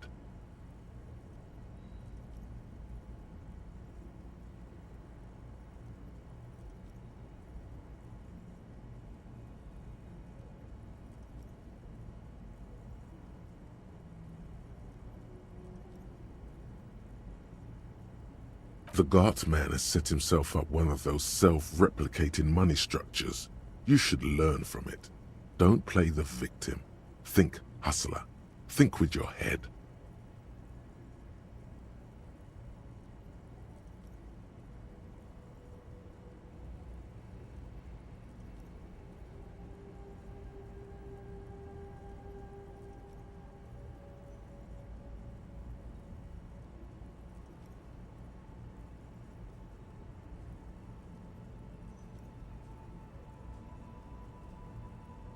Boo-hoo. The system is broken. The establishment is keeping me down. That's not the fuck yeah attitude you're used to. What is this? Why are you so poor?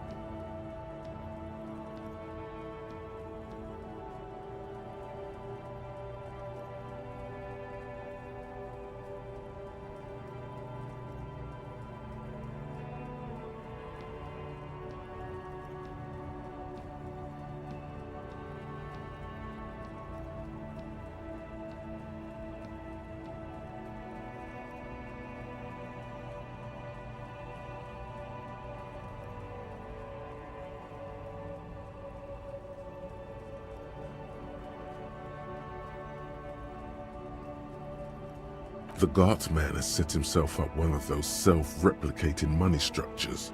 You should learn from it. Don't play the victim. Think hustler. Think with your head.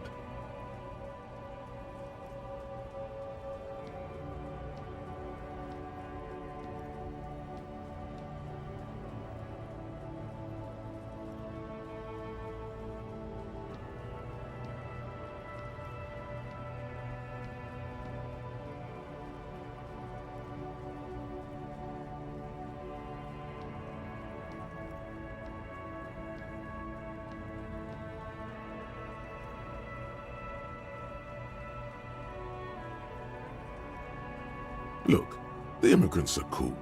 The immigrants play cool music. Everyone likes them, especially the women. Don't hate on the immigrants. They've got nothing to do with you living under a boat.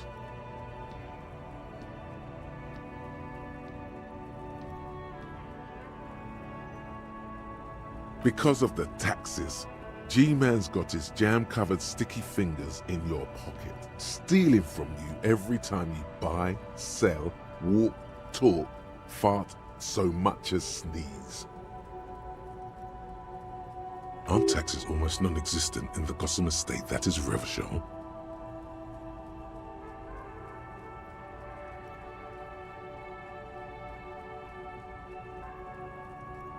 You and I both. but they got those indirect modes of taxation. Sales tax, excise duty, extraction tax.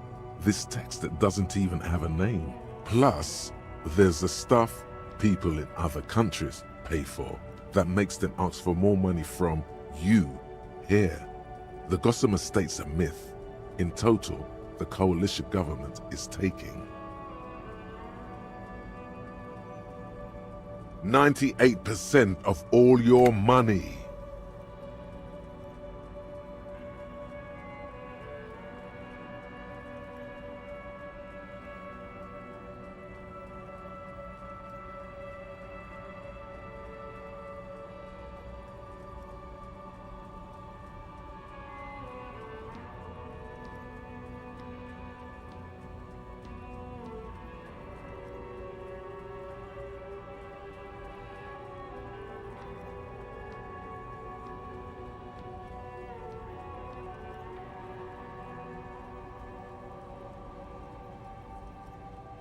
What are you not sure about? They're milking your nipples till they bleed.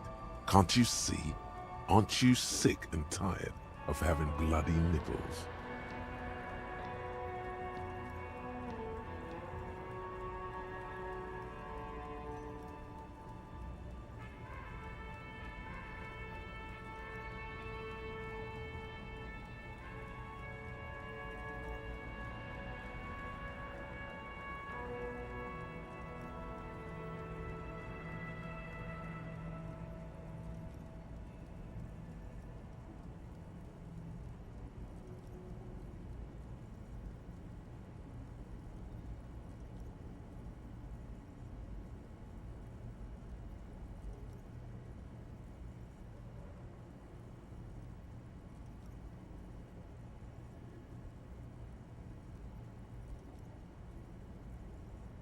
It's all about the tax issue, hustler.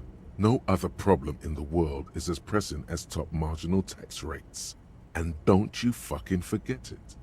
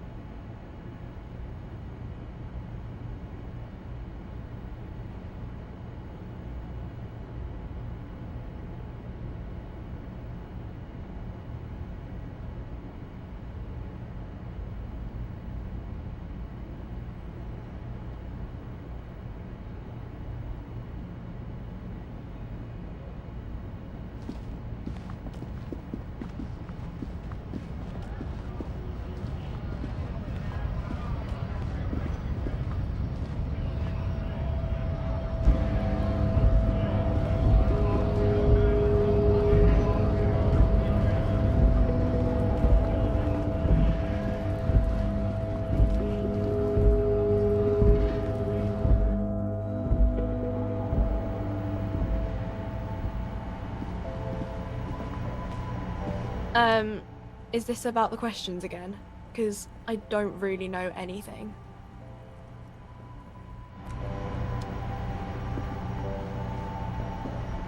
A small cabinet on the wall is filled with various medicine bottles, nasal sprays, and blister packs. They all bear the Saint-Baptiste Pharmaceutics logo. Okay, here. I hope Saint Baptiste makes you feel better or something.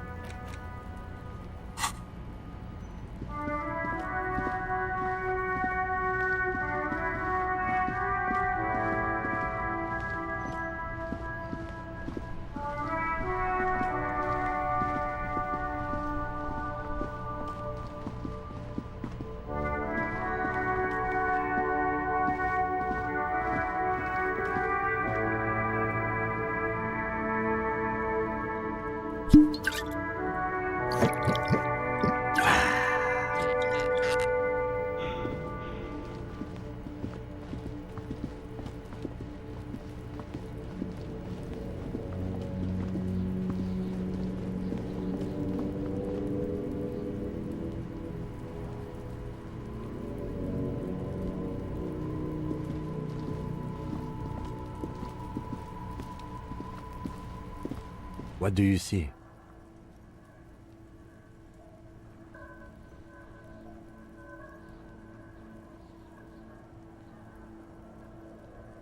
What do I think? A mob of people brought something heavy to the tree. One of them was carrying the victim. They shuffled around, especially under the tree.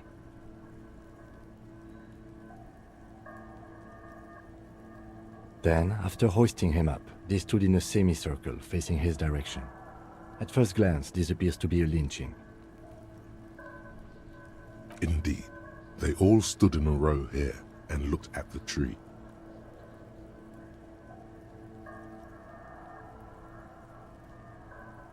So far, so good. Only one thing missing. Of course, there were 8 tracks, but there are only 7 Hardy Boys.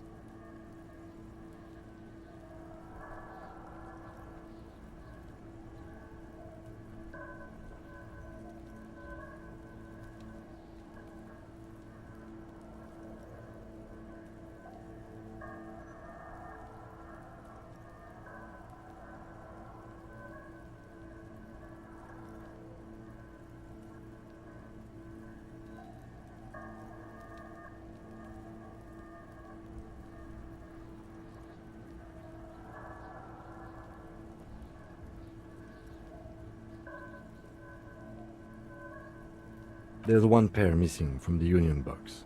The 8th pair. I'm going to say it was our old soul.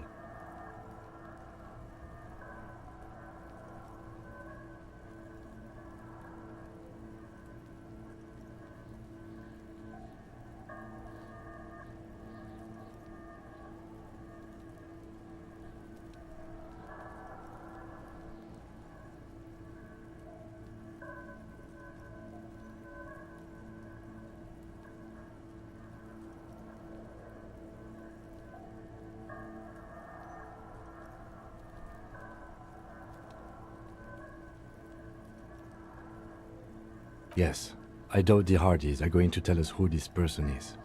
For now, it's best if we just keep our eyes open. I'm sure our investigation will eventually lead us to the Old Soul.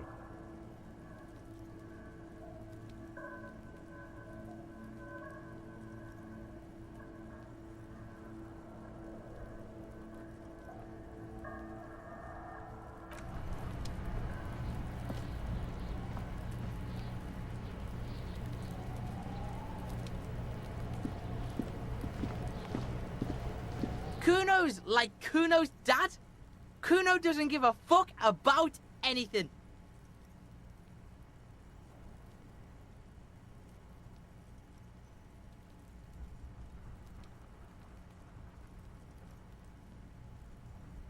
Kuno doesn't fucking care.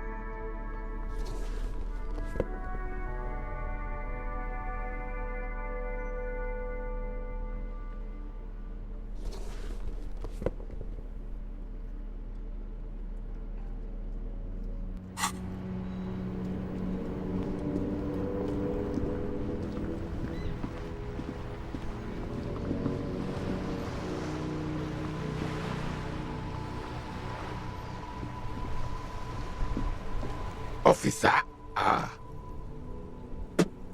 God damn it. Pull yourself together, René. What do you want?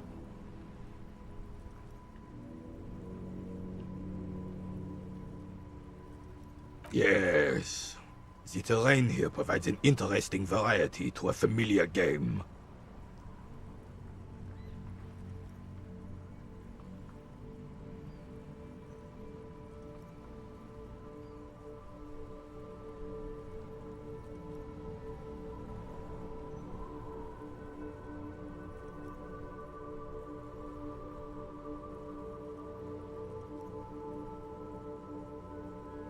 I do.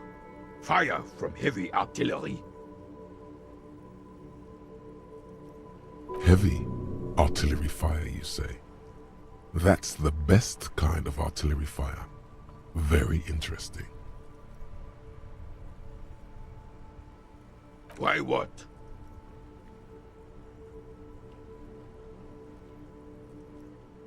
Because that's what happens when communards hijack your country, execute your supreme leadership, and turn your capital into a slaughterhouse. You use heavy ordnance to clean up your home.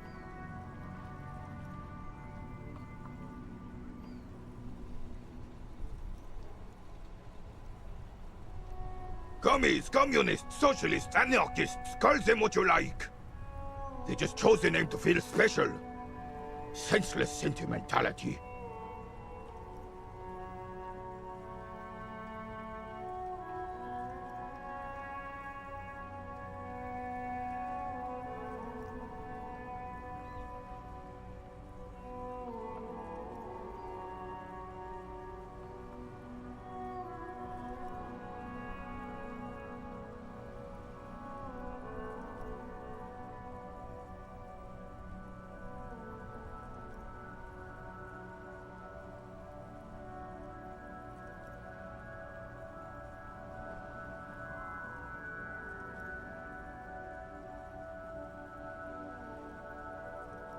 Sadly, no.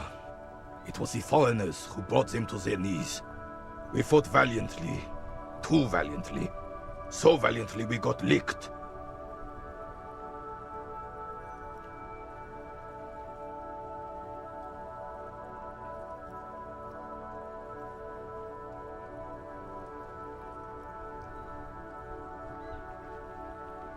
Should have fought dirty, like they did with their suicide sex cult propaganda and mad anarchist women strapped to shrapnel bombs. We didn't though, and we lacked caliber. God bless him, but the suzerain's cannons simply weren't big enough. It was probably a bit more complicated than that.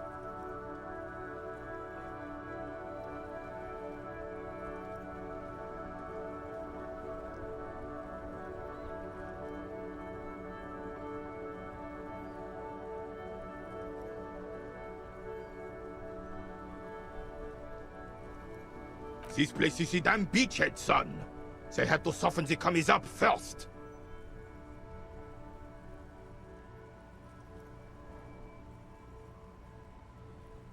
Yes, the military coordinated amphibious landing to take back Revachol.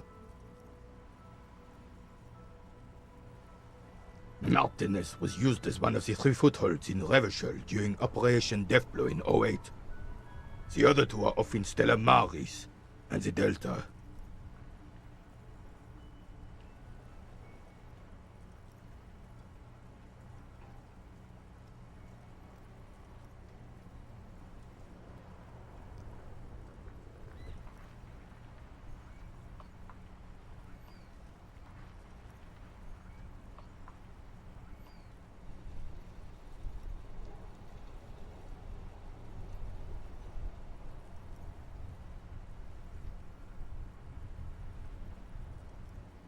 This here is Blood Ground, where Coalition boots first made landfall and cleaned those rabid dogs out. Most likely, we're playing pétanque on their mangled corpses.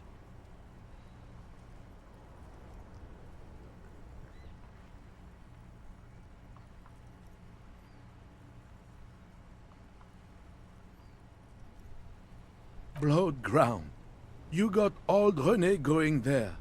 Like he isn't hungry enough already.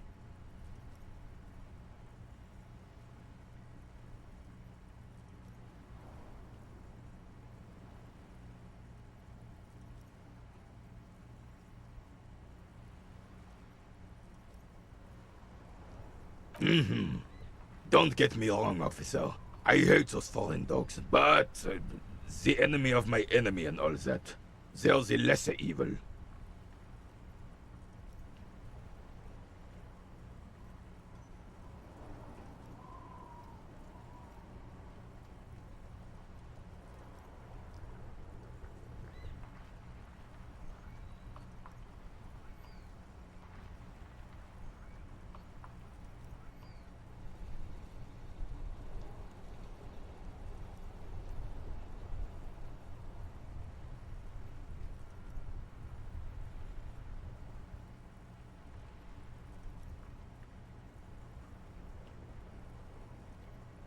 Damn right, son.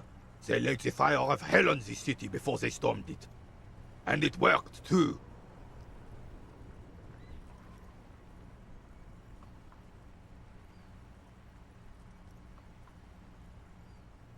He approves of this radical approach, knows it was necessary.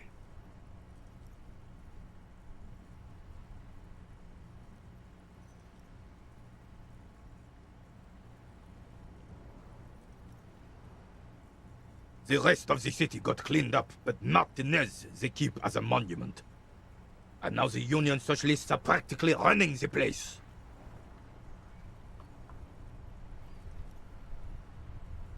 Well, it's your own damn fault.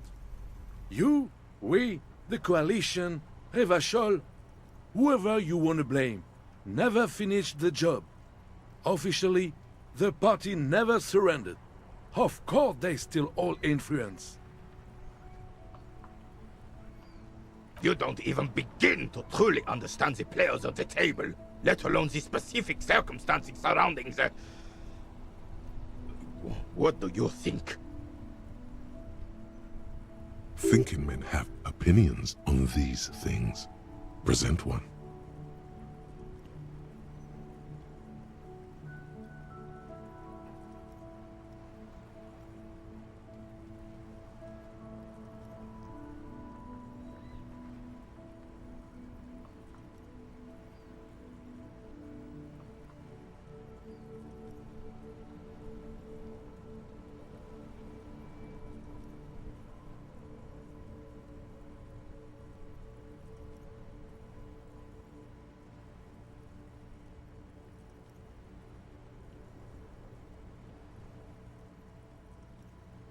I'm sorry it had to be them.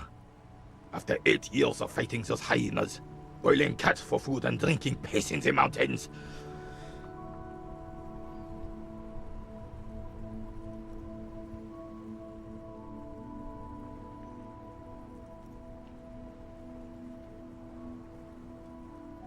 I would have preferred if the Right Honorable King Guillaume returned through Revachol, or even if that damn clan Frissel had risen from the grave and led us. Sadly, that was not the case.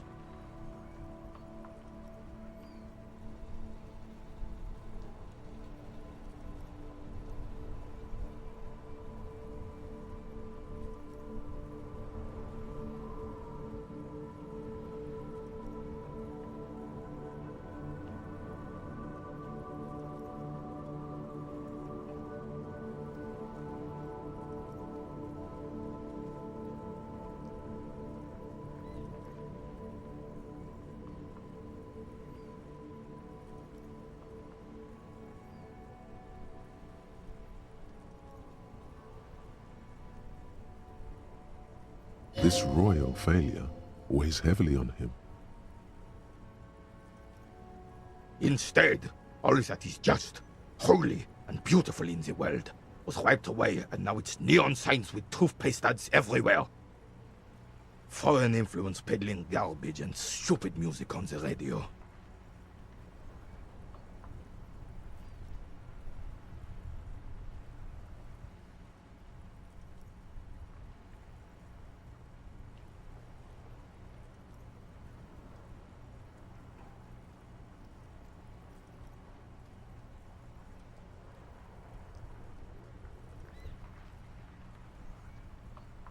This is just what the commies wanted. This was their plan all along. This is what they wanted to replace the role of the suzerain with.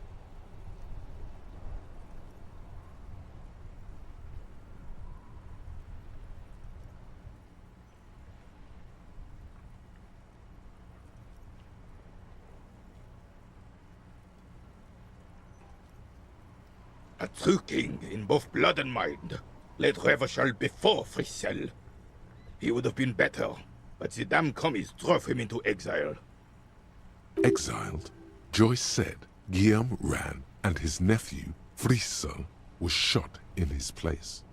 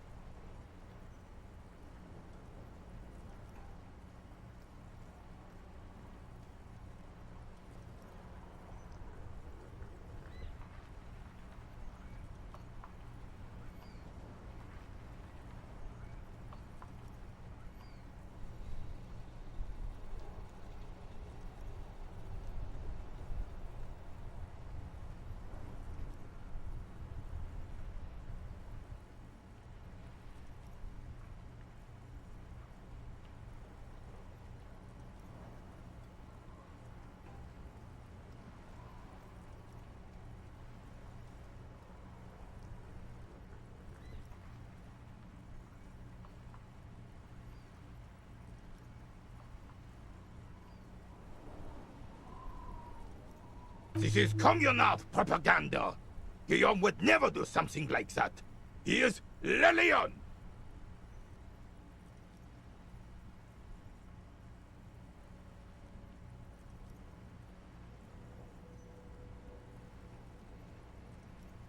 Damn Fricelle. He was the king we couldn't protect. The Carabineers failed him, and the crown. He died in the hands of the Hyperlay, in a very public execution.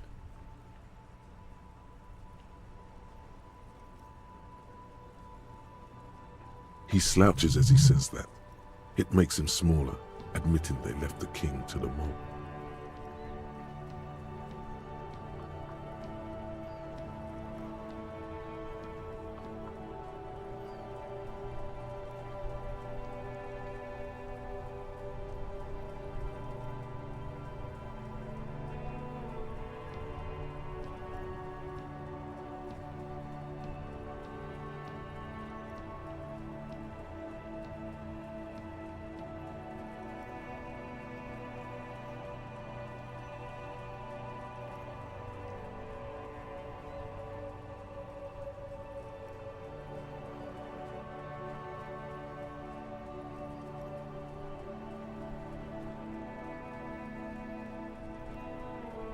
It doesn't. That was 100 years ago. Ain't got nothing to do with anything. The suzerain is the king. Has everyone forgotten already? They've forgotten already.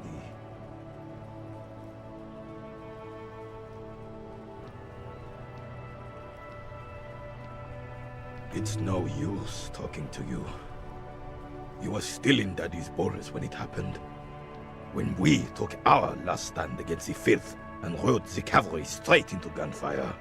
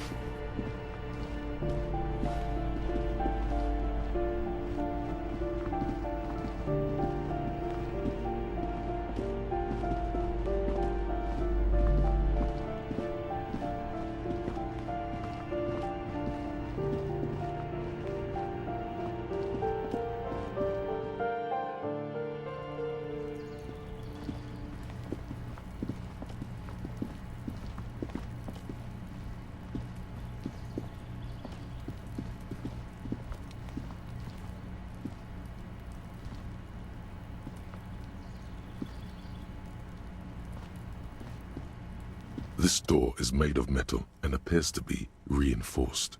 Someone here really values their security. No one answers. Let's go. There's nothing to do here for us anymore.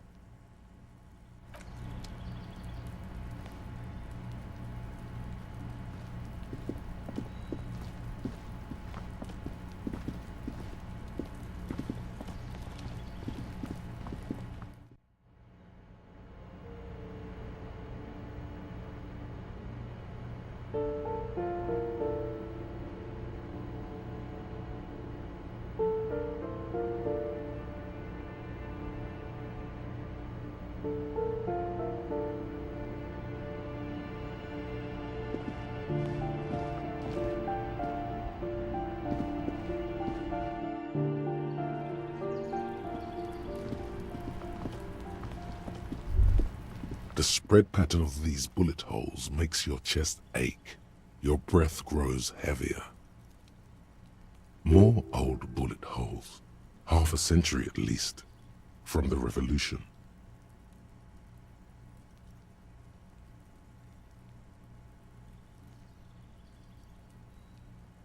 You peer into the faded marks in the stone. They peer back like an endless row of tiny black holes. Sweat starts trickling down your brow. Your chest feels tight looking at them. It's closing in, caving in, ever tighter. Your breathing grows even heavier. You okay there?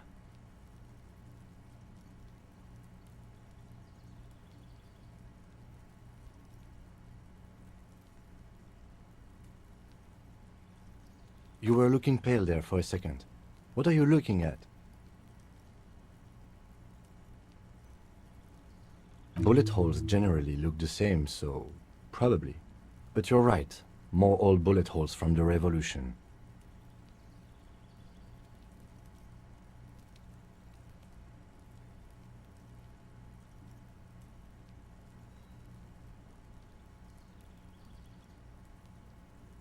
Plenty.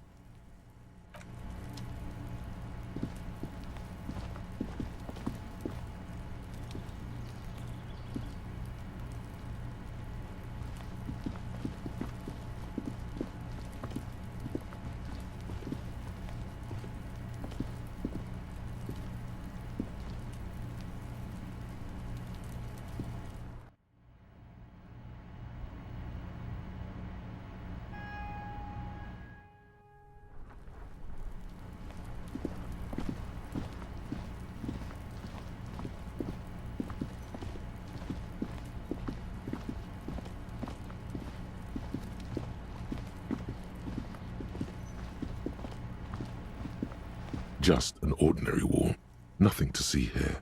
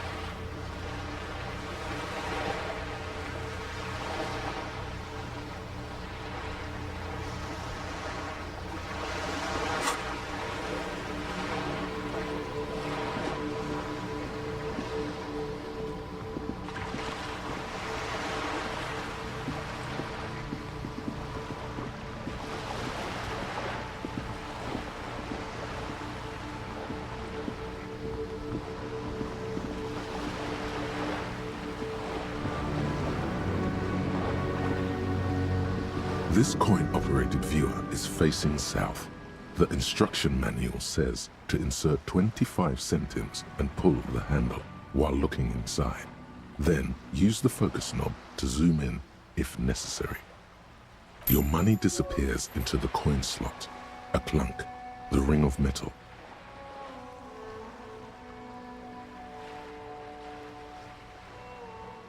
The curtains on the display open. You lean in to catch the view. It's blurry, different blues and greens.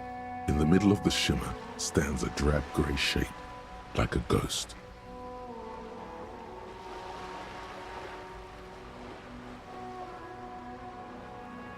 The lenses shift.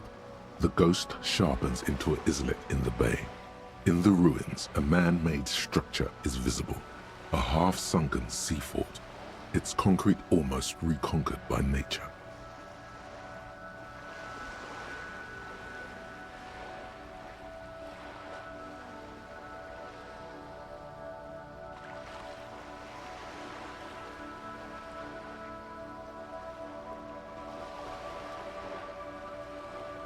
It looks as if it was abandoned quite some time ago. Nothing but a rotten tooth remains of the anti-aircraft tower. A lonely birch tree grows out of it. Its leaves ripped from it by the winter wind.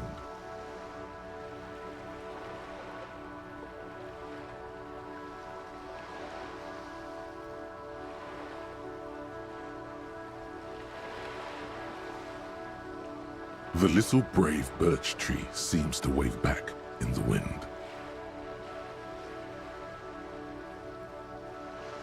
The little brave birch tree seems to wave back in the wind.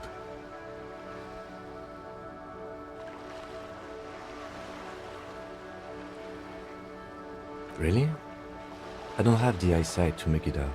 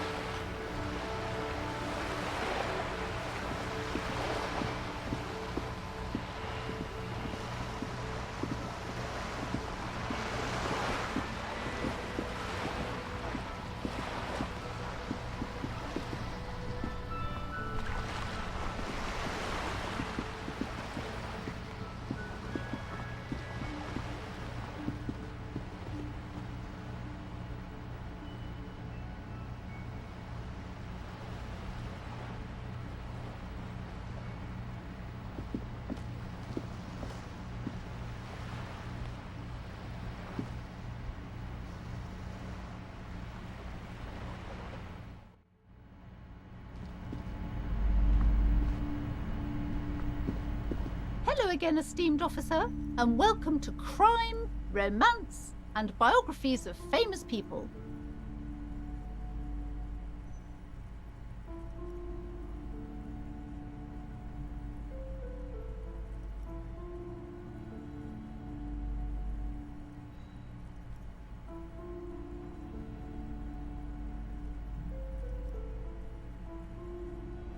God, I've told her not to do that. It's such a disgusting habit.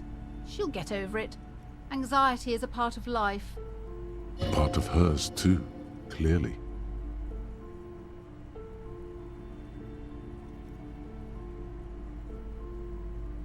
She can, if she has enough willpower.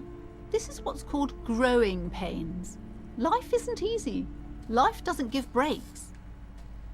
Come on, ma'am. It's obvious she can't do anything about it. You are placing an unnecessary burden on a young child.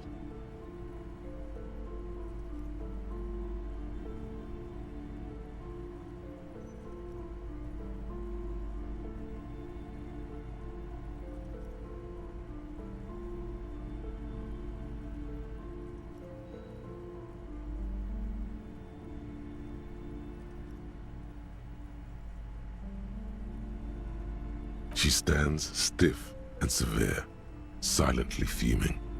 10 or so seconds pass without change. This is a person coming to terms with a new reality, one where they are wrong. It's not easy.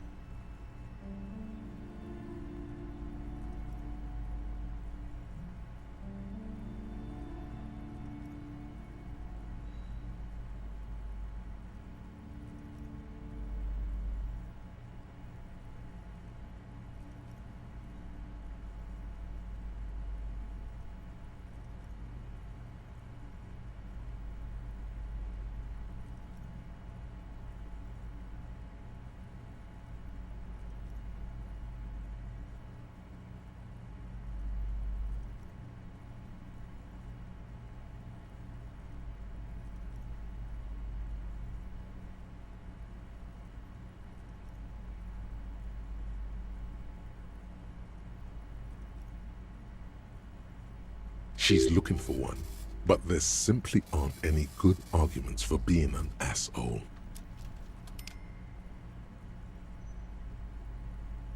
Oh no. Hold on. I need to invite her inside and apologize. She must be freezing out there.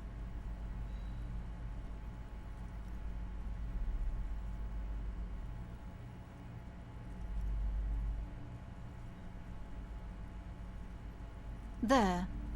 I don't know what to say to you. My husband, he tries to teach me business lessons. I have what my mother called a dull mind. All this stress.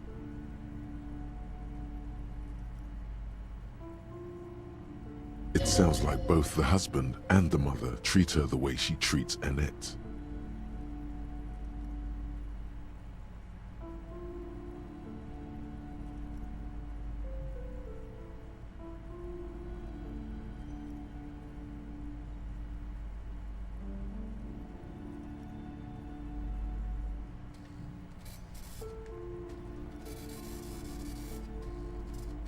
Yes, sometimes it's better to let people come to these conclusions themselves.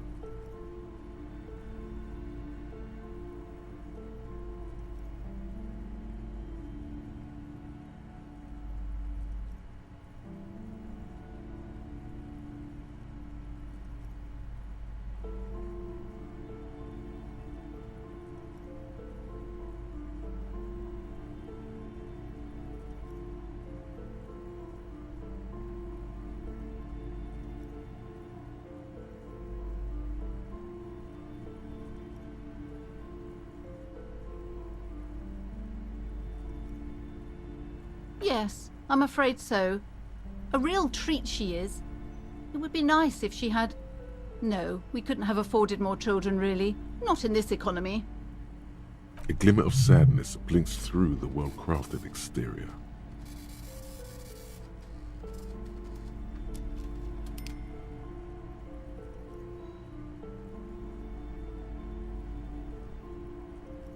Exactly.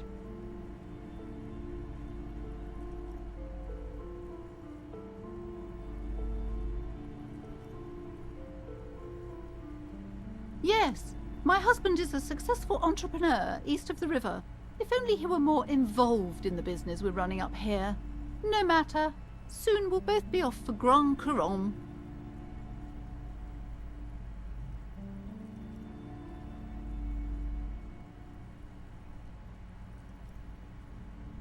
It's a proper place to live. One of the most peaceful neighborhoods east of Jamrock. You may know it for its massive housing projects.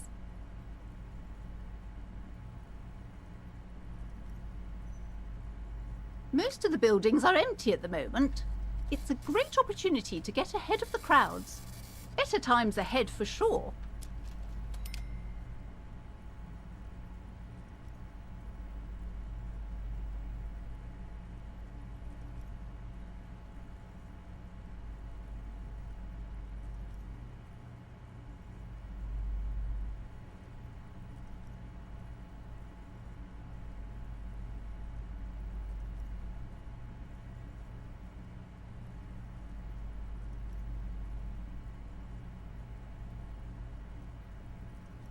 He made the initial investment.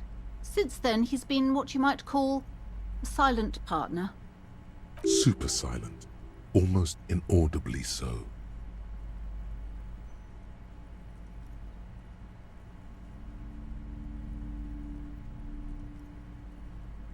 She's been too busy helping me here, so she studied at home this trimester. This is a temporary solution, of course.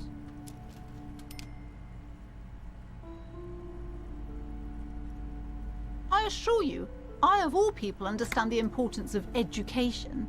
She will be back in school the moment the store takes off.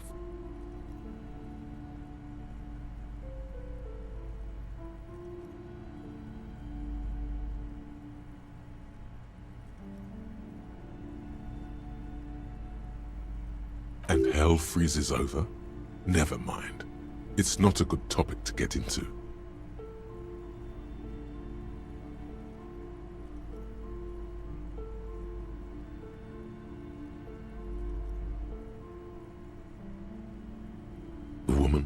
aloof, her features much softer. Occasionally she glances at her daughter's silhouette.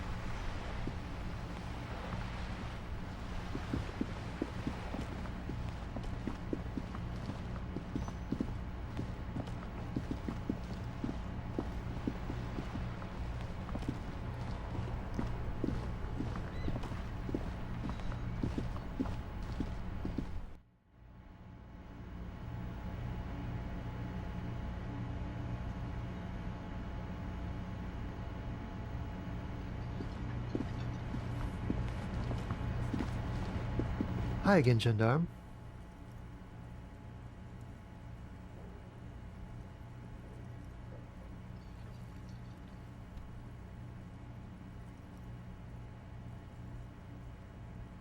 Bye-bye, gendarme.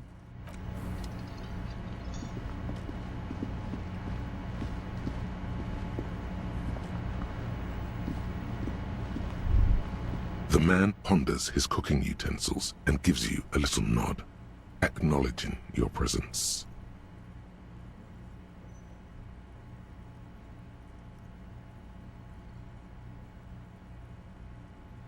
The mention of mañana gets his attention.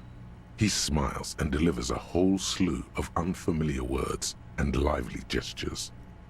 Then he falls silent again.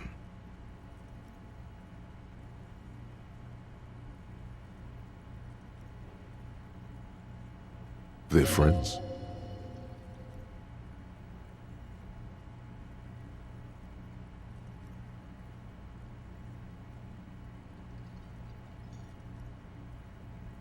The man says a couple of sentences in that strange language of his and then seems to wait for you to speak. I'm pretty sure he asked you a question. He doesn't know your language. You can just say something cool in return.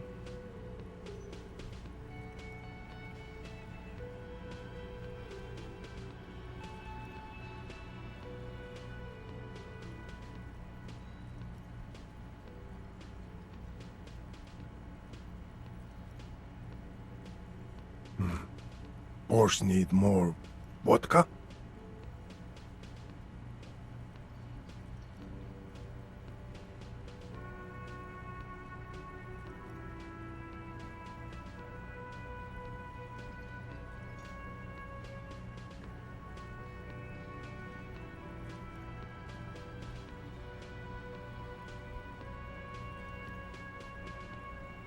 Okay, so it's vodka that keeps the men happy and in good spirits. Clever move by the Union.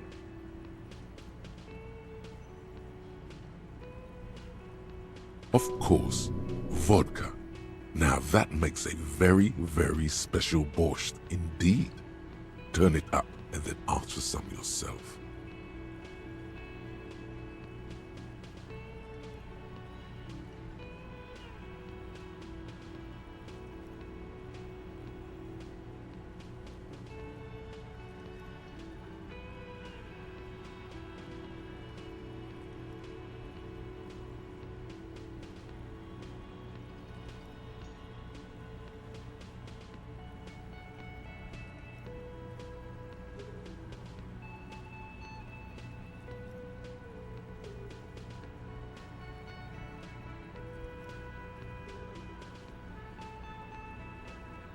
Turning it up seems like a dangerous idea, honestly.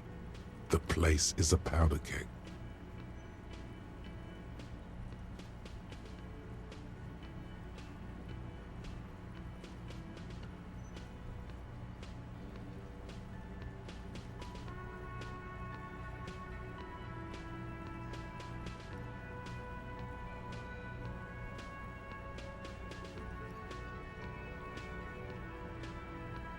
He smiles, nodding vigorously, then pours half a bottle of vodka into the pot. With a whistle, he stirs the brew.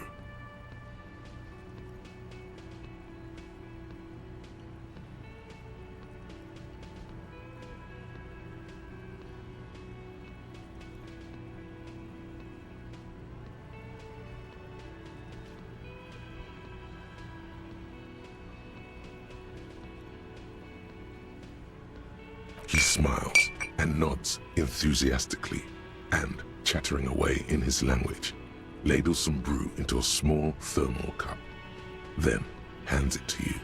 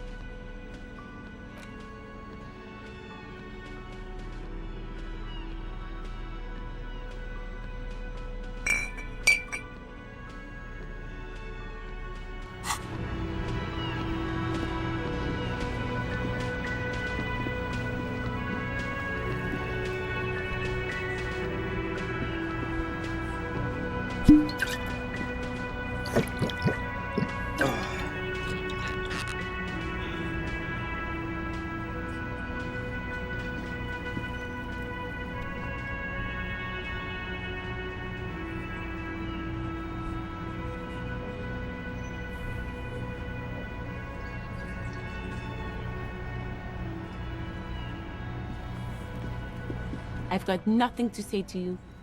Why are you wasting your time? I am not. You could be, Liz. You could be anything. You could even be a model. Even a mod? Glenn, I went to law school. I am an attorney. He's right. With a face like that, she could be on the cover of Le Debutante International. The cold look in her eyes speaks louder than words. She is not amused. It's not her. She's not a hardy girl. Definitely. Aggressive? You make your living enforcing violence. These people are just dock workers. So you were spying on us, and now you represent murder suspects. Just dock workers. We've talked to Evrart Claire. We know who these men are. The Union's militant wing. Listen, you moral intern lackeys. You're a mob, enforcing the unlawful privatization of Revachol. 20 fat men in the Occident are stealing it all, and you're their bodyguards. Fuck yeah. So ask what you came to ask, or get back to your commanders.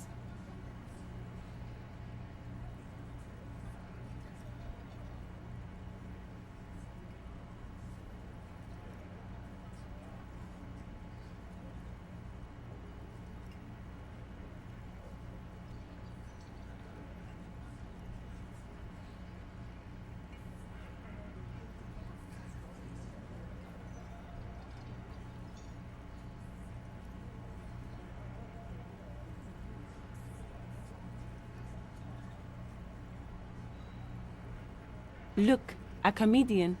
Do your job, ask your questions, then get out of Martinaise. Strange. It's as if people don't believe a cop could be a socialist revolutionary.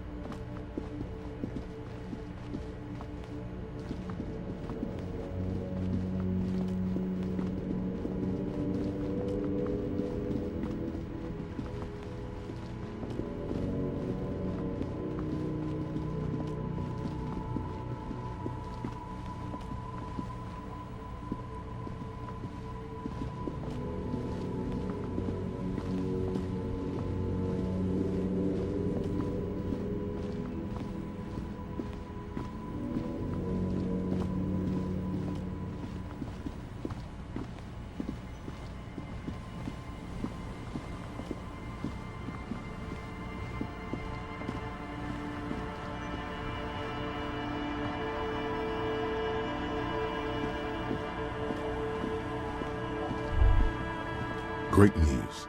The boat is big enough for a grown man like you to fit underneath it in a supine position.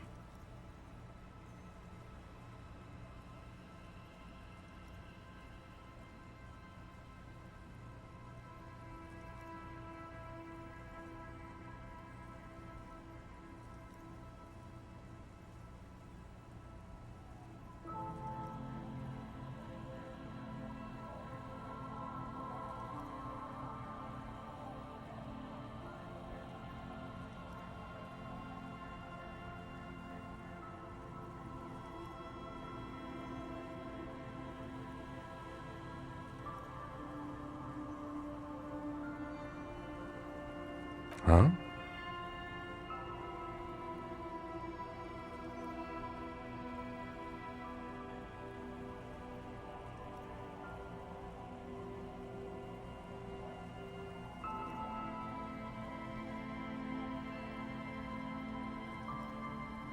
Self-pity is not what we need at this moment, officer. I understand the situation looks grim, but we must continue with our investigation.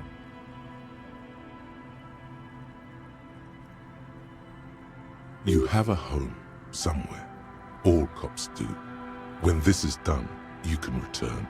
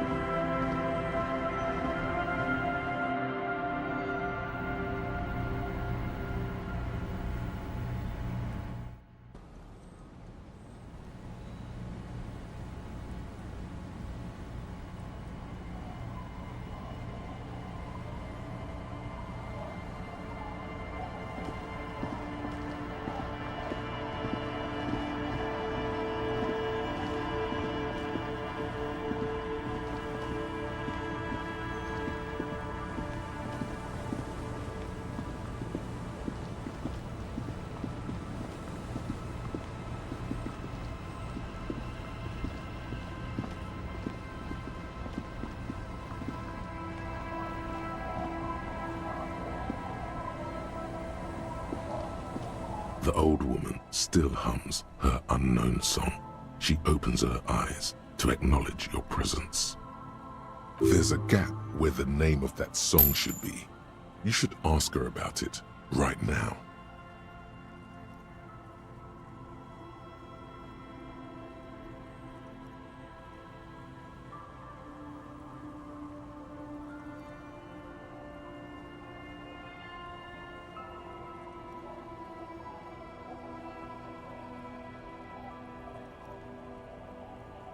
A lullaby my mother used to sing.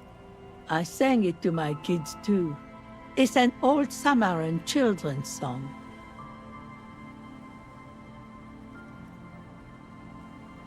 Yes, it does.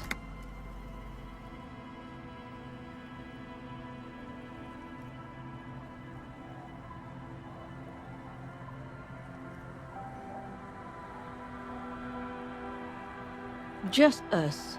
It's barely a village anymore. We almost don't exist.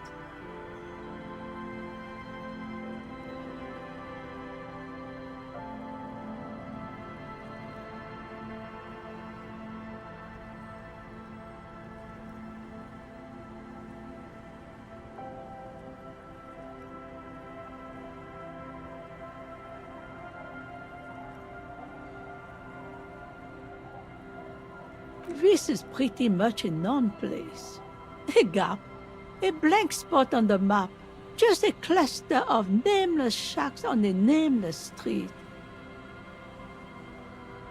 The place is so pornographically poor, it's not even funny.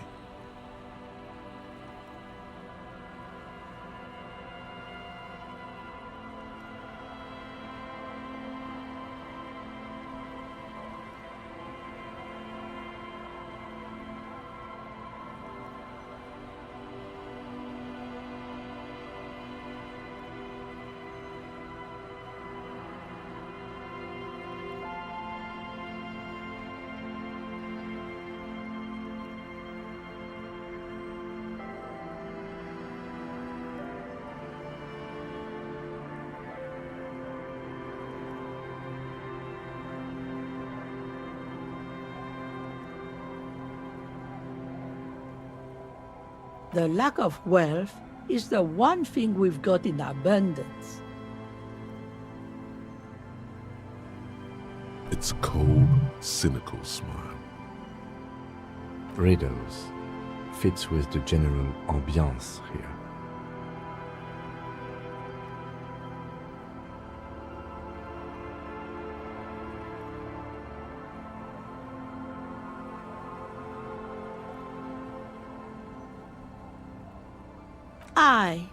Sometimes it's as though I'm also gotten lost inside this nameless nothing.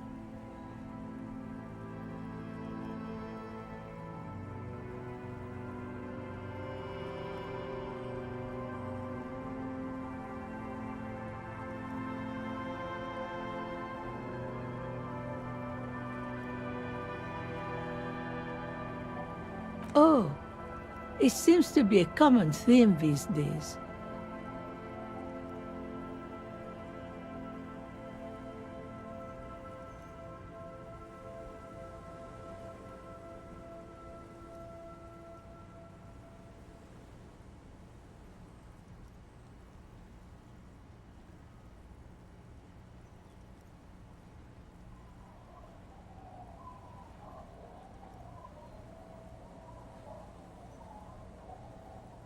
Isn't that what people always think when they are lost? Something I can do for you to find your way, officer?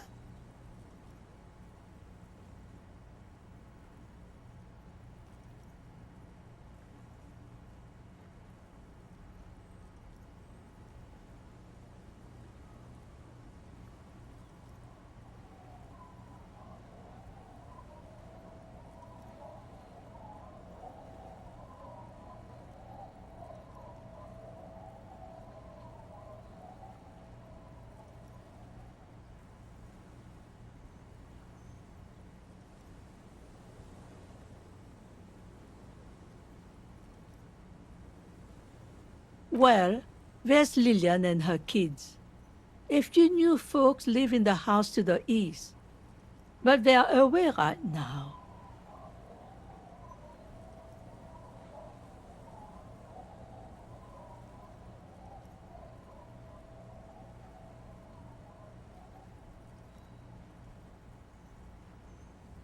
And then there's the drugs.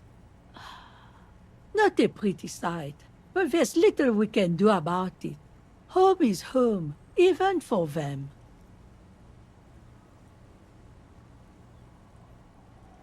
Lillian is tough. Tougher than the men here, at least. If it wasn't for her and the kids, this place wouldn't have a spark of life left.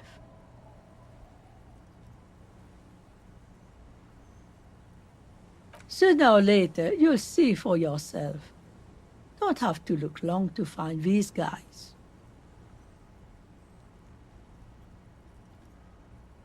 She nods, rinsing another piece of cloth.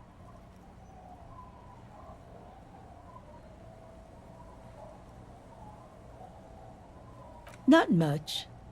There's the abandoned church, the DeLorean Church of Humanity. It's been there since before my time, even. Some things just don't fly, officer. Look around. Who'd go to church here? They built it 300 years ago. Must have been nicer then.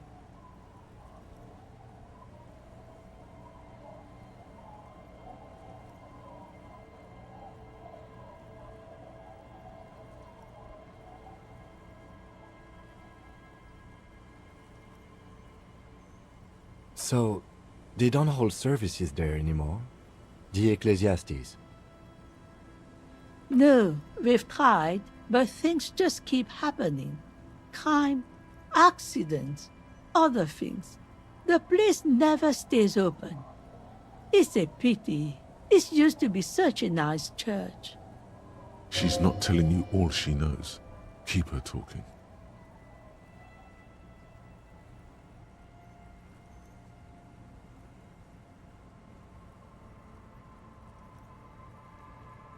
Before you get to the church, there's some ruins, an apartment complex, or some kind of electrical plant. Run-down bunch of houses. Empty.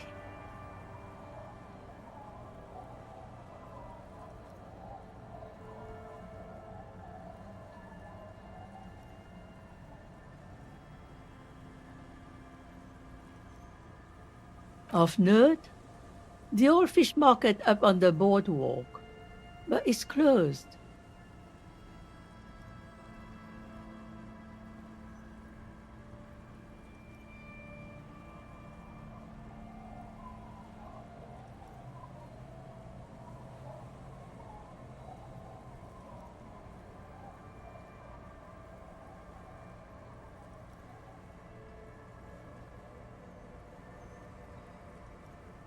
What?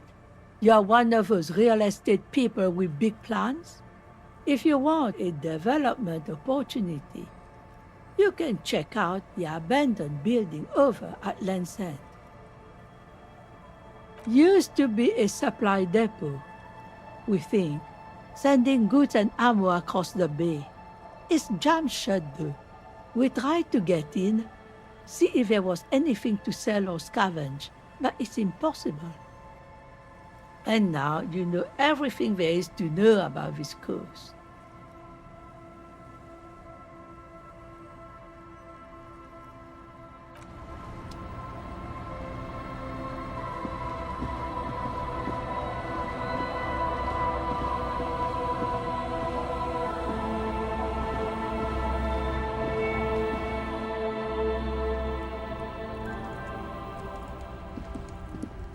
Hello, mister.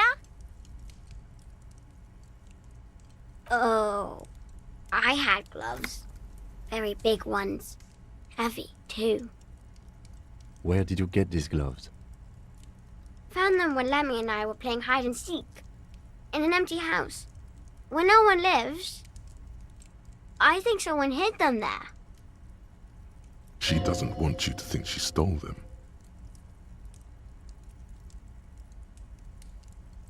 I hid them. The twins were gonna take them. They're stupid.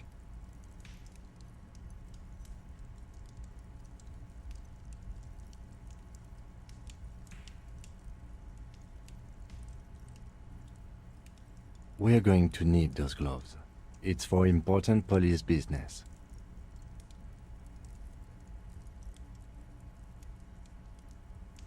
Oh.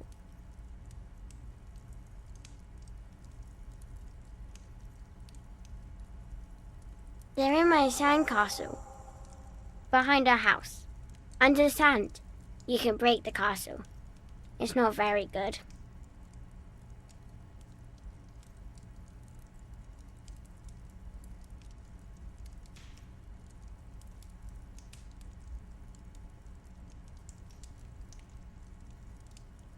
Yes. They don't want to play with me. They're older and play outside. They look the same. Sometimes I can't tell them apart. They look identical.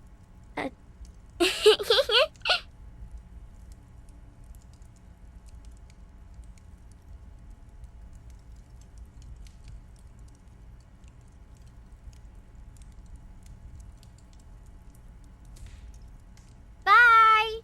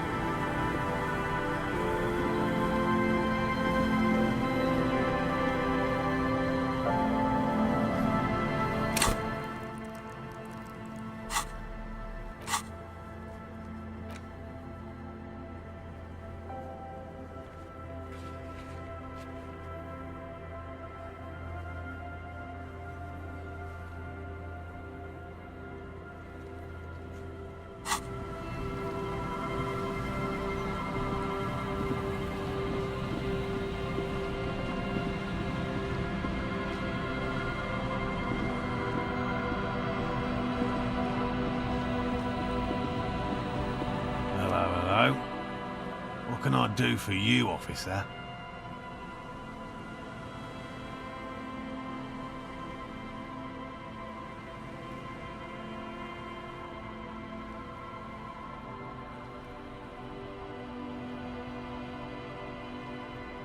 I didn't expect you to take such an interest in our work here, officer.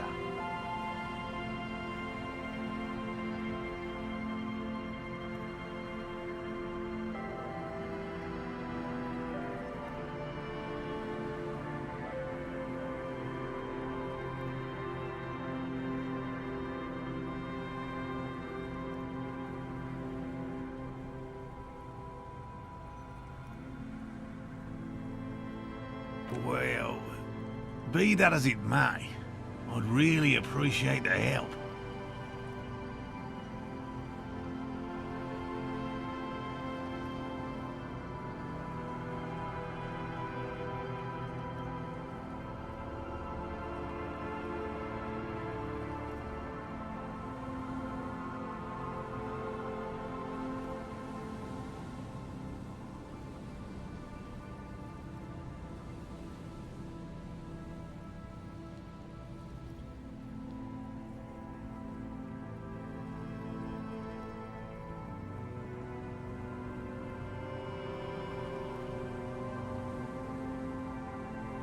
Bring it to me at once. Just make sure the trap is closed tight.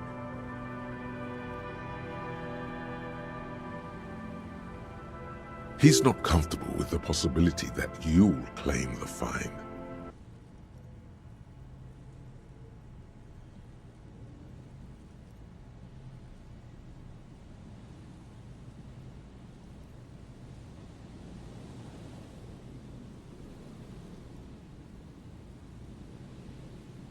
It's made of musk and research chemicals.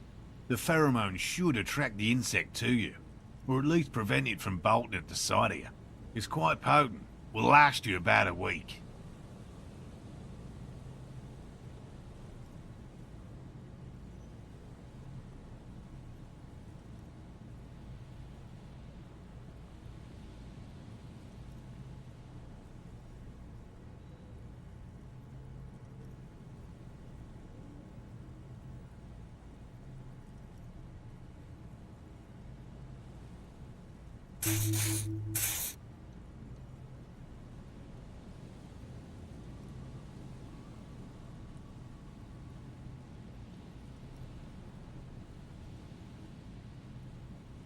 This is the smell of dying reeds, of longing crumbling into the water.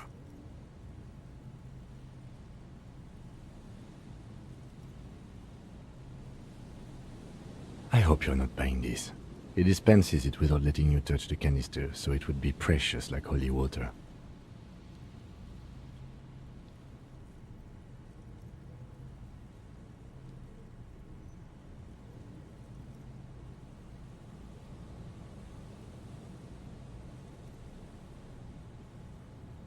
It is precious. A single dose cost me 50 real to develop. Not that I expect you to understand self-financing one's own research.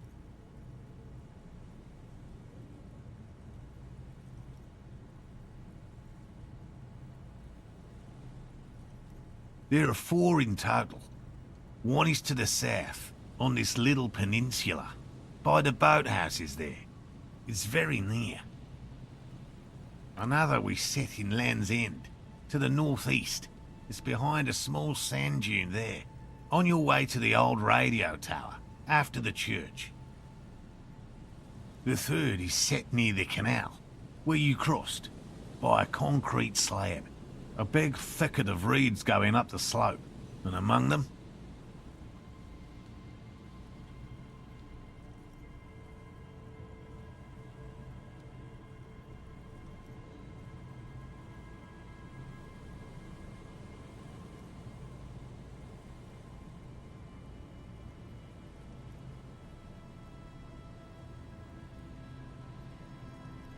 you should check at least one of those before returning to this one, since I just said it. This one's more of a technicality, but still, better safe and stupid than sorry.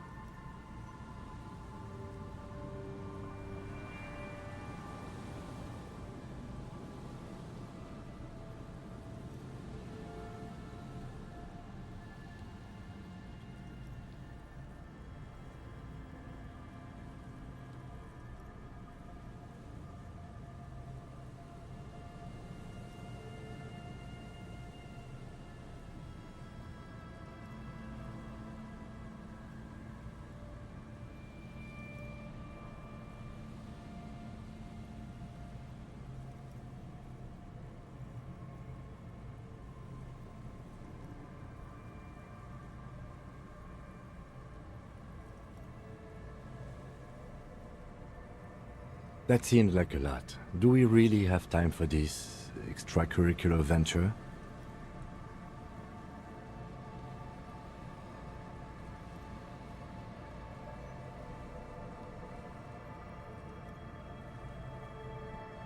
Even relative to examining a week-old corpse, I'm not sure mucking about in the reeds qualifies as fun. But have it your way, detective.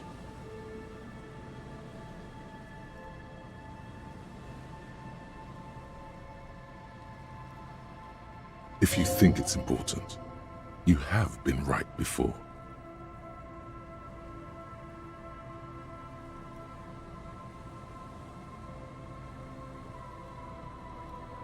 Right, which means you two can pack up and go back to the whirling.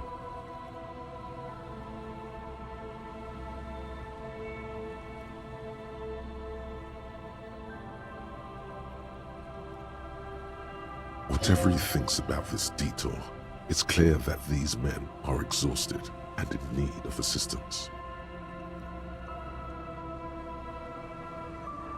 Finally, someone's talking sense.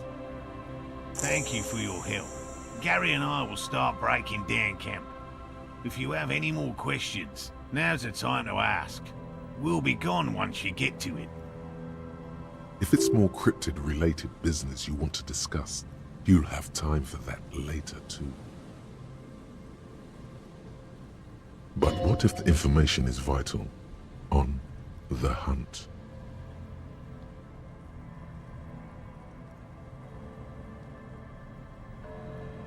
Well, they may not look impressive, but Lena designed them quite cleverly, so I'm sure they'll do the trick.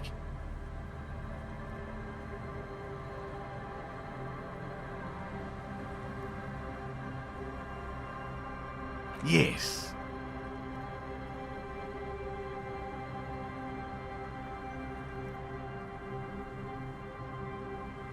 Simple. Attracted by the locusts, the phasmid crawls down the funnel and, having eaten its fill, can get back out.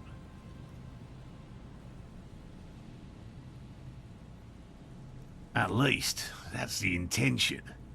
The net isn't a perfect solution, but we didn't want to use anything that might damage the specimen's delicate exoskeleton.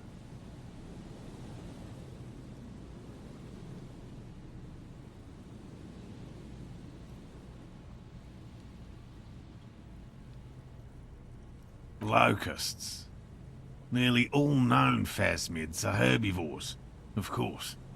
But we've hypothesized that the Insulindian phasmid might occasionally prey on other insects. Inside the traps, a number of locusts crawl and tumble over one another in a tiny, chittering swarm. A meat-eating stick insect? Does it pretend to be the reeds as part of its ambush behavior? This seems unlikely.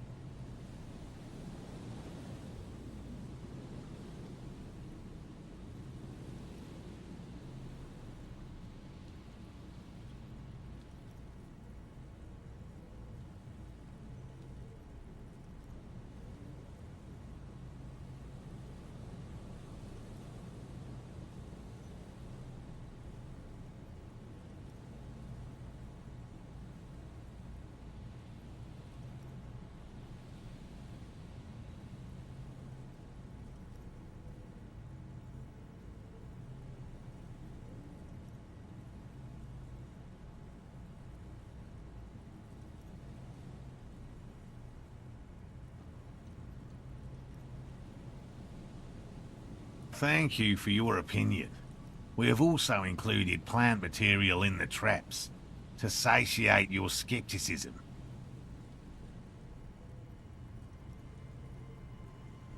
They'll work, I assure you. The predatory hypothesis, using locusts as bait, accounts for the failure of previous efforts by other teams, which use plants. We have given this some thought. Yes. What?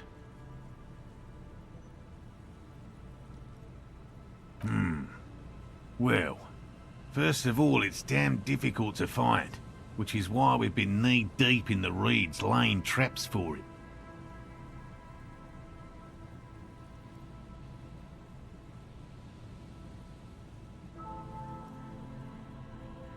I'm expecting it to be quite giant. One known species of phasmid, called the Megaphasmodea zoensis, is about the size of a grown man's forearm. So, Seems puny, to be honest.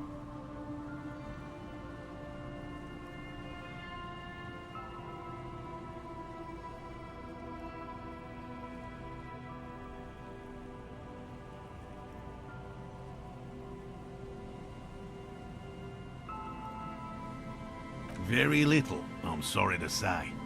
No one's ever captured a specimen, so all our information is based on first and third-hand accounts. Not yet. That's what makes it a cryptid.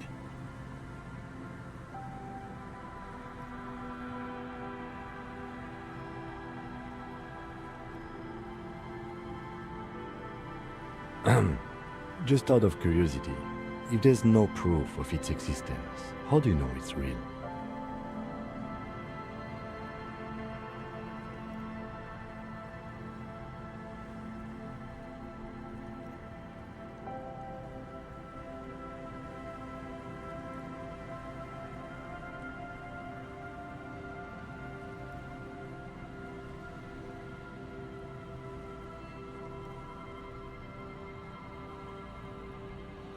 I know it's real.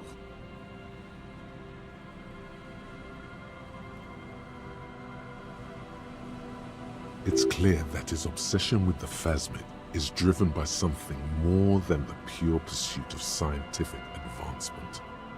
By which I mean, I've heard enough first-hand accounts to believe quite firmly that the Insulindian phasmid is more than mere superstition.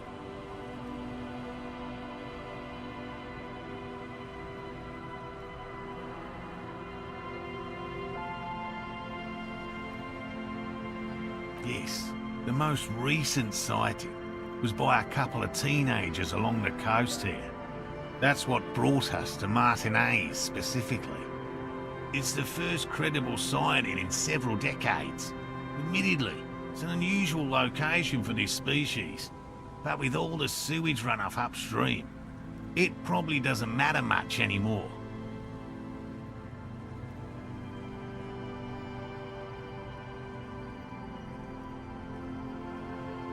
I have to resist the thought.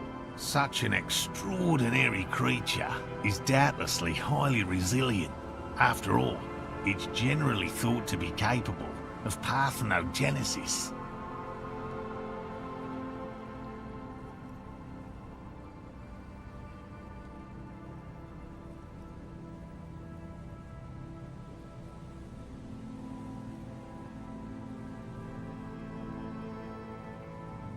He means asexual reproduction. The females of the species don't need to mate to produce viable eggs. This makes it easier for a species with a small population to survive.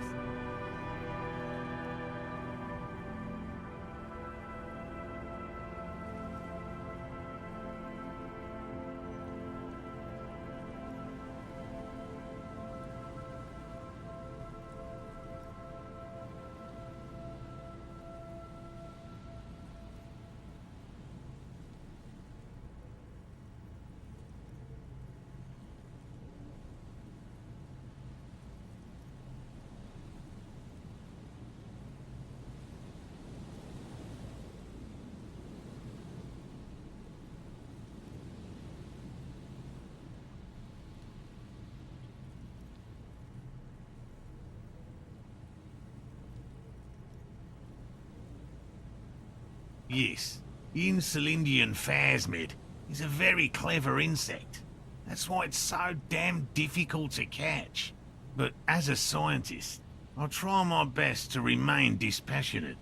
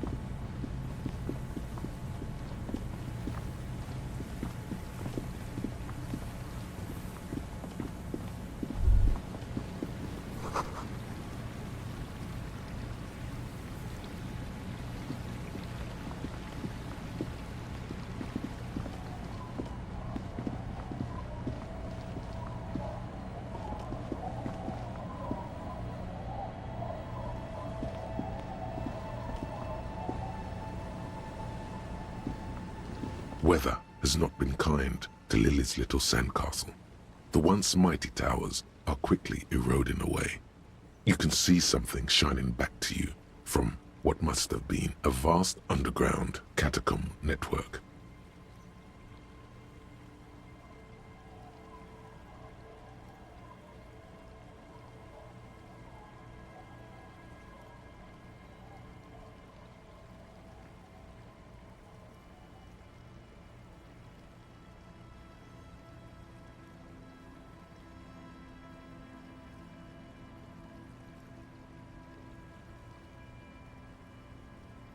The walls and floors give way to the giant's greed, collapse and present you with a pair of ceramic gauntlets.